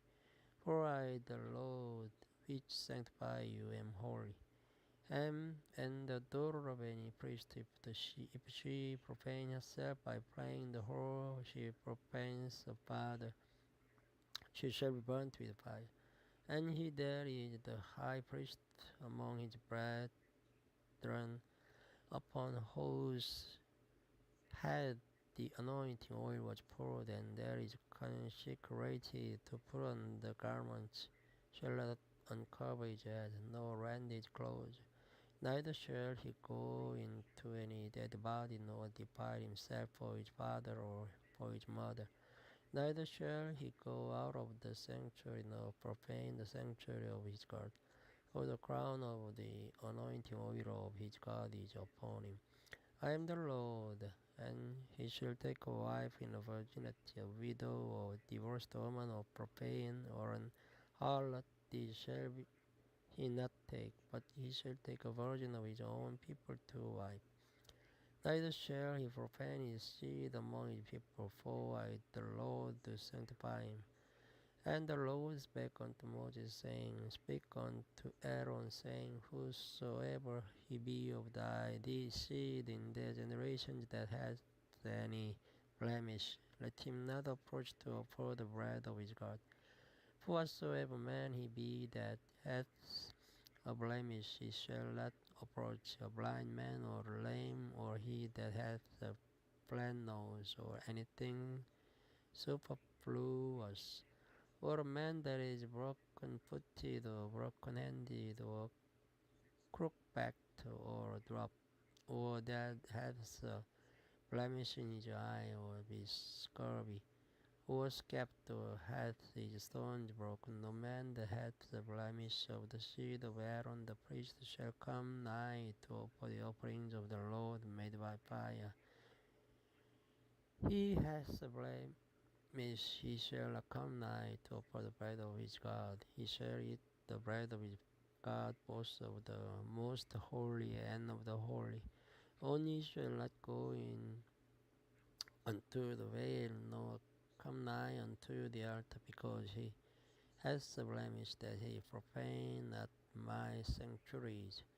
For I, the Lord, do sanctify them. And Moses told it unto Aaron, and to his sons, and unto all the children of Israel. And the Lord spake unto Moses, saying, Speak unto Aaron and to his sons, that they separate themselves from the holy things of the children of Israel, and that they profane not my holy name in those things which they hallow unto me. I am the Lord. Say unto them, Whosoever he be of all your seed among your generations, that goes unto the holy things which the children of Israel hallow unto the Lord, having his uncleanness upon him, that soul shall be cut off from my presence. I am the Lord. What man soever of the seed of Aaron is left or has a running issue, he shall not eat of the holy things until he be clean. And whose touches anything that is unclean by the dead or woman, whose seed goes from him, or whosoever touches any creeping thing, hereby he may be made unclean, or a man of whom he may take uncleanness, whatsoever uncleanness is hath. The soul which hath touched any such shall be unclean until even, and shall not eat of the holy thing, unless he wash his flesh with water. And when the sun is down, he shall be clean, and shall afterward eat of the holy things, because it is his food. That which dies of itself, or is torn with beasts, he shall not eat to defile himself therewith. I am the Lord. They shall therefore keep mine ordinance, lest they bear sin for it and die for therefore, if they profane it. I, the Lord, to sanctify them. There shall no stranger eat of the holy thing, a sojourner of the priest, or an hired servant shall not eat of the holy thing. But if the priest buy any soul with his money, he shall eat of it. And if that is born in his house, they shall eat of his meat. If the priest's daughter also be married unto a stranger, she may not eat on an offering of the holy things. But if the priest's daughter be a widow or divorced, and have no child, and returned unto her father's house, and as in her youth she shall eat of her father's meat, but there shall no stranger eat thereof. And if a man eat of the holy thing unwittingly, then he shall put the fifth part thereof unto it, and shall give it unto the priest with the holy thing. And they shall profane the holy things of the children of Israel, which they offer unto the Lord, or suffer them to bear the iniquity of trespass when they eat their holy things for the Lord to sanctify them. And the Lord spake unto Moses, saying, Speak unto Aaron and to his sons and unto all the children of Israel, and say unto them, Whatsoever ye be of the house of Israel, or of the strangers in Israel, that will offer his oblation for all his vows, and for all his freewill offering, which they will offer unto the Lord for a burnt offering, ye shall offer, and your own will make it without blemish of the beeves, of the sheep, or of the goats. But whatsoever has a blemish, that shall ye not offer, for it shall not be acceptable for you. And whosoever offers a sacrifice of peace offering unto the Lord to accomplish his vow, or freewill offering in beeves of sheep or sheep, it shall be perfect to be accepted. There shall be no blemish therein.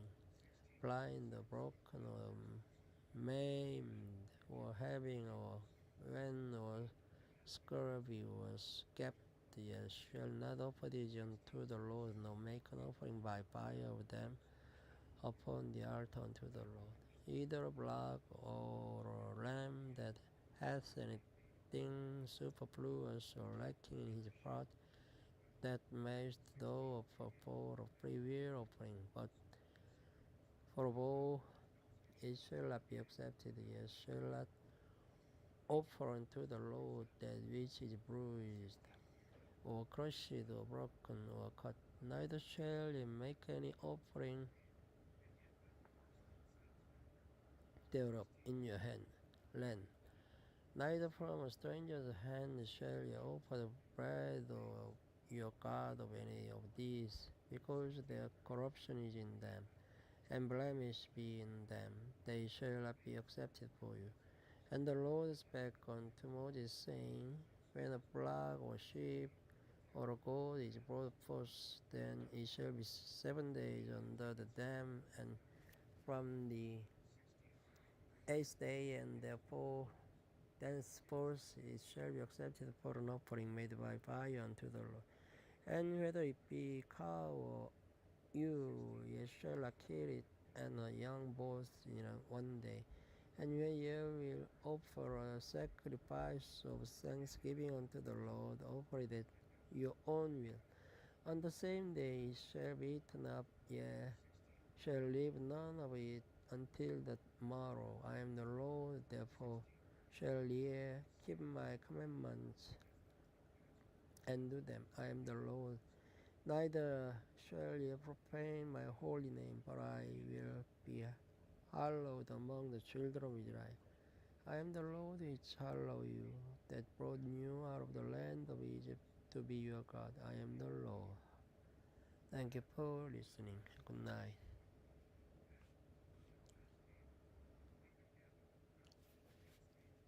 Hello everyone. This video starts from chapter 23 of the Leviticus. And the Lord spake unto Moses, saying, Speak unto the children of Israel, and say unto them concerning the feast of the Lord, which ye shall proclaim to be holy convocation. Even these are my feasts. 6 days shall work be done. But the 7th day is the Sabbath of rest, and holy convocation. Ye shall do no work therein. It is the Sabbath of the Lord in all your dwellings. These are the feasts of the Lord, even holy convocations, which ye shall proclaim in their seasons. In the 14th day of the first month at even is the Lord's Passover. And on the 15th day of the same month is the feast of unleavened bread unto the Lord. 7 days ye must eat unleavened bread. In the first day ye shall have an holy convocation. Ye shall do no service work therein, but ye shall offer an offering made by fire unto the Lord. 7 days. In the seventh day is an holy convocation, ye shall do no service work therein. And the Lord spake unto Moses, saying, Speak unto the children of Israel, and say unto them, When ye be come into the land which I give unto you, and shall reap the harvest thereof, then ye shall bring a sheaf of the first fruits of your harvest unto the priest. And he shall wave the sheaf before the Lord to be accepted for you. On the morrow after the Sabbath, the priest shall wave it. And ye shall offer that day, when ye wave the sheaf, on his lamb without blemish of the first year, for a burnt offering unto the Lord. And the meat offering thereof shall be 2 tenths of fine flour offering thereof.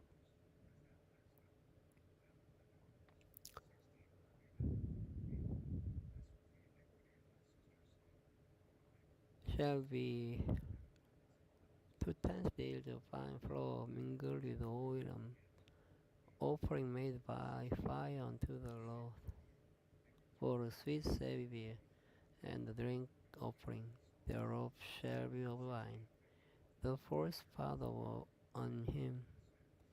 And ye shall eat neither bread, nor parched corn, nor green ear, until the selfsame day, and that ye have brought an offering unto your God. It shall be a statute forever throughout your generations in all your dwellings. And ye shall count unto you from the morrow after the Sabbath, from the day that ye brought the sheaf of the wave offering. 7 Sabbaths shall be complete. Even unto the morrow after the 7th Sabbath shall ye number 50 days, and ye shall offer a new meat offering unto the Lord. Ye shall bring out of your habitations 2 wave loaves of 2 tenths. They shall be of fine flour, they shall be baked with leaven. They are the first fruits unto the Lord. And ye shall offer with the bread 7 lambs without blemish of the first year, and 1 young blood, and 2 rams. They shall be for a burnt offering unto the Lord, with their meat offering and their drink offerings, even an offering made by fire, of sweet savour unto the Lord. Then ye shall sacrifice 1 kid of the goats for a sin offering, and 2 lambs of the first year for a sacrifice of peace offering. And the priest shall wave them with the bread of the first fruits for a wave offering before the Lord, with the 2 rams. They shall be holy to the Lord for the priest. And ye shall proclaim on the selfsame day that it may be an holy convocation unto you. Ye shall not servile work therein. It shall be a statute forever in all your dwellings throughout your generation. And when ye reap the harvest of your land, thou shalt not make clean riddance of the corners of thy field when thou reapest, neither shalt thou gather any gleaning of thy harvest. Thou shalt leave them unto the poor and to the stranger. I am the Lord your God. And the Lord spake unto Moses, saying, Speak unto the children of Israel, saying, In the 7th month, in the first day of the month, shall ye have a Sabbath, a memorial of blowing of trumpets, on holy convocation. Ye shall do no servile work therein, but ye shall offer an offering made by fire unto the Lord. And the Lord spake unto Moses, saying, Also on the 10th day of the 7th month there shall be a day of atonement. It shall be an holy convocation unto you. And ye shall afflict your soul, and offer an offering made by fire unto the Lord. And ye shall do no work in the same day, for it is a day of atonement, to make an atonement for you before the Lord your God. For whatsoever soul it be that shall not be afflicted in the same way, he shall be cut off from among his people. And whatsoever soul it be that does any work in that same day, the same soul will I destroy from among his people. Ye shall do no manner of work, it shall be a statute forever throughout your generations in all your dwellings. It shall be unto you a Sabbath of rest, and ye shall afflict your soul in the ninth day of the month at even, from even unto even, shall celebrate your Sabbath. And the Lord spake unto Moses, saying, Speak unto the children of Israel, saying, The 15th day of the 7th month shall be the feast of tabernacle for 7 days unto the Lord. On the first day shall be an holy convocation, ye shall do no servile work therein. 7 days ye shall offer an offering made by fire unto the Lord. On the 8th day shall be an holy convocation unto you, and ye shall offer an offering made by fire unto the Lord. It is a solemn assembly, and ye shall do no servile work therein. These are the feasts of the Lord, which ye shall proclaim to be holy convocation, yet to offer an offering made by fire unto the Lord, a burnt offering and a meat offering, a sacrifice and drink offering, everything upon each day. Beside the Sabbath of the Lord, and beside your gifts, and beside all your vows, and beside all your freewill offerings which ye give unto the Lord. Also in the 15th day of the 7th month, when ye have gathered in the fruit of the land, ye shall keep a feast unto the Lord 7 days. On the first day shall be a Sabbath, and the 8th day shall be a Sabbath. And ye shall take you on the first day the boughs of goodly trees, branches of palm trees, and the boughs of thick trees, and willows of the brook, and ye shall rejoice before the Lord your God 7 days. And ye shall keep a feast unto the Lord 7 days in the year. It shall be a statute forever in your generations. Ye shall celebrate it in the 7th month. Ye shall dwell in booths 7 days. All that Israel is born shall dwell in booths. Then your generation may know that I made the children of Israel to dwell in booths. When I brought them out of the land of Egypt, I am the Lord your God. And Moses declared unto the children of Israel the feast of the Lord. Thank you for listening. Good night. Hello everyone. This video starts from chapter 24 of Leviticus. And the Lord spake unto Moses, saying, Command the children of Israel that they bring unto thee pure olive beaten for the light, to cause the lamps to burn continually. Without the veil of the testimony, in the tabernacle of the congregation, shall Aaron order it from the evening unto the morning before the Lord continually. It shall be a statute forever in your generation. He shall order the lamps upon the pure candlestick before the Lord continually. And thou shalt take fine flour and bake 12 cakes thereof. 2 tenths deals shall be in 1 cake. And thou shalt set them in 2 rows, 6 in a row upon the pure table before the Lord, and thou shalt put pure frankincense upon each row, that it may be on the bread for a memorial, even an offering made by fire unto the Lord. Every Sabbath he shall set in order before the Lord continually, being taken from the children of Israel by an everlasting covenant. And it shall be Aaron and his sons, and they share it in the holy place, for it is most holy unto him of the offerings of the Lord made by fire by a perpetual statute. And the son of Israel, Letishman, whose father was an Egyptian, went out among the children of Israel, and the son of the Israelitish woman and the men of Israel strove together in the camp. And the Israelitish woman's son blasphemed the name of the Lord and cursed. And they brought him unto Moses, and his mother's name was Shelomith, the daughter of Dibri of the tribe of Dan. And they put him in ward that the mind of the Lord might be shewed them. And the Lord spake unto Moses, saying, Bring forth him that hath cursed without the camp, and let all that heard him lay their hands upon his head, and let all the congregation stone him. And thou shalt speak unto the children of Israel, saying, Whosoever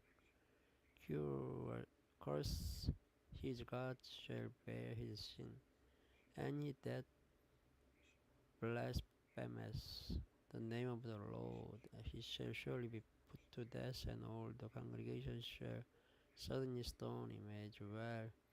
The stranger is it that is born in the land, when he blasphemes the name of the Lord, shall be put to death.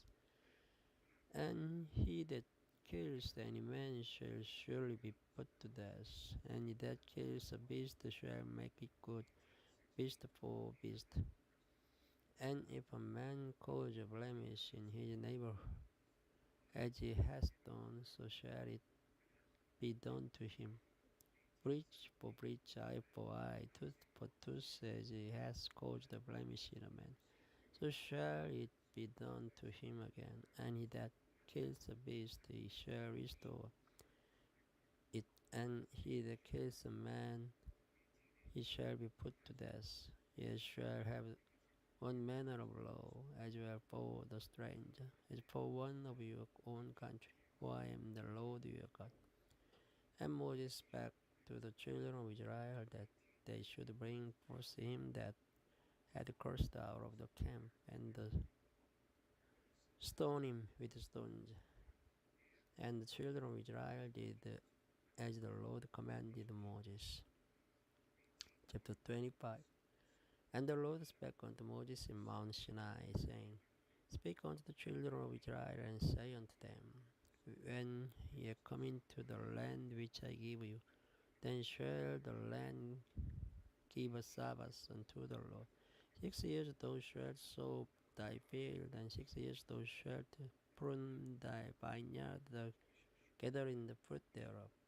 But in the 7th year shall be a Sabbath of rest unto the land, a Sabbath for the Lord. Thou shalt neither sow thy field, nor prune thy vineyard, that which grows of its own accord of thy harvest.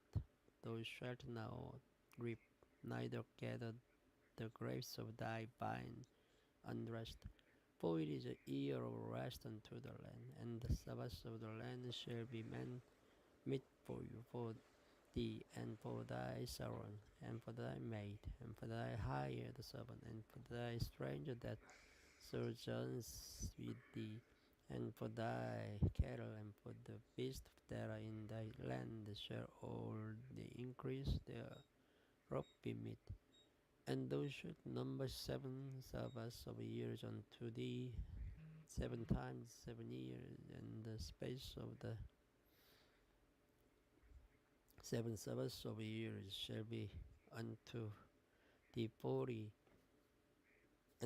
years. Then shalt thou cause the trumpet of the Jubilee to sound on the 10th day of the 7th month.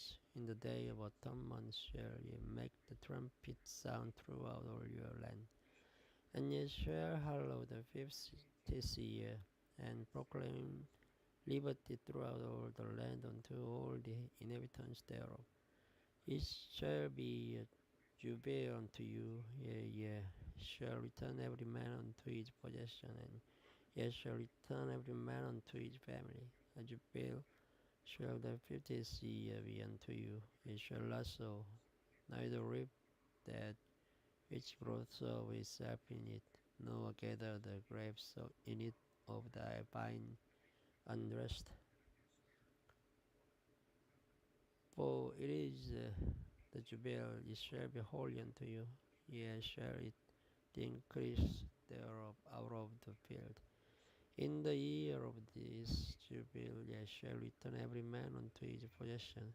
And if thou shalt aught unto thy neighbor, or buyest out of thy neighbor's hand, ye shall not oppress one another according to the number of years after the jubilee thou shalt buy of thy neighbor, and according unto the number of years of the fruits he shall sell unto thee.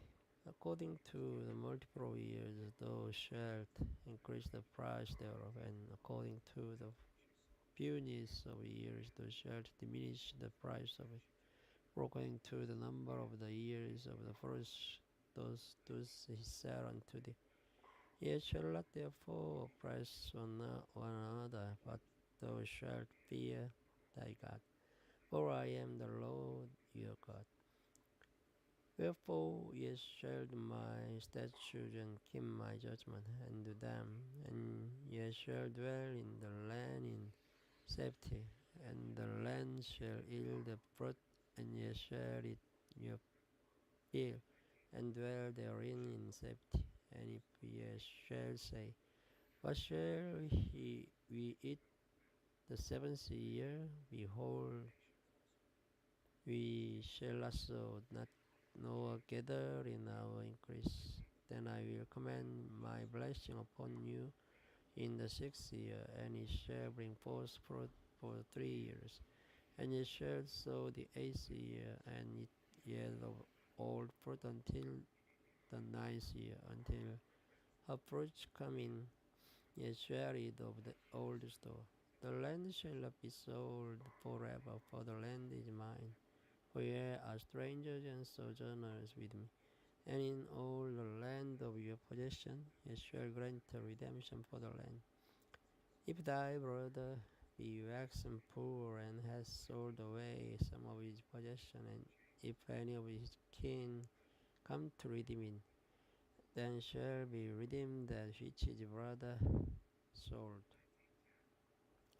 And if the man have none to redeem, and himself be able to redeem it, then let him count the years of the sale thereof, and restore the overplus unto the man to whom he sold it, that he may return unto his possession. But if he be not able to restore it to him, then that is which is sold shall remain in the hand of him that has bought it until the year of jubilee. And in the jubilee he shall go out, and he shall return unto his possession. And if a man sell a dwelling house in a walled city, then he may redeem it within a whole year after it is sold. Within a full year may he redeem it. And if it be not redeemed within the space of 4 years, then the house that is in the walled city shall be established forever to him that bought it throughout his generations. It shall not go out in the jubilee, but the houses of the villages which have no wall round about them shall be counted as the fields of the country. They may be redeemed, and they shall go out in the jubilee, notwithstanding the cities of the Levites.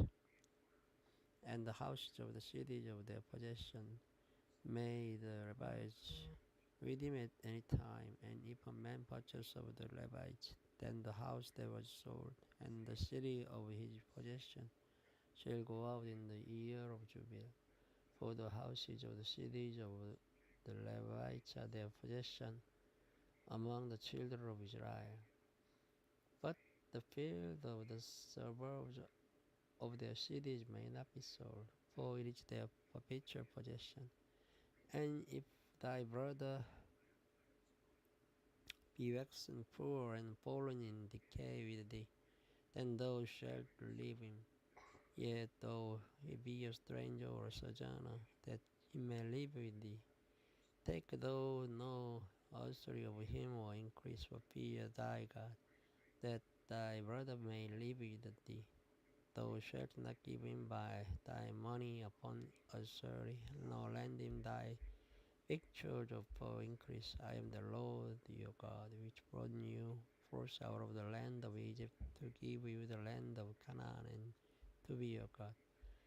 And if thy brother that dwells by thee be waxen poor, and be sold unto thee, thou shalt not compel him to serve as a bondservant, but as an hired servant, and as a sojourner. He shall be with thee, and shall serve thee unto the year of Jubilee. And then shall we depart from thee, both he and his children with him, and shall return unto his own family, and unto the possession of his father shall we return. For they are my servants, which I brought forth out of the land of Egypt. They shall not be sold as a bondman. Thou shalt not rule over him with rigor, but shalt fear thy God, both thy bondman and thy bondmaid, which thou shalt have, shall be of the heathen that are round about you. Of them shall ye buy bondmen and bondmaids. Moreover, the children of the strangers that do sojourn among you, of them shall ye buy, and of their families that are with you, which they beget in your land, and they shall be your possession. And ye shall take them as an inheritance for your children after you, to inherit them for a possession. They shall be a bondman forever, but over your brethren, the children of Israel, ye shall not rule one over another with rigor. And if a sojourner or stranger acts which by thee, and thy brother that dwells by him wax poor, and sell himself unto the stranger or sojourner by thee, or to the stock of the stranger's family. After that he is sold, he may be redeemed again. One of his brethren may redeem him, either his uncle or his uncle's son may redeem him, or any that is nigh or kin unto him of his family may redeem him, or if he be able, he may redeem himself. And he shall reckon with him that bought him from the year that he was sold to him unto the year of Jubilee. And the price of his sale shall be according to unto the number of years, according to the time of one hired servant shall it be with him. If there be yet many years behind, according unto them he shall give again the price of his redemption out of the money that he was bought for.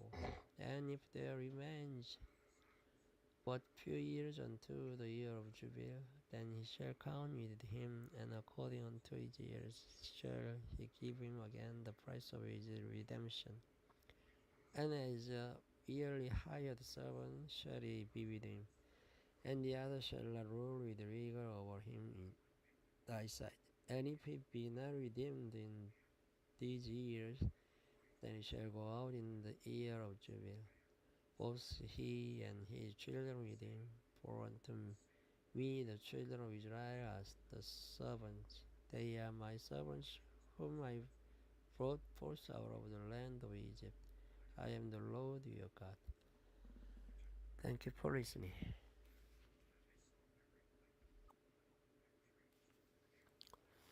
Hello everyone, this video starts from chapter 26 of the Leviticus. Ye shall make you no idols, no graven image, neither rear you up a standing image, neither shall ye set up an image of stone in your land to bow down unto it, for I am the Lord your God. Ye shall keep my Sabbaths and reverence my sanctuary, I am the Lord. If you walk in my statutes and keep my commandments and do them, then I will give you rain in due season, and the land shall yield their increase, and the trees of the field shall yield their fruit, and your threshing shall reach unto the vintage, and the vintage shall reach unto the sowing time, and ye shall eat new bread to the full and dwell in your land safely. And I will give peace in the land, and ye shall lie down, and none shall make you afraid. And I will lead evil beasts out of the land, neither shall the sword go through your land, and ye shall chase your enemies, and they shall fall before you by the sword. And 5 of you shall chase 100, and 100 of you shall put 10,000 to fight, and your enemies shall fall before you by the sword. For I will have respect unto you, and make you fruitful, and multiply you, and establish my covenant with you. And ye shall eat old store, and bring forth the old because of you. And I'll set my tabernacle among you, and my soul shall not avoid you. And I'll walk among you, and I'll be your God, and ye shall be my people. I am the Lord your God, which brought you forth out of the land of Egypt, that ye should not be their bondmen, and I have broken the bands of your yoke, and made you go upright. But if ye will not hearken unto me, and will not do all these commandments, and if ye shall despise my statutes, or if you soar above my judgment, so that ye will not do all my commandments, but that ye break my covenant, I also will do this unto you. I will even appoint over you terror, consumption, and the burning ague, that shall consume the eyes and cause sorrow of heart, and ye shall sow your seed in vain, for your enemies shall eat it. And I will set my face against you, and ye shall be slain before your enemies. They that hate you shall reign over you, and ye shall flee when none pursues you. And if ye will not let fall this hearken unto me, then I'll punish you 7 times more for your sins. And I break the pride of your power, and I make your heaven as iron, and your earth as brass, and your strength shall be spent in vain, for your land shall not yield her increase, neither shall the trees of the land yield their fruit. And if ye work contrary unto me, and I will not hearken unto me, I bring 7 times more plagues upon you according to your sins. I also send wild beasts among you, which shall rob you of your children, and destroy your cattle, and make you few in number, and your high wage shall be desolate. And if ye will not be reformed by me by these things, but will walk contrary unto me, then will I also walk contrary unto you. Then will punish you yet 7 times for your sins. And I will bring a sword upon you that shall avenge the quarrel of my covenant. And when ye are gathered together within your cities, I'll send pestilence among you, and ye shall be delivered into the hand of the enemy.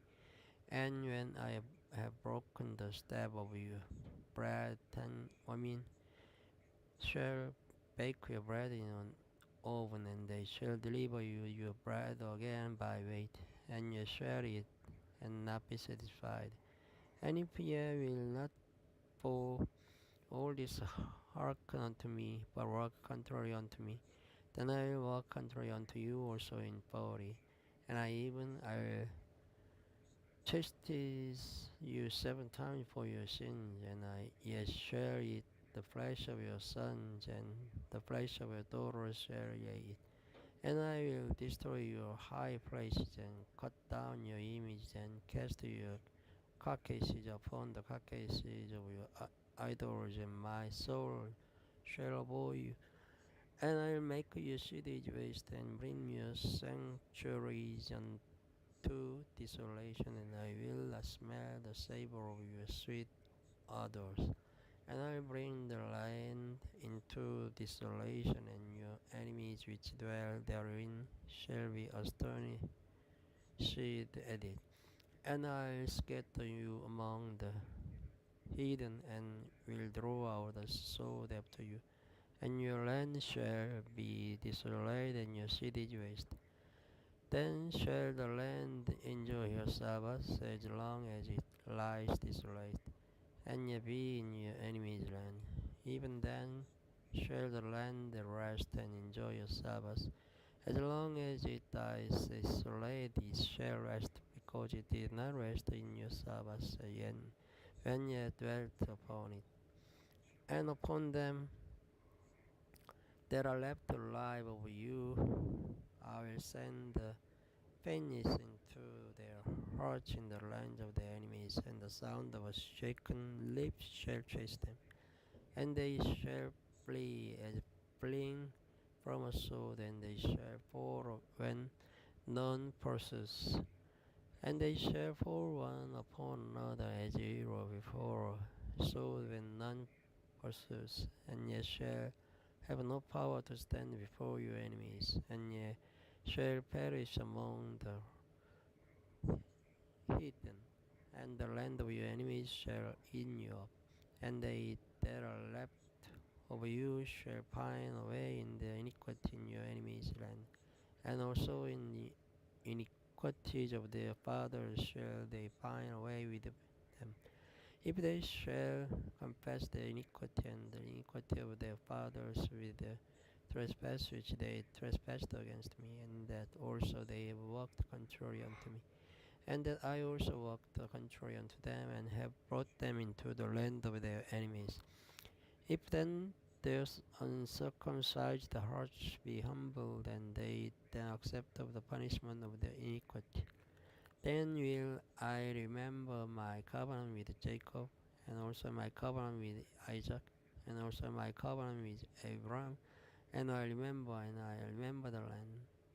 The land also shall be left of them, and shall enjoy her Sabbath, while she lies desolate without them, and they shall accept the punishment of their iniquity.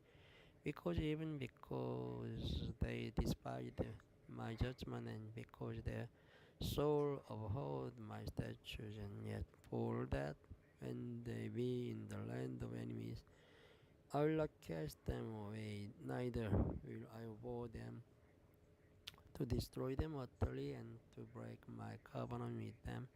For I am the Lord their God. But I will, for their sakes, remember the covenant of their ancestors, whom I brought forth out of the land of Egypt in the sight of the heathen, that I might be their God. I am the Lord. These are the statutes and judgments and laws which the Lord made between him and the children of Israel in Mount Sinai by the hand of Moses. Thank you for listening. Good night. Hello everyone. This video starts from chapter 27 of Leviticus.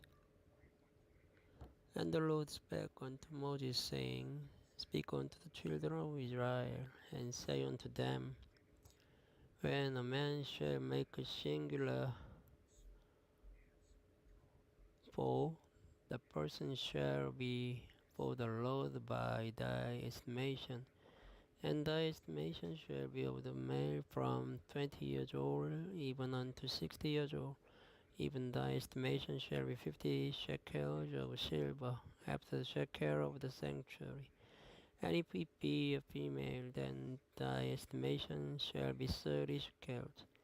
And if it be from 5 years old even unto 20 years old, then thy estimation shall be of the male 20 shekels, and for the female 10 shekels. And if it be from a month old even unto 5 years old, then thy estimation shall be of the male 5 shekels of silver, and for the female thy estimation shall be 3 shekels of silver. And if it be from 60 years old and above, if it be a male, then thy estimation shall be 15 shekels, and for the female 10 shekels. But if he be poor, then thy estimation, he shall present himself before the priest, and the priest shall value him according to his ability, that both shall the priest value him. And if it be a beast whereof man bring an offering unto the Lord, all that any man gives of such unto the Lord shall be holy. He shall not alter it, nor change it, a good for a bad, or a bad for a good. And if he shall add all change beast for beast, then the exchange thereof shall be holy. And if it be any unclean beast, of which they do not offer sacrifice unto the Lord, then he shall present the beast before the priest, and the priest shall value it, whether it be good or bad, as thou valuest it. Who art the priest, so shall it be. But if he will at all redeem it, then he shall add the fifth part thereof unto thy estimation. And when a man shall sanctify his house to be holy unto the Lord, then the priest shall estimate it, whether it be good or bad, as the priest shall estimate it, so shall it stand. And if he that sanctified it will redeem his house, then he shall add the fifth part of the money of thy estimation unto it, and it shall be his. And if a man shall sanctify unto the Lord some part of a field of his possession, then thy estimation shall be according to the seed thereof. An armor of barley seed shall be valued at 50 shekels of silver. If he sanctify his field from the year of Jubilee, according to thy estimation it shall stand.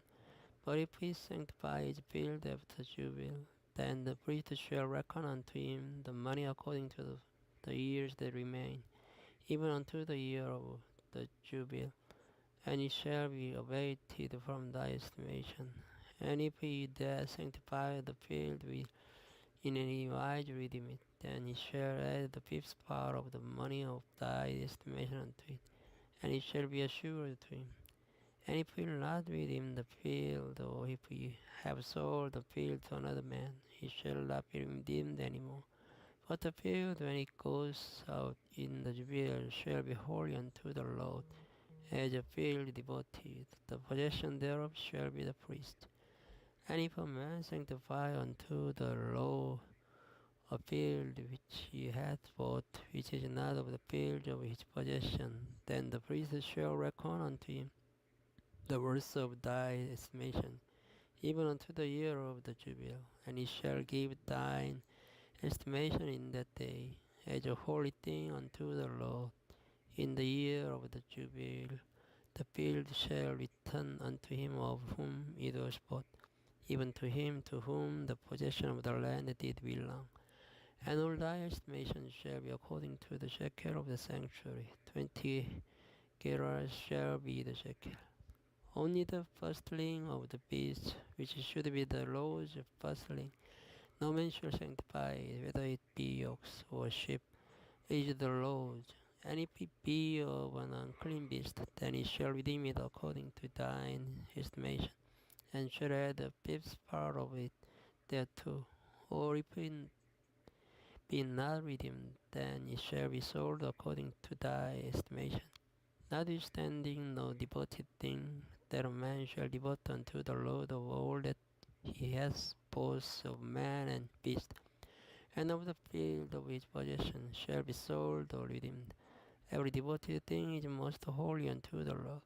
None devoted which shall be devoted of man shall be redeemed, but shall surely be put to death. And all the deeds of the land, whether of the seed of the land or of the fruit of the tree, is the Lord's. It is holy unto the Lord. And if a man with at all redeem out of his deeds, he shall add thereto the fifth part thereof. And concerning the deed of the herd or of the flock, even of whatsoever passes under the road, the tenth shall be holy unto the Lord. He shall not search whether it be good or bad, neither shall he change it. And if he change it at all, then both it and the change it thereof shall be holy. It shall not be redeemed. These are the commandments which the Lord commanded Moses for the children of Israel in Mount Sinai.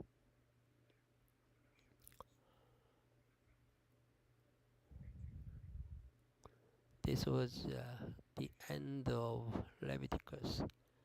Thank you for listening. Good night.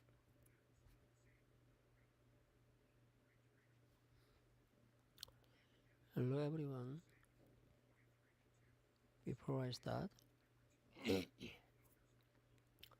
I'm sorry to say that I skipped from chapter 20 of the Genesis to chapter 19 of the Leviticus. So I am starting chapter 20 of the Genesis today. Chapter 20 of the Genesis. And Abram journeyed from thence toward the south country and dwelt between Kadesh and Shur and sojourned in Gerar. And Abram said of Sarah, his wife, she is my sister. And Abimelech, king of Gerar, sent and took Sarah. But God came to Abimelech in a dream by night and said to him, Behold, thou art but a dead man, for the woman which thou hast taken, for she is a man's wife. But Abimelech had not come near her, and he said, Lord, wilt thou slay also a righteous nation? Said he not unto me, She is my sister. And even she herself said, He is my brother. In the integrity of my heart and innocence of my hands have I done this. And God said unto him in a dream, Yea, I know that thou didst do this in the integrity of thy heart, for I also withheld thee from sinning against me. Therefore suffered I thee not to touch her. Now therefore restore thou man his wife, for he is a prophet, and he shall pray for thee, and thou shalt live. And if thou restore her not, know thou that thou shalt surely die, and thou and all that are thine. Therefore Abimelech rose early in the morning and called all his servants and told all these things in their ears, and the man was sore afraid. Then Abimelech called Abram and said unto him, What hast thou done unto us? And what have I offended thee that thou hast brought on me and on my kingdom a great sin? Thou hast done this unto me that ought not to be done. And Abimelech said unto Abram, what sawest thou that thou hast done this thing? And Abraham said, Because I thought surely in fear the fear of God is not in this place, and they will slay me for my wife's sake. And yet indeed she is my sister. She is the daughter of my father, but not the daughter of my mother, and she became my wife. And it came to pass when God caused me to wander from my father's house that I said unto her, This is the kindness which thou shalt shew unto me at every place whither we shall come, say of me, He is my brother. And Abimelech took sheep and oxen and men servants and women servants and gave them unto Abraham and restored him Sarah his wife. And Abimelech said, Behold, my land is before thee, dwell where it please thee. And unto Sarah I said, Behold, I have given my brother 1,000 pieces of silver. Behold, these two the covering of the eyes unto all that are with thee, and with all other. Thus she was reproved. So Abraham prayed unto God, and God healed Abimelech and his wife and his maidservants, and they bare children. For the Lord had first closed up all the wombs of the house of Abimelech because of Sarah, Abraham's wife. And the Lord visited Sarah as he had said, and the Lord did unto Sarah as he had spoken. For Sarah conceived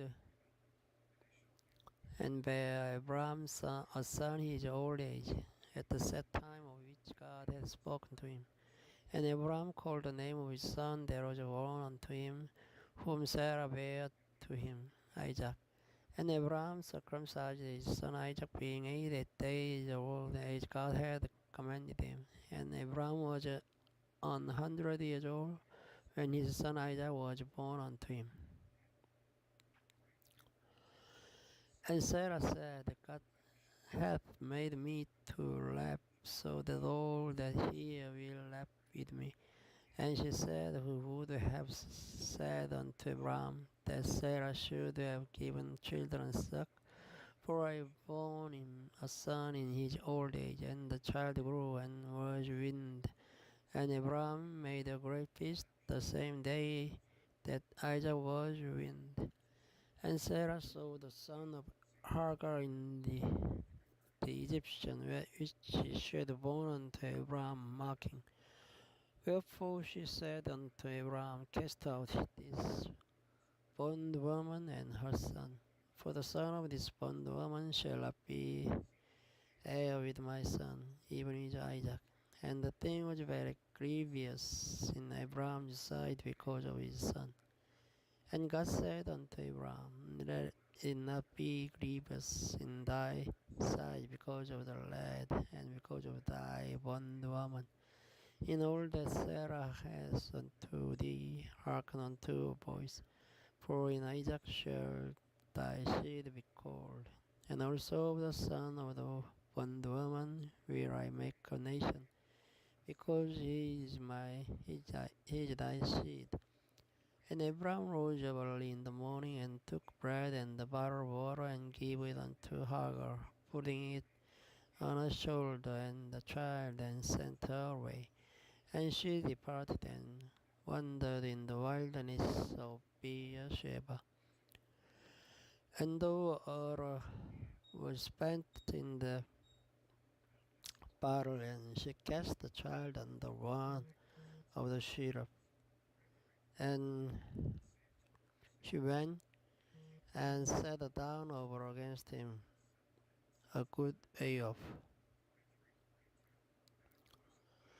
As he drew a bow shot, for she said, Let me not see the death of the child. And she sat over against him, and lifted up her voice and wept. And God heard the voice of the lad, and the anger of God called Hagar out of heaven, and said, unto her, What ails thee, Hagar? Fear not, for God hath heard the voice of the lad where he is. Arise, lift up the lad, and hold him in thine hand, for I will make him a great nation. And God opened her eyes, and she saw a well of water. And she went and filled the bottle with water, and gave the lad drink. And God was the lad, and he grew and dwelt in the wilderness, and became an archer. And he dwelt in the wilderness of Paran. And his mother took him a wife out of the land of Egypt. And it came to pass at that time that Abimelech and Pichol, the chief captain of his host, spake unto Abram, saying, God is with thee in all that thou dost. Now therefore swear unto me here by God that thou wilt not deal falsely with me, nor with my son, nor with my son's son, but according to the kindness that I have done unto thee, thou shalt do unto me, and to the land wherein thou hast sojourned. And Abram said, I'll swear. And Abram reproved Abimelech because of a well of water which Abimelech's servants said, violently taken away. And Abimelech said, I want not who has done this thing, neither didst thou tell me, neither yet heard I of it, but today. And Abram took sheep and oxen and gave them unto Abimelech, and both of them made a covenant. And Abram set even 7 ewes lambs of the flock by themselves. And Abimelech said unto Abram, What mean these 7 ewe lambs which thou hast set by themselves? And he said, For these 7 ewe lambs shalt thou take of my hand, that they may be a witness unto me that I have digged this well. Wherefore he called that place Beersheba, because they swear both of them. Thus they made the covenant at Beersheba.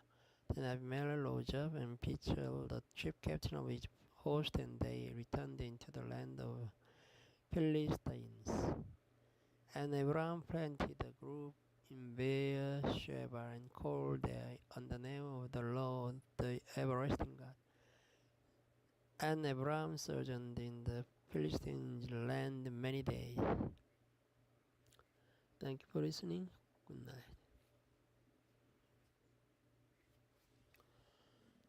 Hello everyone.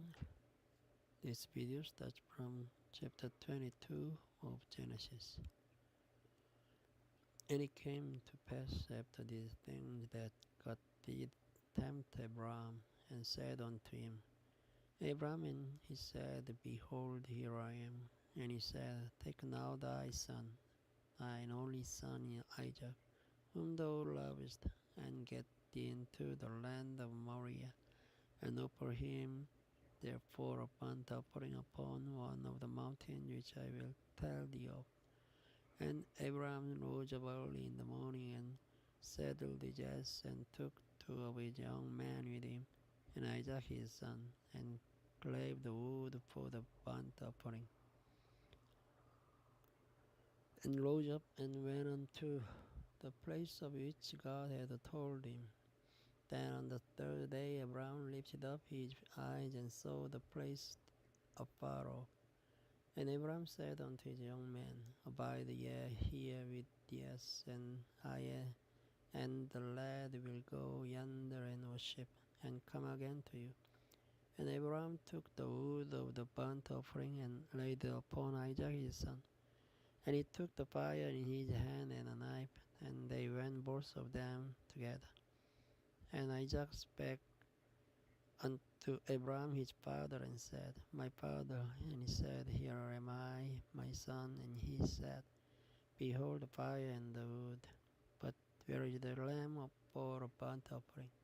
And Abraham said, My son, God will provide himself a lamb for a burnt offering. So they went both of them together. And they came to the place which God had told him of. And Abraham built an altar here, there, and laid the wood in order, and bound Isaac his son, and laid him on the altar upon the wood. And Abraham stretched forth his hand, and took the knife to slay his son.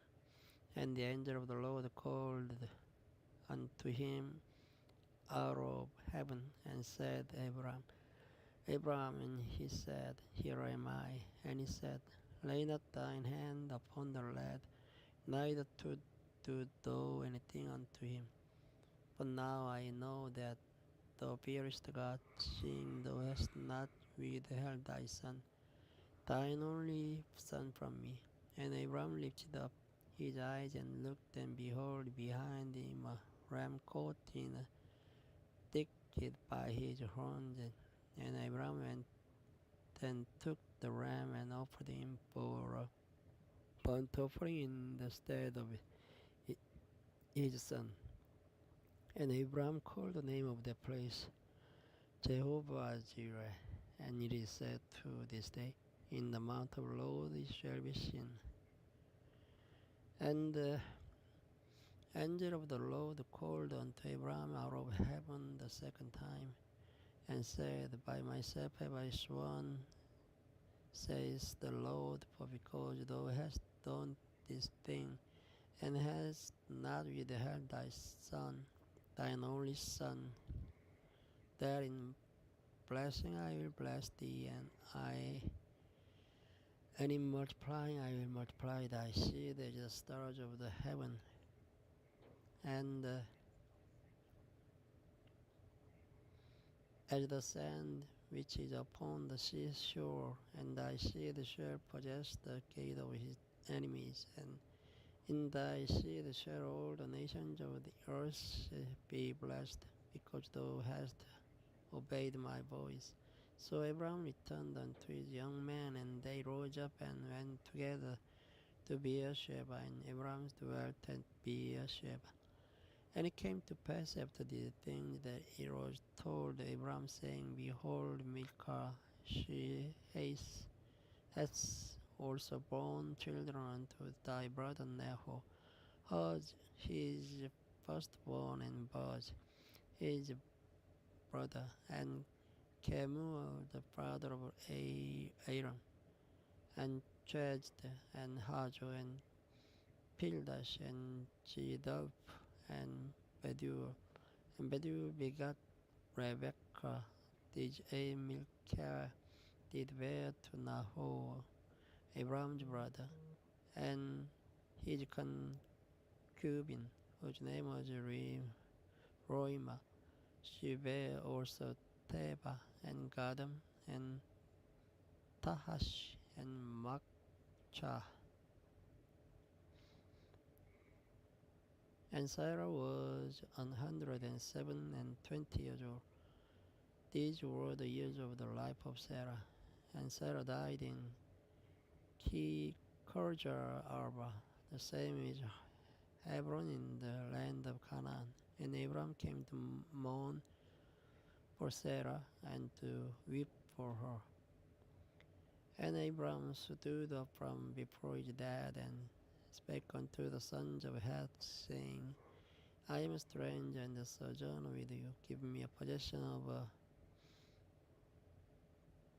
burying place with you, that I may bury my dead out of my sight. And the children of Heth answered Abram, saying unto him, Hear us, my Lord, thou art a mighty prince among us, and the choice of us sepulchres bury thy dead. None of us shall withhold from thee his sepulchre, but that thou mayst bury thy dead. And Abraham stood up and bowed himself to the people of the land, even to the children of Heth, and communed with them, saying, If it be your mind that I should bury my dead out of my sight, hear me, and entreat for me to Ephron the son of Joah, that he may give me the cave of Machpelah, which he has, which is in the end of his field. For as much money as it is worth, he shall give it me for a possession of bearing place amongst you.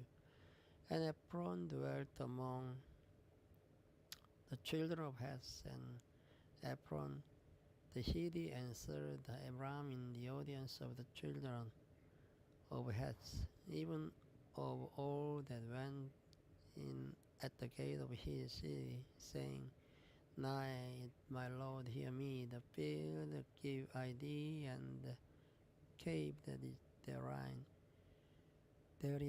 I give it thee, in the presence of the sons of my people give I thee, burn thy dead.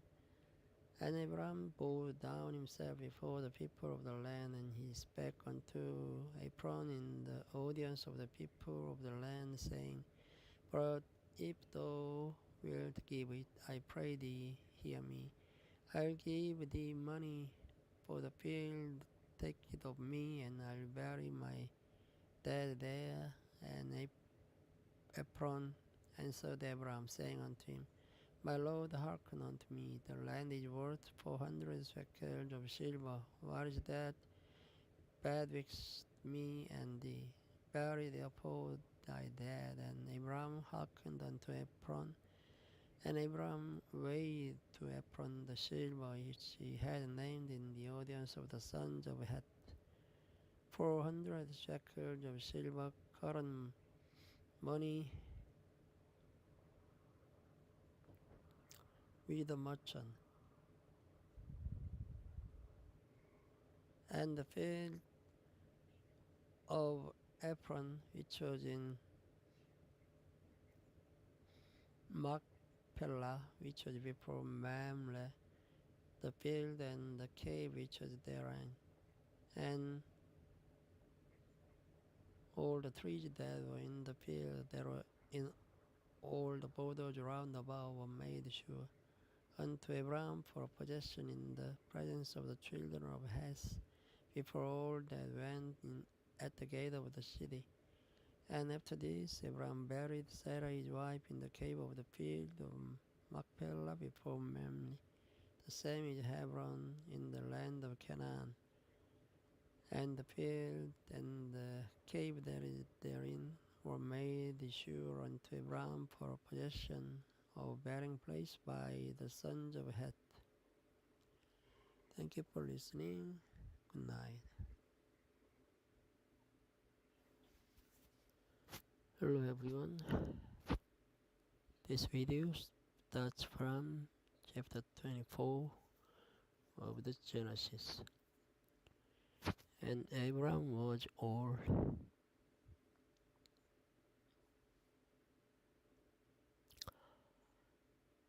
and well stricken in age, and the Lord had blessed Abram in all things.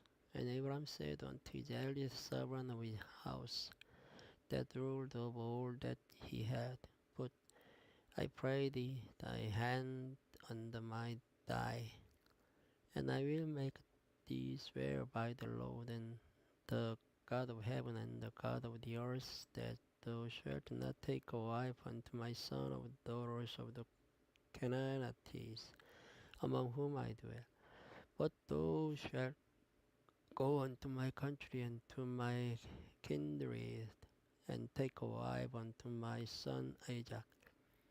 And the servant said unto him, Peradventure the woman will not be willing to follow me unto this land. Must I need bring thy son against unto the land from whence thou camest? And Abraham said unto him, Beware thou that thou bring not my son thither again. The Lord God of heaven, which took me from my father's house and from the land of my kindred, and which spake unto me, and that sware unto me, saying, Unto thy seed will I give this land. He shall send his angel before thee, and thou shalt take a wife unto my son from thence. And if the woman will not be willing to follow thee, then thou shalt be clear from this my oath. Only bring not my son thither again. And the servant put his hand under the thigh of Abraham his master and sware to him concerning the matter. And the servant took 10 camels of the camels of his master and departed, for all the goods of his master were in his hand.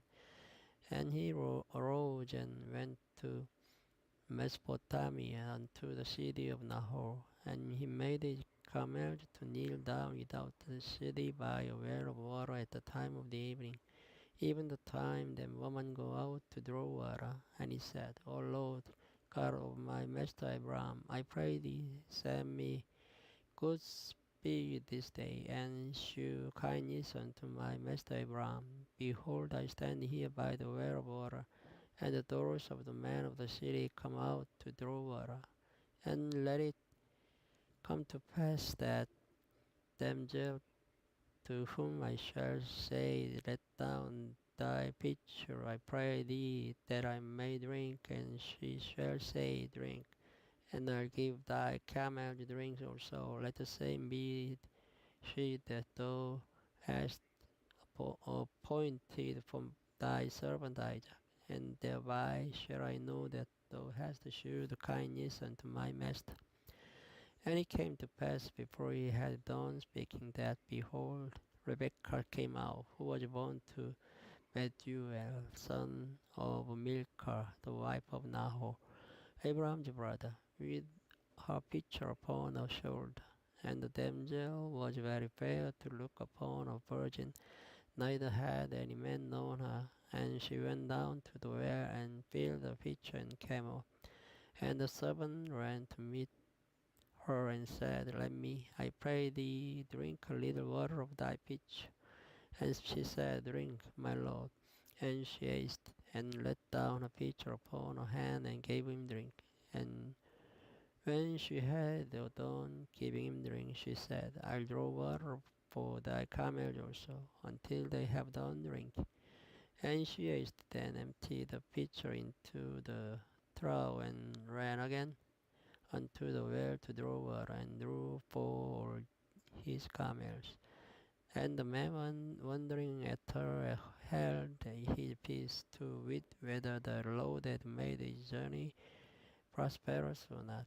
And it came to pass, as the camels had done drinking, that the man took a golden earring of a half a shekel weight, and 2 bracelets for her hand of 10 shekels weight of gold, and said, Whose daughter art thou?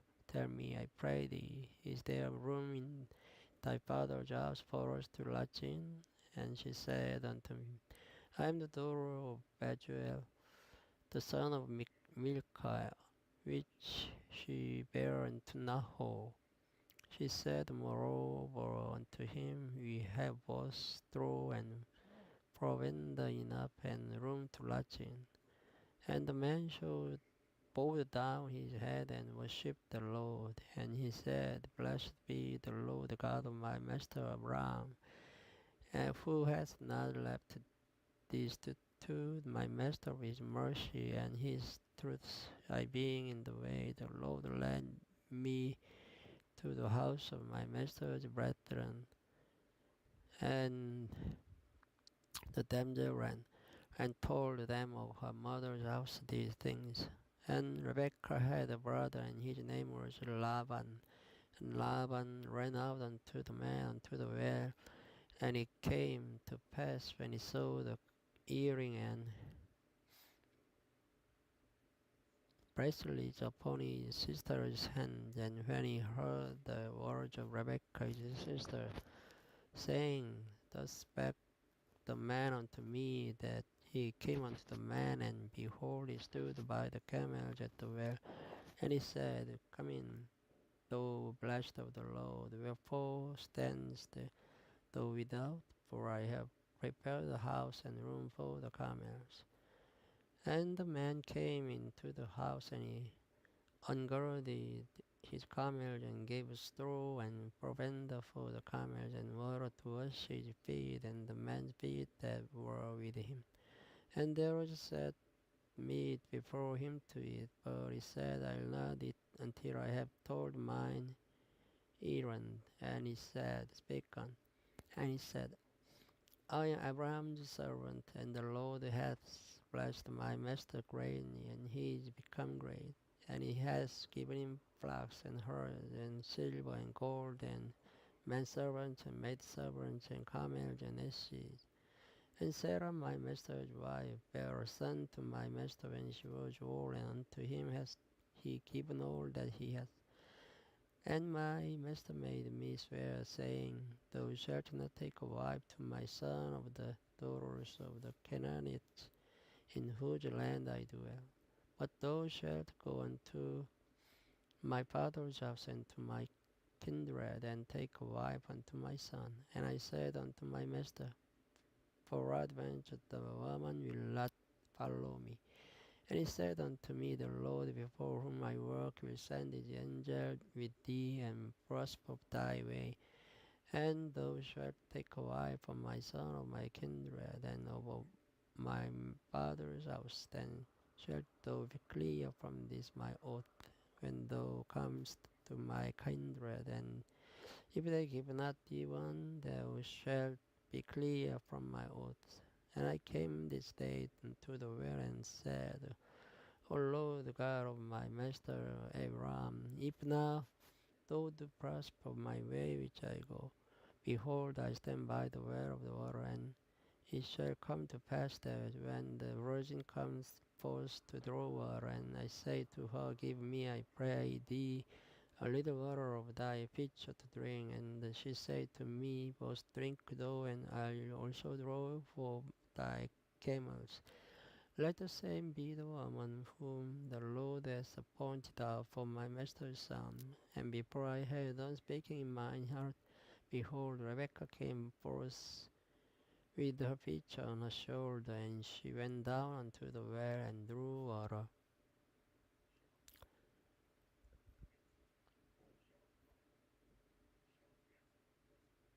And I said unto her, Let me drink, I pray thee. And she made haste, and let down a pitcher from her shoulder, and said, Drink, and I will give thy camel drink also. So I drank, and she made the camel drink also. And I asked her, and said, Whose daughter art thou? And she said, The daughter of Bethuel, Nahor's son, whom Milcah bare unto him.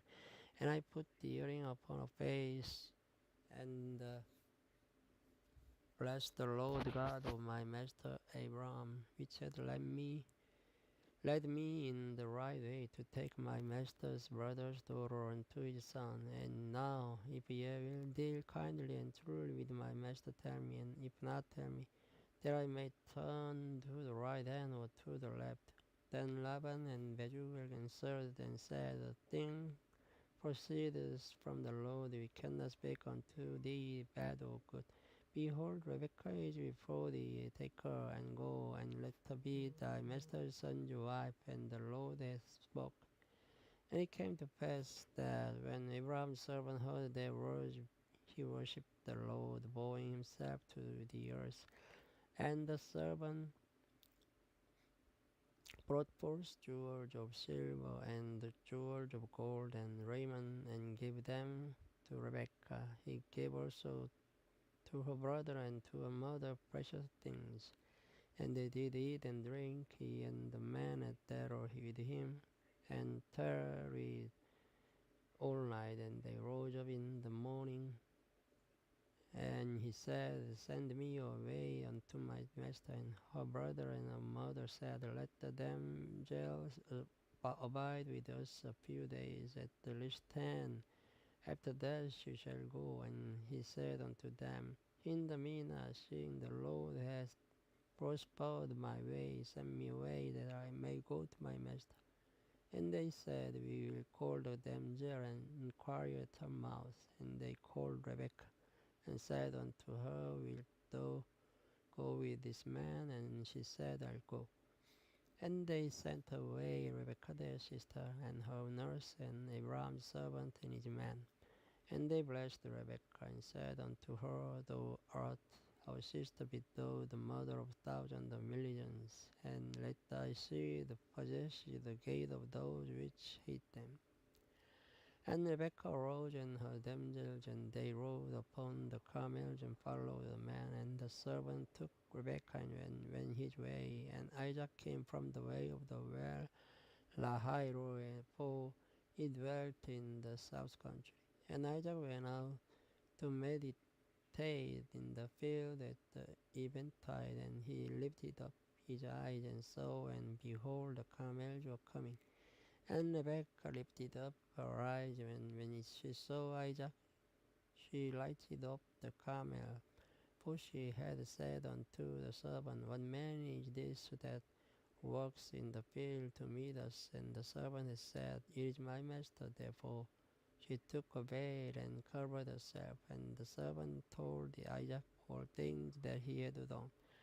And Isaac brought her into his mother Sarah's tent, and took Rebekah, and she became his wife, and he loved her. And Isaac was comforted after his mother's death. Thank you for listening. Good night.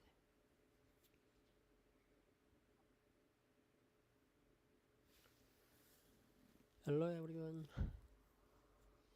Today I'll start from chapter 26 of the Genesis. And there was a famine in the land beside the first famine there was in the days of Abraham. And Isaac went unto Abimelech, king of the Philistines, unto Gerar.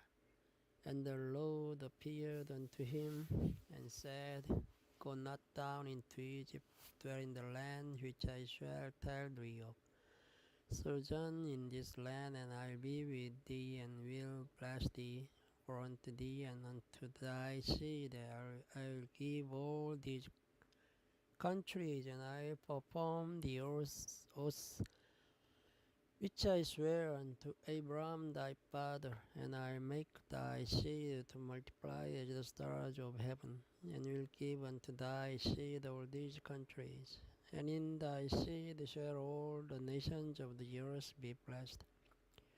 Because that Abraham obeyed my voice, and kept my charge and my commandments, my statutes and my laws. And Isaac dwelt in Gerar. And the man of the place asked him of his wife, and he said, She is my sister. For he feared to say, She is my wife, lest, said he, the man of the place should kill me for Rebekah, because she was fair to look upon. And it came to pass, when he had been there for a long time, that Abimelech, king of the Philistines, looked out at a window and saw, and behold, Isaac was sporting with Rebekah his wife. And Abimelech called Isaac and said, Behold, overshoot she is thy wife, and how saidst thou, She is my sister? And Isaac said unto him, Because I said, Lest I die for her. And Abimelech said, Why is this thou hast done unto us? One of the people might lightly have lion with thy wife, and thou shouldst have brought guiltiness upon us. And Abimelech charged all his people, saying, He that touches this man or his wife shall surely be put to death. Then Isaac sowed in that land, and received in the same year 100fold, and the Lord blessed him. And the man waxed great, and went forward, and grew until he became very great. For he had possession of flocks, and possession of herds, and great store of servants, and the Philistines envied him. For the wells which his father's servants had digged in the days of Abraham his father, the Philistines had stopped them, and filled them with the earth. And Abimelech said unto Isaac, Go from us, for thou art much mightier than we. And Isaac departed thence, and pitched his tent in the valley of Gerar, and dwelt there. And Isaac digged again the wells of water which they had digged in the days of Abraham his father, for the Philistines had stopped them after the death of Abraham, and he called their names after the names by which his father had called them. And Isaac's servants digged in the valley and found there a well of springing water, and the herdman of Gerar did strive with Isaac's herdman, saying, the water is ours. And he called the name of the well Esek, because they strove with him. And they digged another well and strove for that also, and he called the name of it Shitna. And he removed from thence and digged another well, and for that they strove not. And he called the name of it Rehoboth. And he said, for now the Lord has made room for us, and we shall be fruitful in the land. And he went up from thence to Beersheba. And the Lord appeared unto him the same night, and said, I am the God of Abraham thy father. Fear not, for I am with thee, and will bless thee, and multiply the seed for my servant Abraham's sake. And he built an altar there, and called upon the name of the Lord, and pitched his tent there. And the Isaac's servants digged the well. Then Abimelech went to him from Gerar, and Ahuzat, one of his friends, and picture of the chief captain of his army. And Isaac said unto them, wherefore come ye to me, seeing ye hate me, and have sent me away from you? And they said, we saw certainly that the Lord was with thee. And you said, that there be now an oath betwixt us and thee, and let us make a covenant with thee, that thou wilt do us no hurt, and we have not touched thee, and we have done unto thee nothing but good, and have sent thee away in peace. Thou art now be the blessed of the Lord. And he made them a feast, and they did eat and drink, and they rose up betimes in the morning, and swore one to another. And Isaac sent them away, and they departed from him in peace. And it came to pass the same day that Isaac's servants came and told him concerning the well which they had digged, and said unto him, we have found water. And he called it Shebat. Therefore the name of the city is Beersheba unto this day. And Esau was 40 years old when he took to wife Judith the daughter of Beri the Hittite, and Bashmash the daughter of Elon the Hittite, which were a grief of mind unto Isaac and to Rebekah. Chapter 27. And it came to pass that when Isaac was old, and his eyes were dim, so that he could not see, he called Esau his eldest son, and said unto him, my son. And he said unto him, behold, here am I. And he said, behold, now I am old, I know not the day of my death. Now therefore take, I pray thee, thy weapon, thy quiver, and thy bow, and go out to the field, and take me some venison, and make me savory meat, such as I love, and bring it to me, that I may eat, that my soul may bless thee before I die. And Rebekah heard when Isaac spake to Esau his son. And so Esau went to the field to hunt for venison, and to bring it. And Rebekah spake unto Jacob her son, saying, behold, I heard thy father speak unto Esau thy brother, saying, bring me venison, and make me savory meat, that I may eat, and bless thee before the Lord before my death. Now therefore, my son, obey my voice according to that which I commanded thee. Go now to the flock, and fetch me from thence two good kids of the goats, and I will make them savory meat for thy father, such as he loves. And thou shalt bring it to thy father, and that he may eat, and that he may bless thee before his death. And Jacob said to Rebekah his mother, Behold, Esau my brother is a hairy man, and I am a smooth man. My father peradventure will fail me, and I shall seem to him as a deceiver, and I shall bring a curse upon me, and not a blessing. And his mother said unto him, Upon me be thy curse, my son, and obey my voice, and go fetch me them. And he went and fetched and brought them to his mother. And his mother made a savory meat, such as his father loved.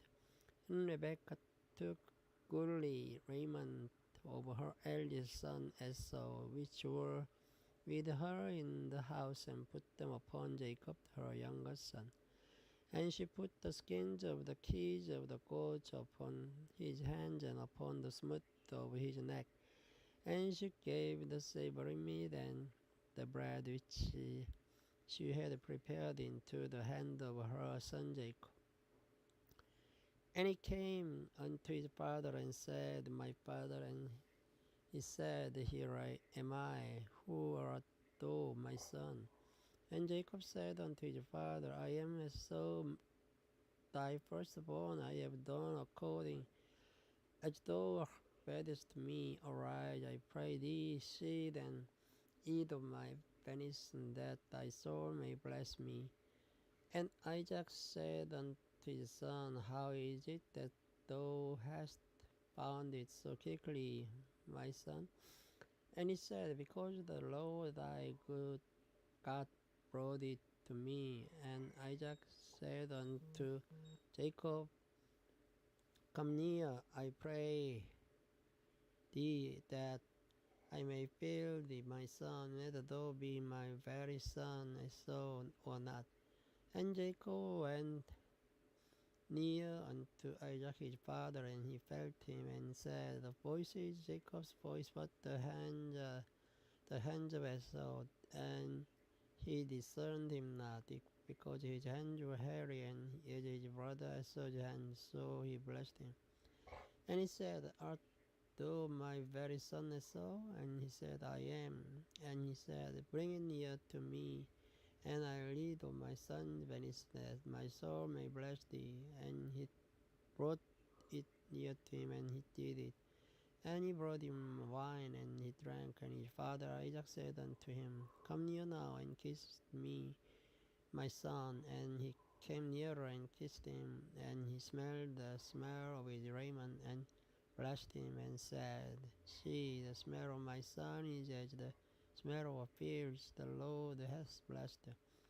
Therefore God give thee of the dew of heaven, and the fatness of the earth, and plenty of corn and wine. Let people serve thee, the nations bow down to thee. Be Lord over thee, thy brethren, and let thy mother's sons bow down to thee. Cursed be everyone that curses thee, and blessed be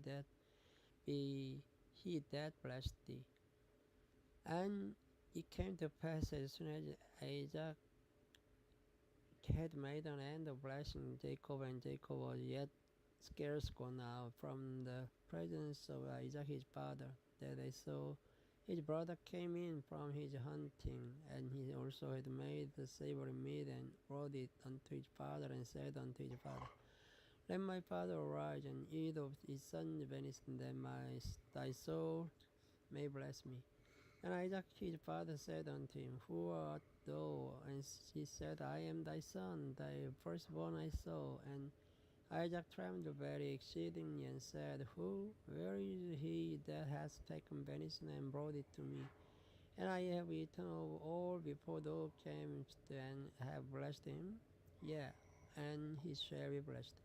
And when Esau heard the words of his father, he cried with a great and exceeding bitter cry, and said unto his father, Bless me, even me also, O my father.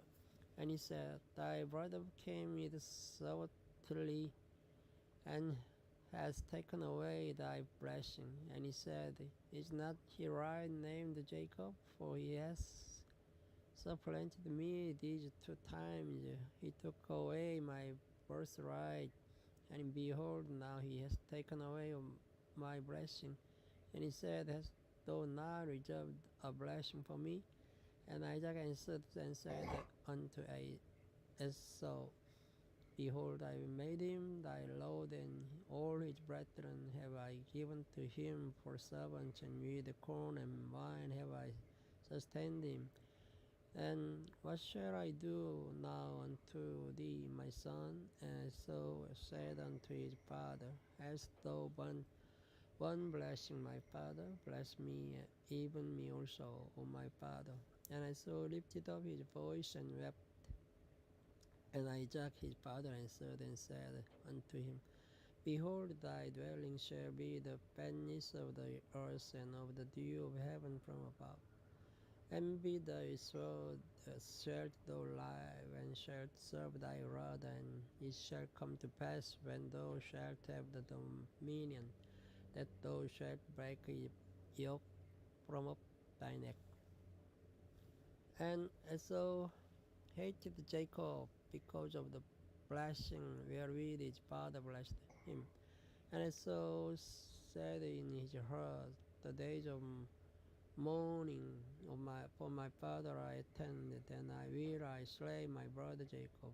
And these words of Esau's elder son were told to Rebekah, and she sent and called Jacob her younger son, and said unto him, Behold, thy brother Esau is touching thee, thus comfort himself, purposing to kill thee. Now therefore, my son, obey my voice, and arise, flee thou to Laban my brother to Haran, and tarry with him a few days until thy brother's fury turn away, until thy brother's anger turn away from thee, and he forget that which thou hast done unto him.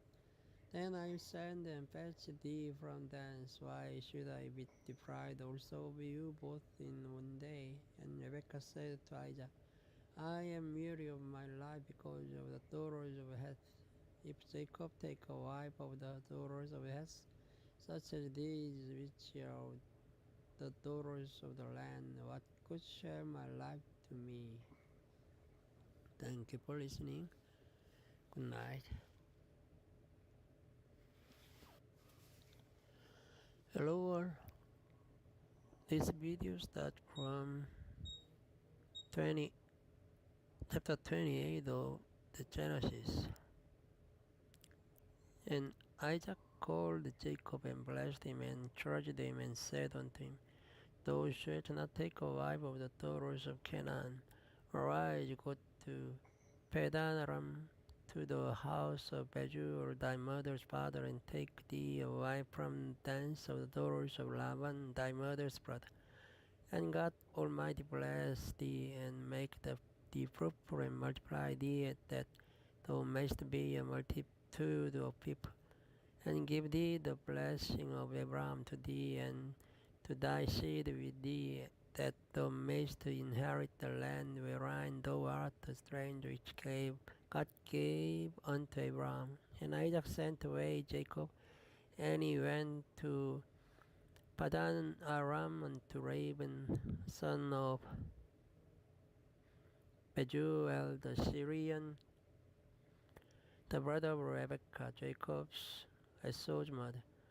When Esau saw the Isaac had blessed Jacob and sent him away to Padan Aram to take him a wife from thence, and that as he blessed him, he gave him a charge, saying, Thou shalt not take a wife of the daughters of Canaan.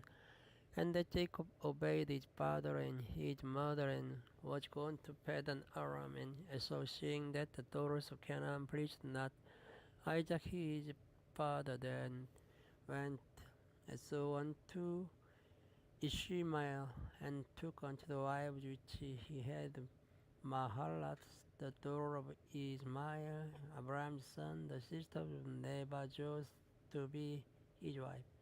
And Jacob went out from Beersheba and went toward Haran. And he lighted upon a certain place and tarried there all night, because the sun was set. And he took of the stones of that place and put them for his pillows, and lay down in that place to sleep. And he dreamed, and behold, the ladder set up on the earth, and the top of it reached to heaven. And behold, the angel of God ascending and descending on it. And behold, the Lord stood above it, and said, I am the Lord God of Abraham thy father, and the God of Isaac. The land whereon thou liest to thee will I give it unto thy seed.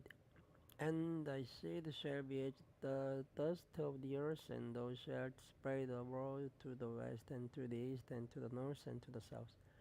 And in thee and in thy seed shall all the families of the earth be blessed. And behold, I am with thee, and will keep thee in all places whither thou goest, and will bring thee again into this land, for I will not leave thee until I have done that which I have spoken to thee of. And Jacob awaked out of his sleep, and he said, Surely the Lord is in this place, and I knew it not. And he was afraid and said, How dreadful is this place! This is none other but the house of God, and this is the gate of heaven. And Jacob arose up early in the morning and took the stone that he had put for his pillows, and set it up for a pillar, and poured the oil upon the top of it. And he called the name of that place Bethel. But the name of that city was called Luz at the first. And Jacob vowed a vow, and saying, If God will be with me, and will keep me in this way that I go, and will give me bread to eat and raiment to put on, so that I come again to my father's house in peace, then shall the Lord be my God. And the stone which I have set for a pillar shall be God's house, and of all that thou shalt give me, I'll surely give the tenth unto thee. Chapter 29. Then Jacob went on his journey and came into the land of the people of the east. And he looked, and behold, a well in the field, and lo, there were 3 flocks of sheep lying by it. For out of that well they watered the flocks, and the great stone was upon the well's mouth. And thither were all the flocks gathered, and they rolled the stone from the well's mouth, and watered the sheep, and put the stone again upon the well's mouth in his place. And Jacob said unto them, My brethren, whence be ye? And they said, Of Haran are we. And he said unto them, Know ye Laban the son of Nahor? And they said, We know him. And he said unto them, Is he well? And they said, He is well. And behold, Rachel his daughter comes with the sheep. And he said, Lo, it is yet high day, neither is it time that the cattle should be gathered together. Water ye the sheep, and go and feed them. And they said, We cannot, until the flocks be gathered together, until they roll the stone from the well's mouth. Then we water the sheep. And while he yet spake with them, Rachel came with her father's sheep, for she kept them. And it came to pass, when Jacob saw Rachel the daughter of Laban, his mother's brother, and the sheep of Laban his mother's brother, that Jacob went near, and rolled the stone from the well's mouth, and watered the flock of Laban his mother's brother. And Jacob kissed Rachel, and lifted up his voice and wept. And Jacob told Rachel that he was her father's brother, and that he was Rebekah's son. And she ran and told her father. And it came to pass, when Laban heard the tidings of Jacob, his sister's son, that he ran to meet him, and embraced him, and kissed him, and brought him to his house. And he told Laban all these things. And Laban said to him, Surely thou art my bone and my flesh. And he abode with him the space space of months. And Laban said unto Jacob, Because thou art my brother, shouldest thou therefore serve me for naught? Tell me, what shall the wages be? And Laban had two daughters. The name of the elder was Leah, and the name of the younger was Rachel. Leah died, but Rachel was beautiful and well favored. And Jacob loved Rachel and said, I will serve thee 7 years for Rachel thy younger daughter. And Laban said, It is better that I give her to thee than that I should give her to another man. Abide with me. And Jacob served 7 years for Rachel, and they seemed unto him but a few days for the love yet to her. And Jacob said unto Laban, Give me my wife, for my days are fulfilled, that I may go in unto her. And Laban gathered together all the men of the place, and made a feast. And it came to pass in the evening that he took Leah his daughter, and brought her to him, and he went into her. And Laban gave unto his daughter Leah Zilpah his maid for an handmaid. And it came to pass that in the morning, behold, he was Leah. And he said to Laban, What is this thou hast done unto me? Did not I serve thee for Rachel? Wherefore then hast thou beguiled me? And Laban said, It must not be so done in our country, to give the younger before the firstborn. Fulfill a week, and we will give thee this also for the service which you shalt serve with me yet 7 other years. And Jacob did so, and fulfilled the week. And he gave him Rachel his daughter to wife also. And Laban gave to Rachel his daughter Bilhah his handmaid to be her maid. And he went in also unto Rachel, and he loved also Rachel more than Leah, and served with him yet 7 other years. And when the Lord saw that Leah was hated, he opened her womb, but Rachel was barren. And Leah conceived and bare a son. She called his name Reuben, for she said, Surely the Lord hath looked upon my affliction. Now therefore my husband will love me. And she conceived again and bare a son, and said, Because the Lord hath heard that I was hated, he hath therefore given me this son also. And she called his name Simeon.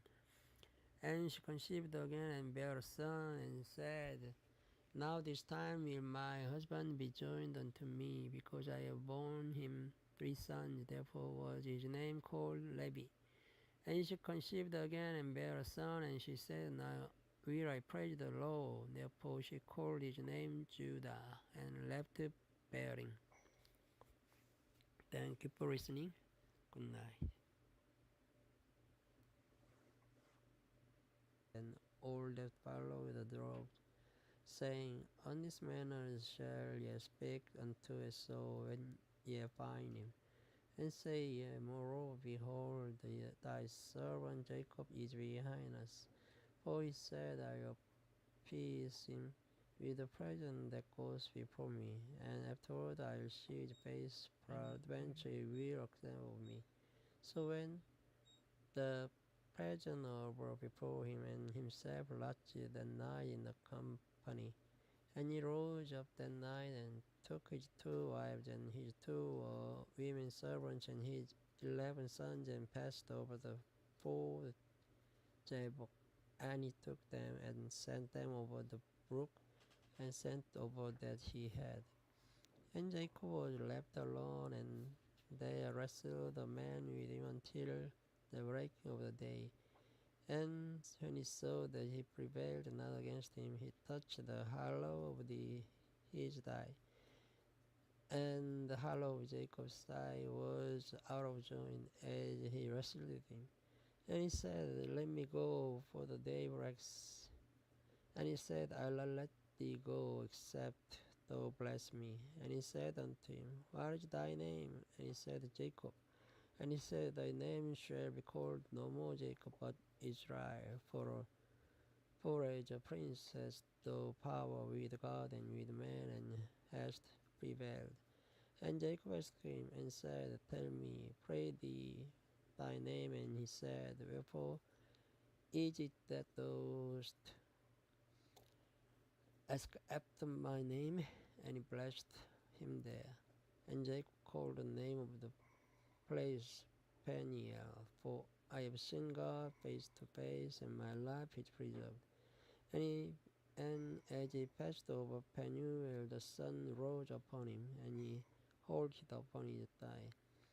Therefore the children of Israel eat not of the sinew which is rank, which is upon the hollow of the thigh, unto this day, because he touched the hollow of Jacob's thigh and the sinew that shrank. Chapter 33. And Jacob lifted up his eyes and looked, and behold, Esau came, and with him 400 men. And he divided the children unto Leah, and unto Rachel, and unto the two handmaids.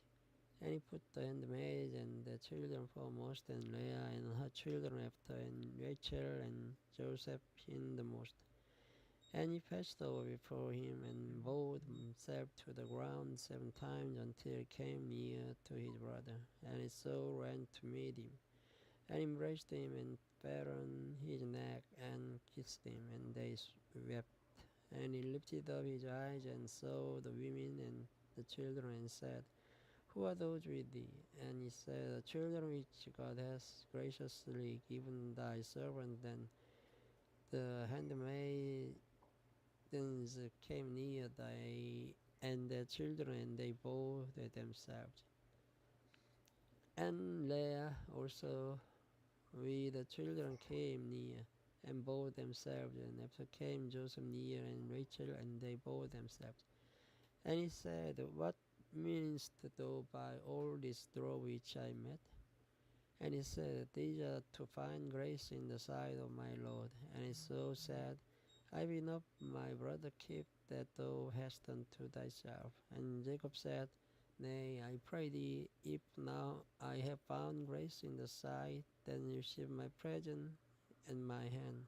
For therefore I have seen thy face, as though I had seen the face of God, and thou wast pleased with me.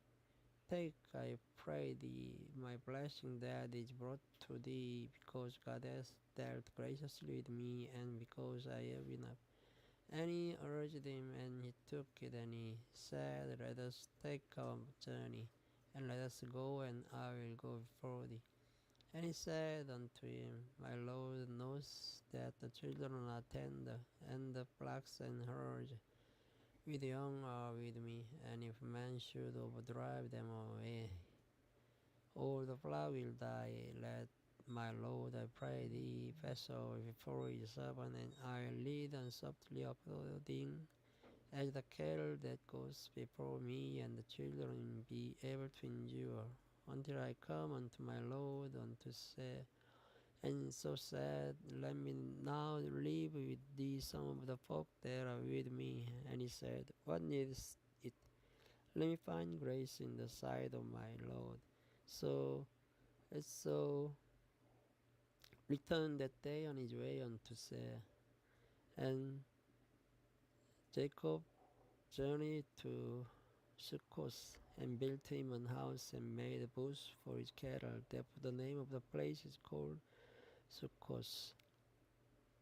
And Jacob came to Shalem, the city of Shechem, which is in the land of Canaan, when he came from Padan Aram, and pitched his tent before the city. And he brought a parcel of a field where it had spread his tent at the hand of the children of Hamor, Shechem's father, 400 pieces of money. And he erected there an altar, and called it El Elohe Israel. Thank you for listening. Good night. Hello world. This video starts from chapter 34 of the Genesis. And Dinah, the daughter of Leah, which she bare unto Jacob, went out to see the daughters of the land. And when Shechem, the son of Hamor the Hivite, prince of the country, saw her, he took her and lay with her and defiled her. And his soul cried unto Dinah, the daughter of Jacob, and he loved the damsel, and spake kindly unto the damsel. And Shechem spake unto his father Hamor, saying, Give me this damsel to wife. And Jacob heard that he had defiled Dinah his daughter. Now his sons were with his cattle in the field, and Jacob held his peace until they were come. And Hamor the father of Shechem went out unto Jacob to communicate with him. And the sons of Jacob came out of the field, and they heard it. And the men were grieved, and they were very wroth, because he had wrought for in Israel in lying with Jacob's daughter, which thing ought not to be done. And Hamor communed with them, saying, The soul of my son Shechem longs for your daughter. I pray you give him to wife,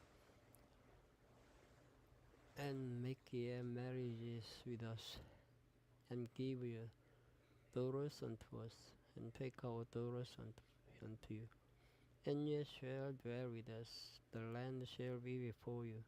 Dwell and trade ye therein, and get new possessions therein.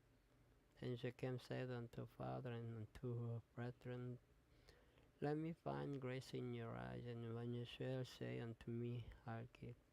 Ask me never so much dowry and gift, and I'll give according as ye shall say unto me. But give me the damsel to wife. And the sons of Jacob answered Shechem and Hamor his father deceitfully, and said,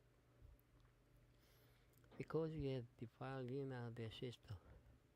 And they said unto them, We cannot do this thing, to give our sister to one that is uncircumcised, for that were a reproach unto us. But in this will we consent unto you, if ye will be as we be, that every male of you be circumcised. Then will we give our daughters unto you, and we will take your daughters to us, and we will dwell with you, and we will become one people. But if ye will not hearken unto us to be circumcised, then will we take our daughter, and you will be gone. And their words pleased the Hamor, and Shechem Hamor's son. And the young man deferred not to do the thing, because he had delight in Jacob's daughter, and he was more honorable than all the house of his father. And Hamor and Shechem his son came unto the gate of their city, and communed with the men of their city, saying, These men are peaceable with us, therefore let them dwell in the land, and trade therein. For the land, behold, is large enough for them. Let us take their daughters to us for wives, and let us give them our daughters. Only herein will the man consent unto us for to dwell with us, to be one people. If every male among us be circumcised, as they are circumcised, shall not their cattle and their substance and every beast of theirs be ours? Only let us consent unto them, and they will dwell with us. And unto Hamor and unto Shechem his son hearken all that went out of the gate of his city, and every male was circumcised or that went out of the gate of his city. And it came to pass on the 12th day, when they were saw that two of the sons of Jacob, Shimon and Levi, Dinah's brethren, took each man his sword and came upon the city boldly and slew all the males. And they slew Hamor and Shechem his son with the edge of the sword, and took Dinah out of Shechem's house and went out. The sons of Jacob came upon the slain and spoiled the city, because they had defiled while their sister. They took their sheep and their oxen and their ashes and that which was in the city and the which was in the field, and all their wealth and all their little ones and their wives took they captive and spoiled even all that was in the house. And Jacob said to Simon and Levi, Ye have troubled me to make me to stink among the inhabitants of the land, among the Canaanites and the Perizzites, and I being few in number, they shall gather themselves together against me and slay me, and I shall be destroyed, I and my house. And they said, Should he deal with our sisters with an harlot? Chapter 35. And God said unto Jacob, Arise, go up to Bethel, and dwell there, and make there an altar unto God, that appeared unto thee when thou fieldest from the face of Esau thy brother. Then Jacob said unto his household, and to all that were with him, Put away the strange gods that are among you, and be clean, and change your garments, and let us arise and go up to Bethel, and I'll make there an altar unto God, who answered me in the day of my distress, and was with me in the way which I went. And they gave unto Jacob all the strange gods which he wore in their hand, and all their earrings which were in their ears, and Jacob hid them under the oak which was by Shechem. And they journeyed, and the terror of God was upon the cities that were round about them, and they did not pursue after the sons of Jacob. So Jacob came to Luz, which is in the land of Canaan. There is Bethel, he and all the people that were with him. And he built there an altar and called the place El Bethel, because there God appeared unto him, and he fled from the face of his brother. But Deborah, Rebekah's nurse, died, and she was buried beneath Bethel under an oak, and the name of it was called Elonbakus. And God appeared unto Jacob again when he came out of Padan Aram, and blessed him. And God said unto him, Thy name is Jacob, thy name shall not be called any more Jacob, but Israel shall be thy name. And he called his name Israel. And God said unto him, I am God Almighty, be fruitful and multiply. A nation and a company of nations shall be of thee, and kings shall come out of thee thy loins. And the land which I gave Abraham and Isaac, to thee I'll give it, and to thy seed after thee will I give the land. And God went up from him in the place where he talked with him. And Jacob set up a pillar in the place where he talked with him, even a pillar of stone. And he poured the drink offering thereon, and he poured the oil thereon. And Jacob called the name of the place where God spake with him Bethel. And they journeyed from Bethel, and there was but a little way to come to Ephrath. And Rachel travailed, and she had hard labor. And it came to pass, when she was in hard labor, that midwife said unto her, Fear not, thou shalt have this son also. And it came to pass, as her soul was in departing, for she died, that she called his name Ben-Oni. But his father called him Benjamin. And Rachel died, and was buried in the way to Ephrath, which is Bethlehem. And Jacob set a pillar upon a grave that is the pillar of Rachel's grave unto this day. And Israel journeyed and spread his tent beyond the tower of Edda. And it came to pass, when Israel dwelt in the land, that Reuben went and lay with Bilhah his father's concubine, And Israel heard it. Now the sons of Jacob were 12, the sons of Leah, Reuben, Jacob's firstborn, and Simeon, and Levi, and Judah, and Issachar, and Zebulun, the sons of Rachel, Joseph, handmaid, Dan, and Naphtali, and the sons of Zilpah, Leah's handmaid, Gad, and Esper. These are the sons of Jacob, which were born to him in Padan Aram.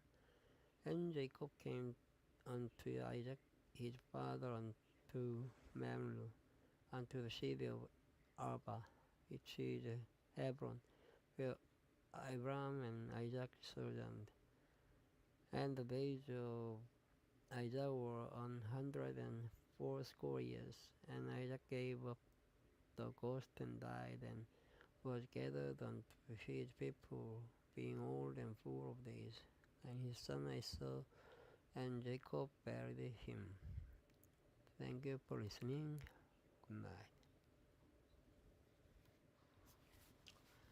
Hello world.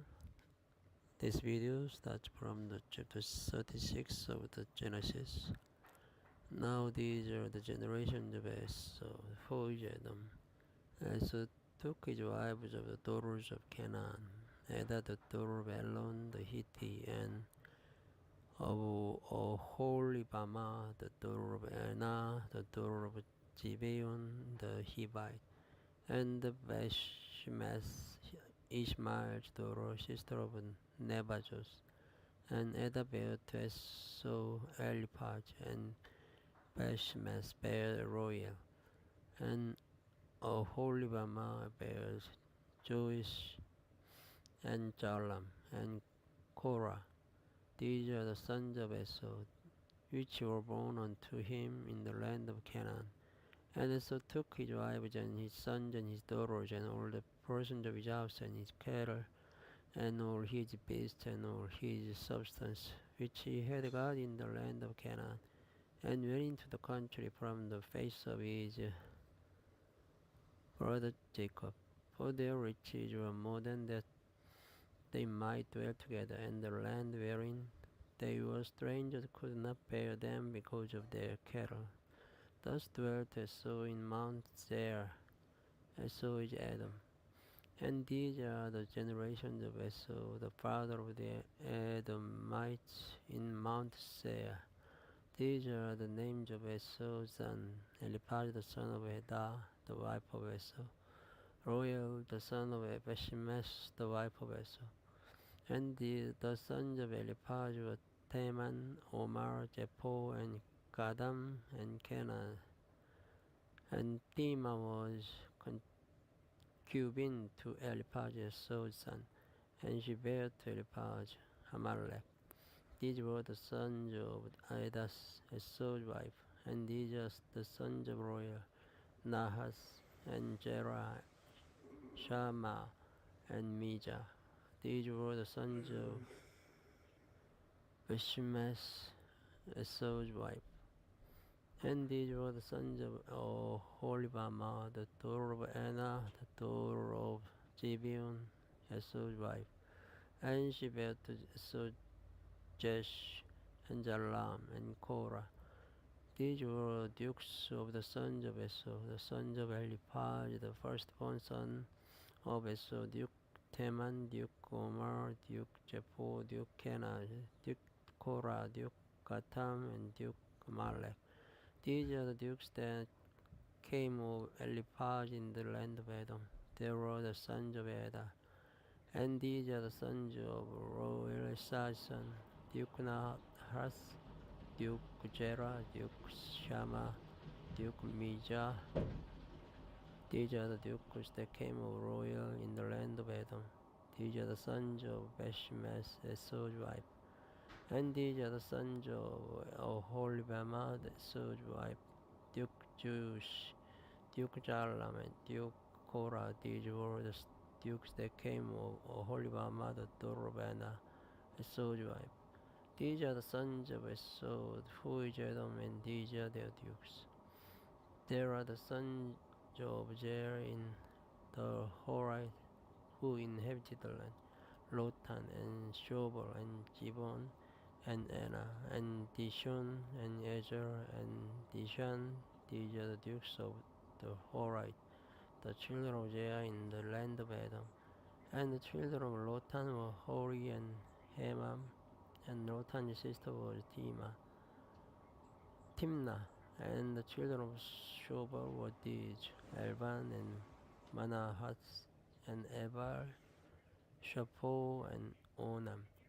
And these are the children of Gibeon, Osaja and Anna. This was that Anna that found the mules in the wilderness as he fed the asses of Gibeon in his father. And the children of Anna were these, Dishon and Oholibamah, the daughter of Anna. And these are the children of Dishon, Hemdan and Eshban and Idran and Cheran.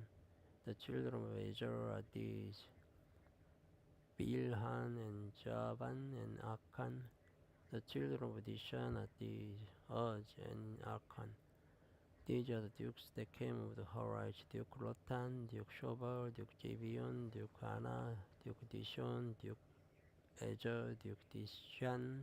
These are the dukes that came of Hori among their dukes in the land of Jair.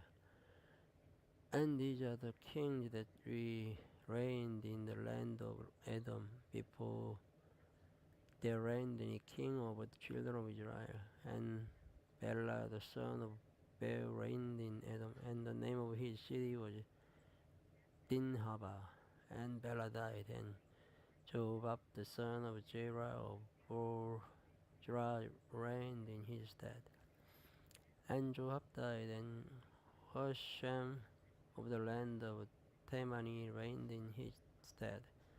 And Hushman died, and Hadad the son of Bedad, who smote Midian in the field of Moab, reigned in his stead. And the name of his city was Ebitz. And Hadad died, and Samlar of Mesrekah reigned in his stead.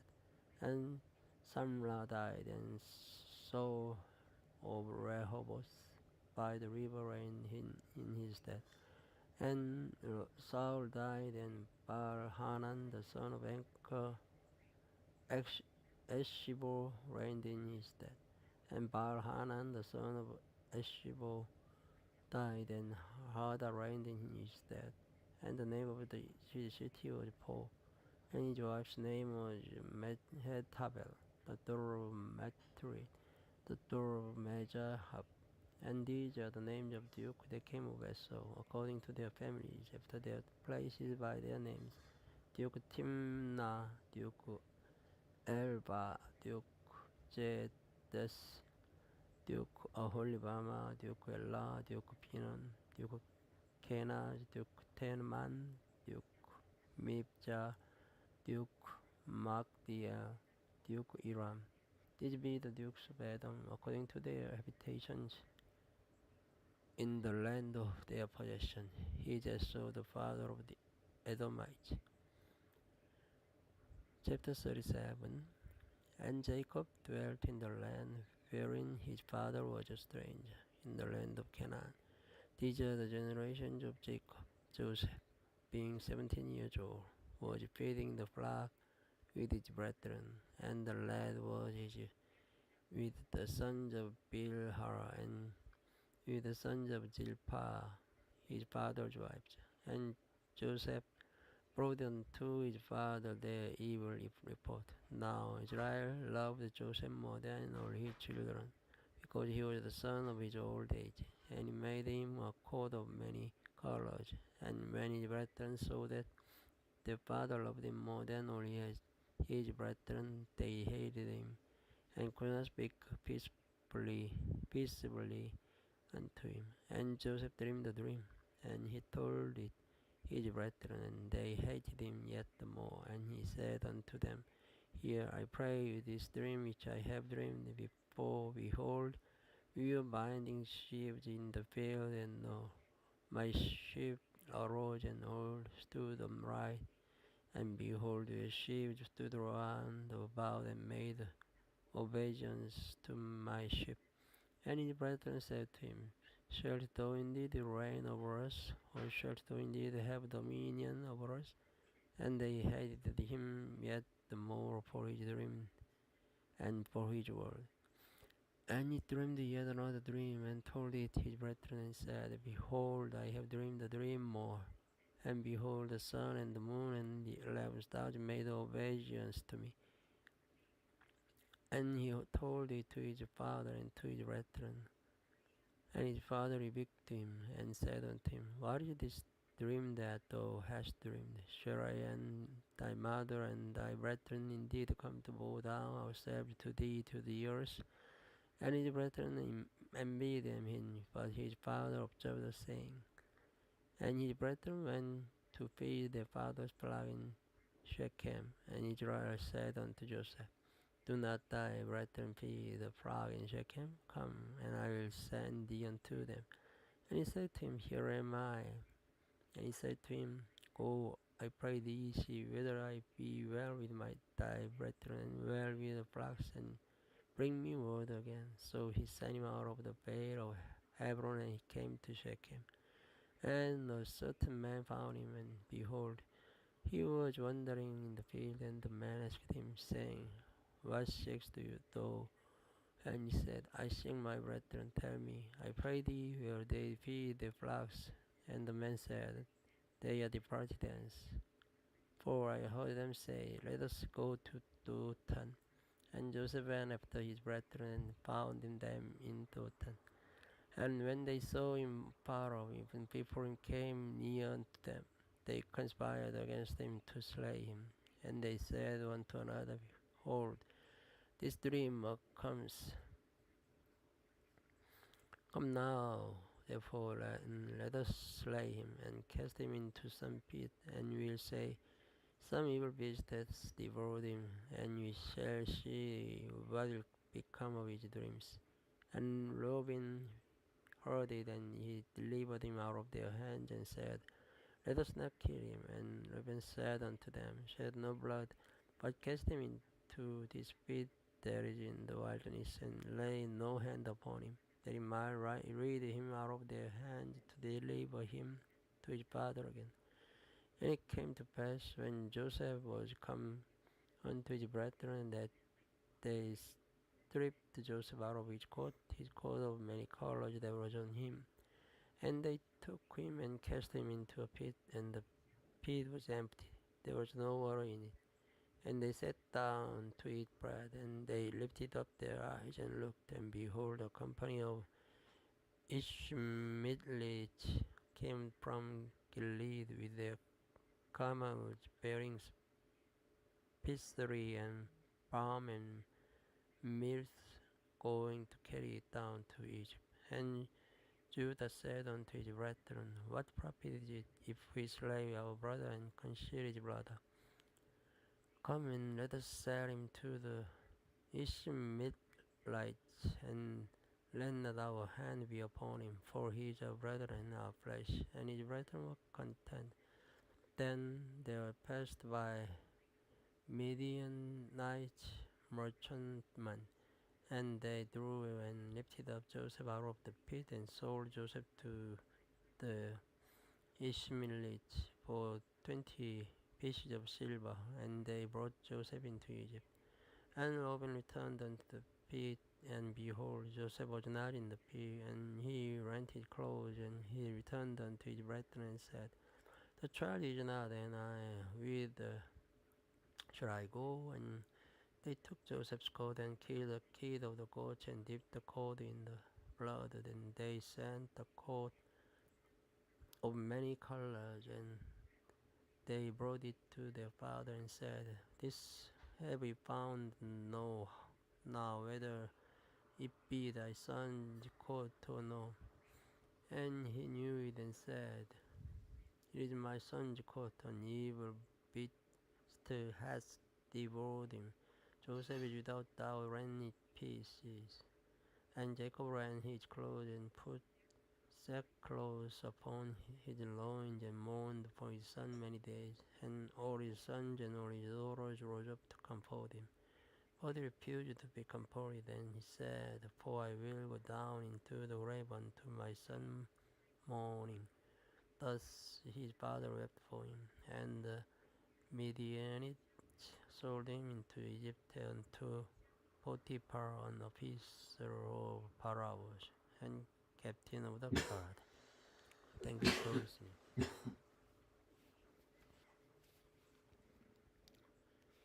Hello world, this video starts from chapter 38.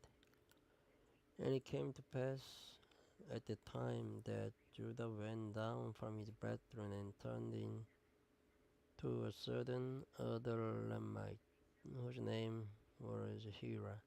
And Judah saw there were a daughter of a certain Canaanite, and whose name was Shua. And he took her and went in unto her, and she conceived and bare a son. He called his name Er. And she conceived again and bare a son, and she called his name Onan. And she yet again conceived and bare a son, and called his name Shelah. And he was at Chezib when she bare him. And Judah took a wife for his firstborn, whose name was Tamar. And Judah's firstborn was wicked in the sight of the Lord, and the Lord slew him. And Judah said unto Onan, Go in unto thy brother's wife, and marry her, and raise up seed to thy brother. And Onan knew that the seed should not be his. And it came to pass when he went in unto his brother's wife, that he spilled it on the ground, lest that he should give seed to his brother. And the thing which he did displeased the Lord. Wherefore he slew him also. Then said Judah to Tamar his daughter-in-law, Remain a widow at thy father's house till Shelah my son be grown. For he said, Lest for a right venture die, it also as his brethren did. And Tamar went and dwelt in her father's house. And in process of time the daughter of Shua, Judah's wife, died, and Judah was comforted and went up unto his sheep shearers to Timnath, he and his friend Hira the other Ramite. And it was told Tamar, saying, Behold, thy father-in-law goes up to Timnath to shear his sheep. And she put her widow's garment up from her, and covered her with a veil, and wrapped herself, and sat in an open place which is by the way to Timnath. For she saw that Shelah was grown, and she was not given unto him to wife. When Judah saw her, he thought her to be an harlot, because she had covered her face. And he returned unto her by the way, and said, Go to, I pray thee, let me come in unto thee. For he knew not that she was his daughter-in-law. And she said, What wilt thou give me, that thou mayest come in into me? And he said, I'll send thee a kid from the flock. And she said, Wilt thou give me a pledge till thou send it?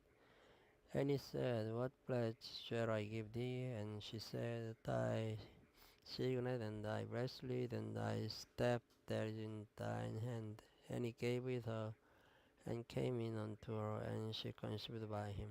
And she rose and went away, and laid by her veil from her, and put on the garments of widowhood.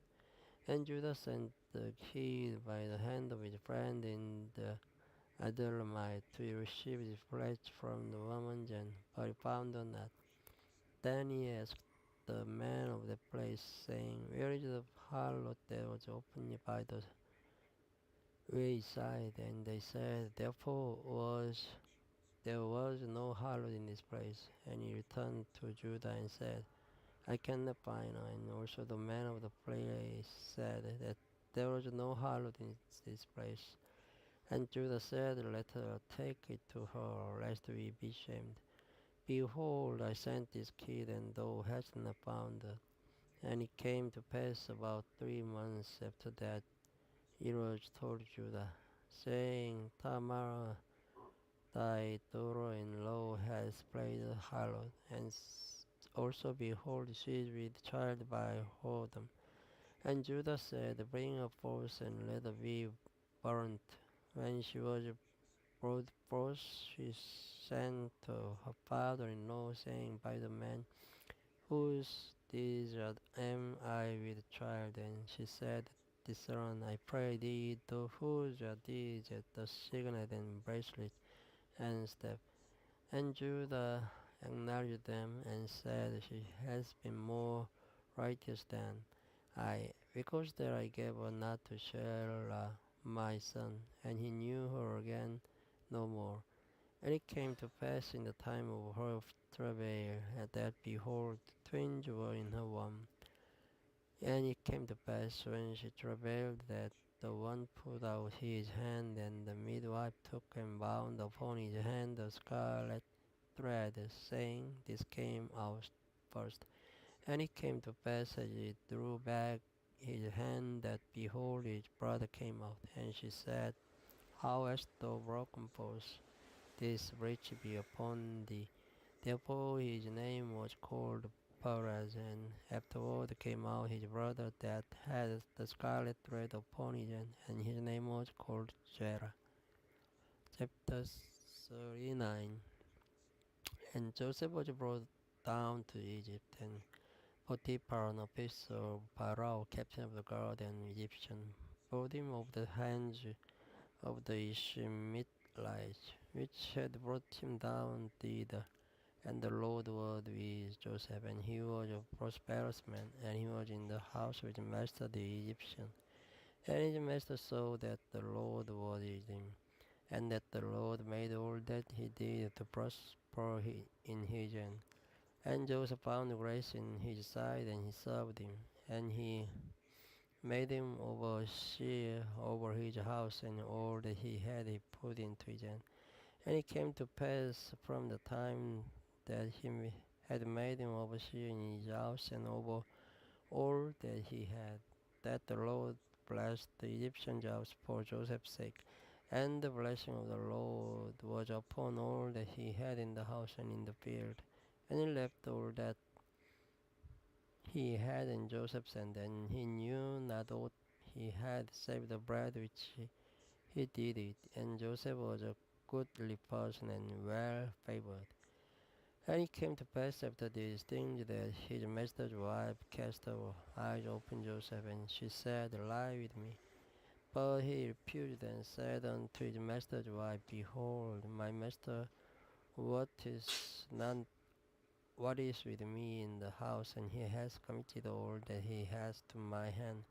There is none greater in this house than I, neither has he kept back anything from me but thee, because thou art his wife.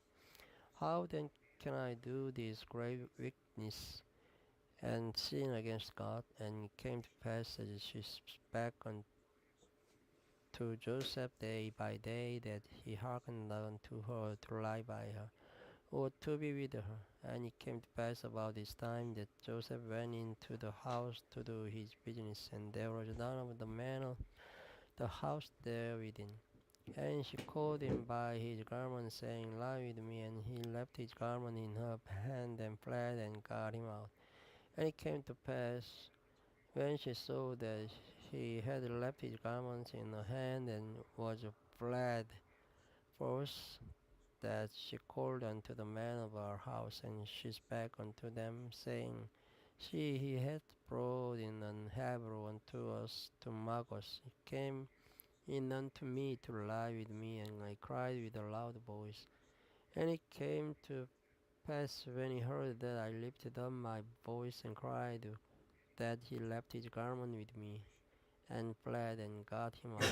And she laid up his garment by her until his Lord came home.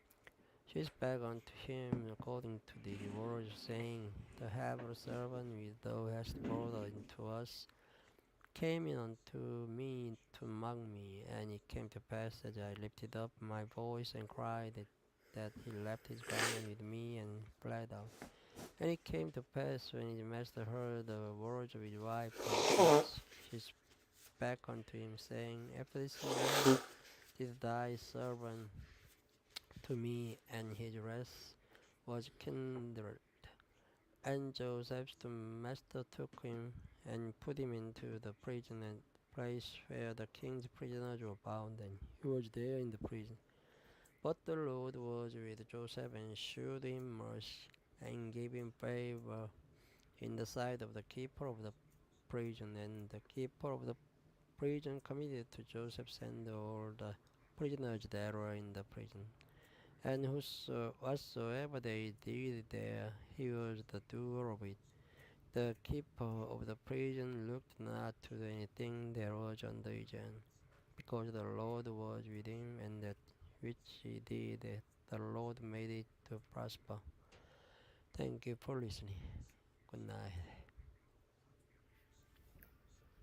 Lower. This video starts from chapter 40 of Genesis. And it came to pass after these things that the butler of the king of Egypt and his baker had offended their lord the king of Egypt. And Pharaoh was wroth against two of his officers, against the chief of the butlers and against the chief of the bakers. And he put them in ward in the house of the captain of the guard into the prison, the place where Joseph was bound. And the captain of the guard charged Joseph with them, and he served them, and they continued the season inward. And they dreamed the dream, both of them, each man his dream in one night, each man according to the interpretation of his dream, the butler and the baker of the king of Egypt, which are bound in the prison. And Joseph came in unto them in the morning, and looked upon them, and behold, they were sad. And he asked Pharaoh's officers that were with him in the word of his Lord's house, saying, Wherefore look ye so sadly today? And they said unto him, We have dreamed a dream, and there is no interpreter of it. And Joseph said unto them, Do you not interpretation belong to God? Tell me them, I pray you. And the chief butler told his dream to Joseph, and said to him in my dream, Behold, a vine was before me, and in the vine were three branches, and it was as though it budded, and her blossoms shot forth. And the clusters thereof brought forth ripe grapes. And Pharaoh's cup was in my hand, and I took the grapes and pressed them into Pharaoh's cup, and I gave the cup into the Pharaoh's hand. And Joseph said unto him, This is the interpretation of it. The three branches are 3 days, yet within 3 days shall Pharaoh lift up thine head and restore thee unto thy place.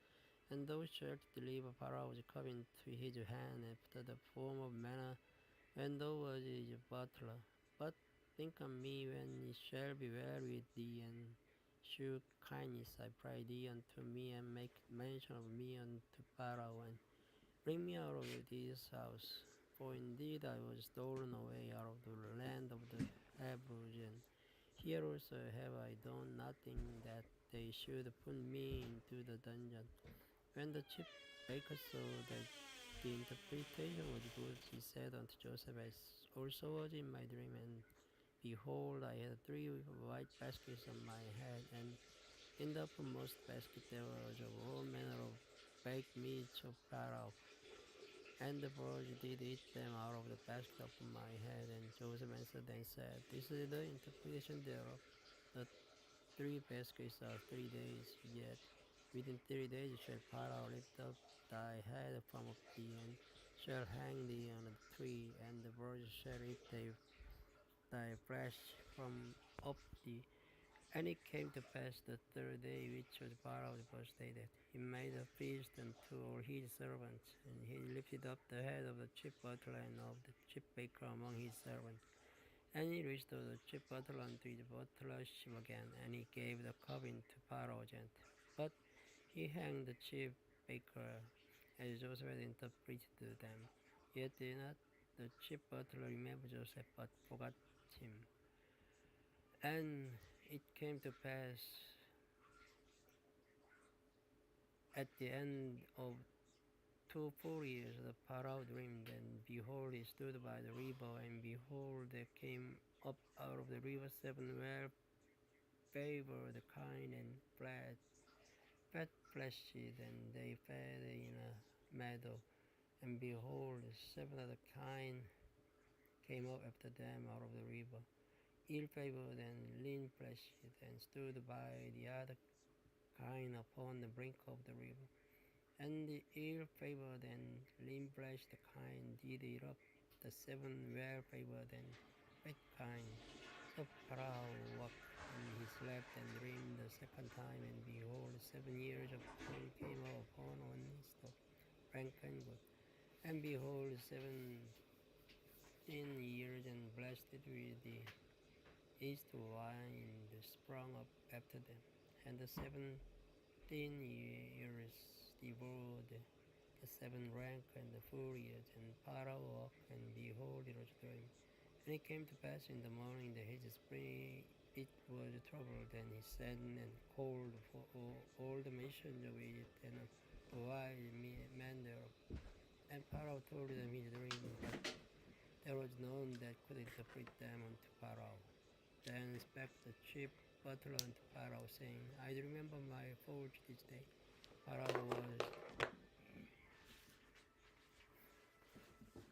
was his servants, and put me in ward in the captain of the Pharaoh's house, both me and the chief baker. And we dreamed the dream one night, and we dreamed each man according to the interpretation of his dream. And there was there with us a young man, an Hebrew servant to the captain of the guard. And we told him, and he interpreted to us our dream. To each man according to his dream he did interpret. And it came to pass as he interpreted to us, so it was me he restored unto mine office, and him he hanged. Then Pharaoh sent and called Joseph, and they brought him up hastily out of the dungeon. And he shaved himself and changed his raiment, and came in unto Pharaoh. And Pharaoh said unto Joseph, I have dreamed a dream, and there is none that can interpret it. And I have heard say of thee that thou canst understand the dream to interpret it. And Joseph answered the Pharaoh, saying, It is not in me. God shall give Pharaoh an answer of peace. And Pharaoh said unto Joseph, In my dream, behold, I stood upon the bank of the river, and behold, there came up out of the river 7 kine, fat-fleshed and well-favored, and they fed in a meadow. And behold, 7 other kine came up after them, poor and very ill-favored and limp-fleshed, such as I never saw in all the land of Egypt for badness. And the lean and the ill-favored kine did eat up the first 7 fat kine, and when they had eaten them up, it could not be known that they had eaten them. But they were still ill-favored as at the beginning. So I awoke, and so I saw in my dream, and behold, 7 years came up, stock full and good, and behold, 7 years withered, thin and blasted with the yeast wine sprung up after them. And the 10 years devoured the 7 good years, and I told this unto the nations, that there was none that could declare it to me. And Joseph said unto Pharaoh, The dream of Pharaoh is one. God has shewed Pharaoh what he is about to do. The 7 good kine are 7 years, and the 7 good years are 7 years. The dream is one. And the 17 and ill-favored kine that came after them are 7 years, and the 7 empty years. Blessed with the east wind shall be 7 years of famine. This is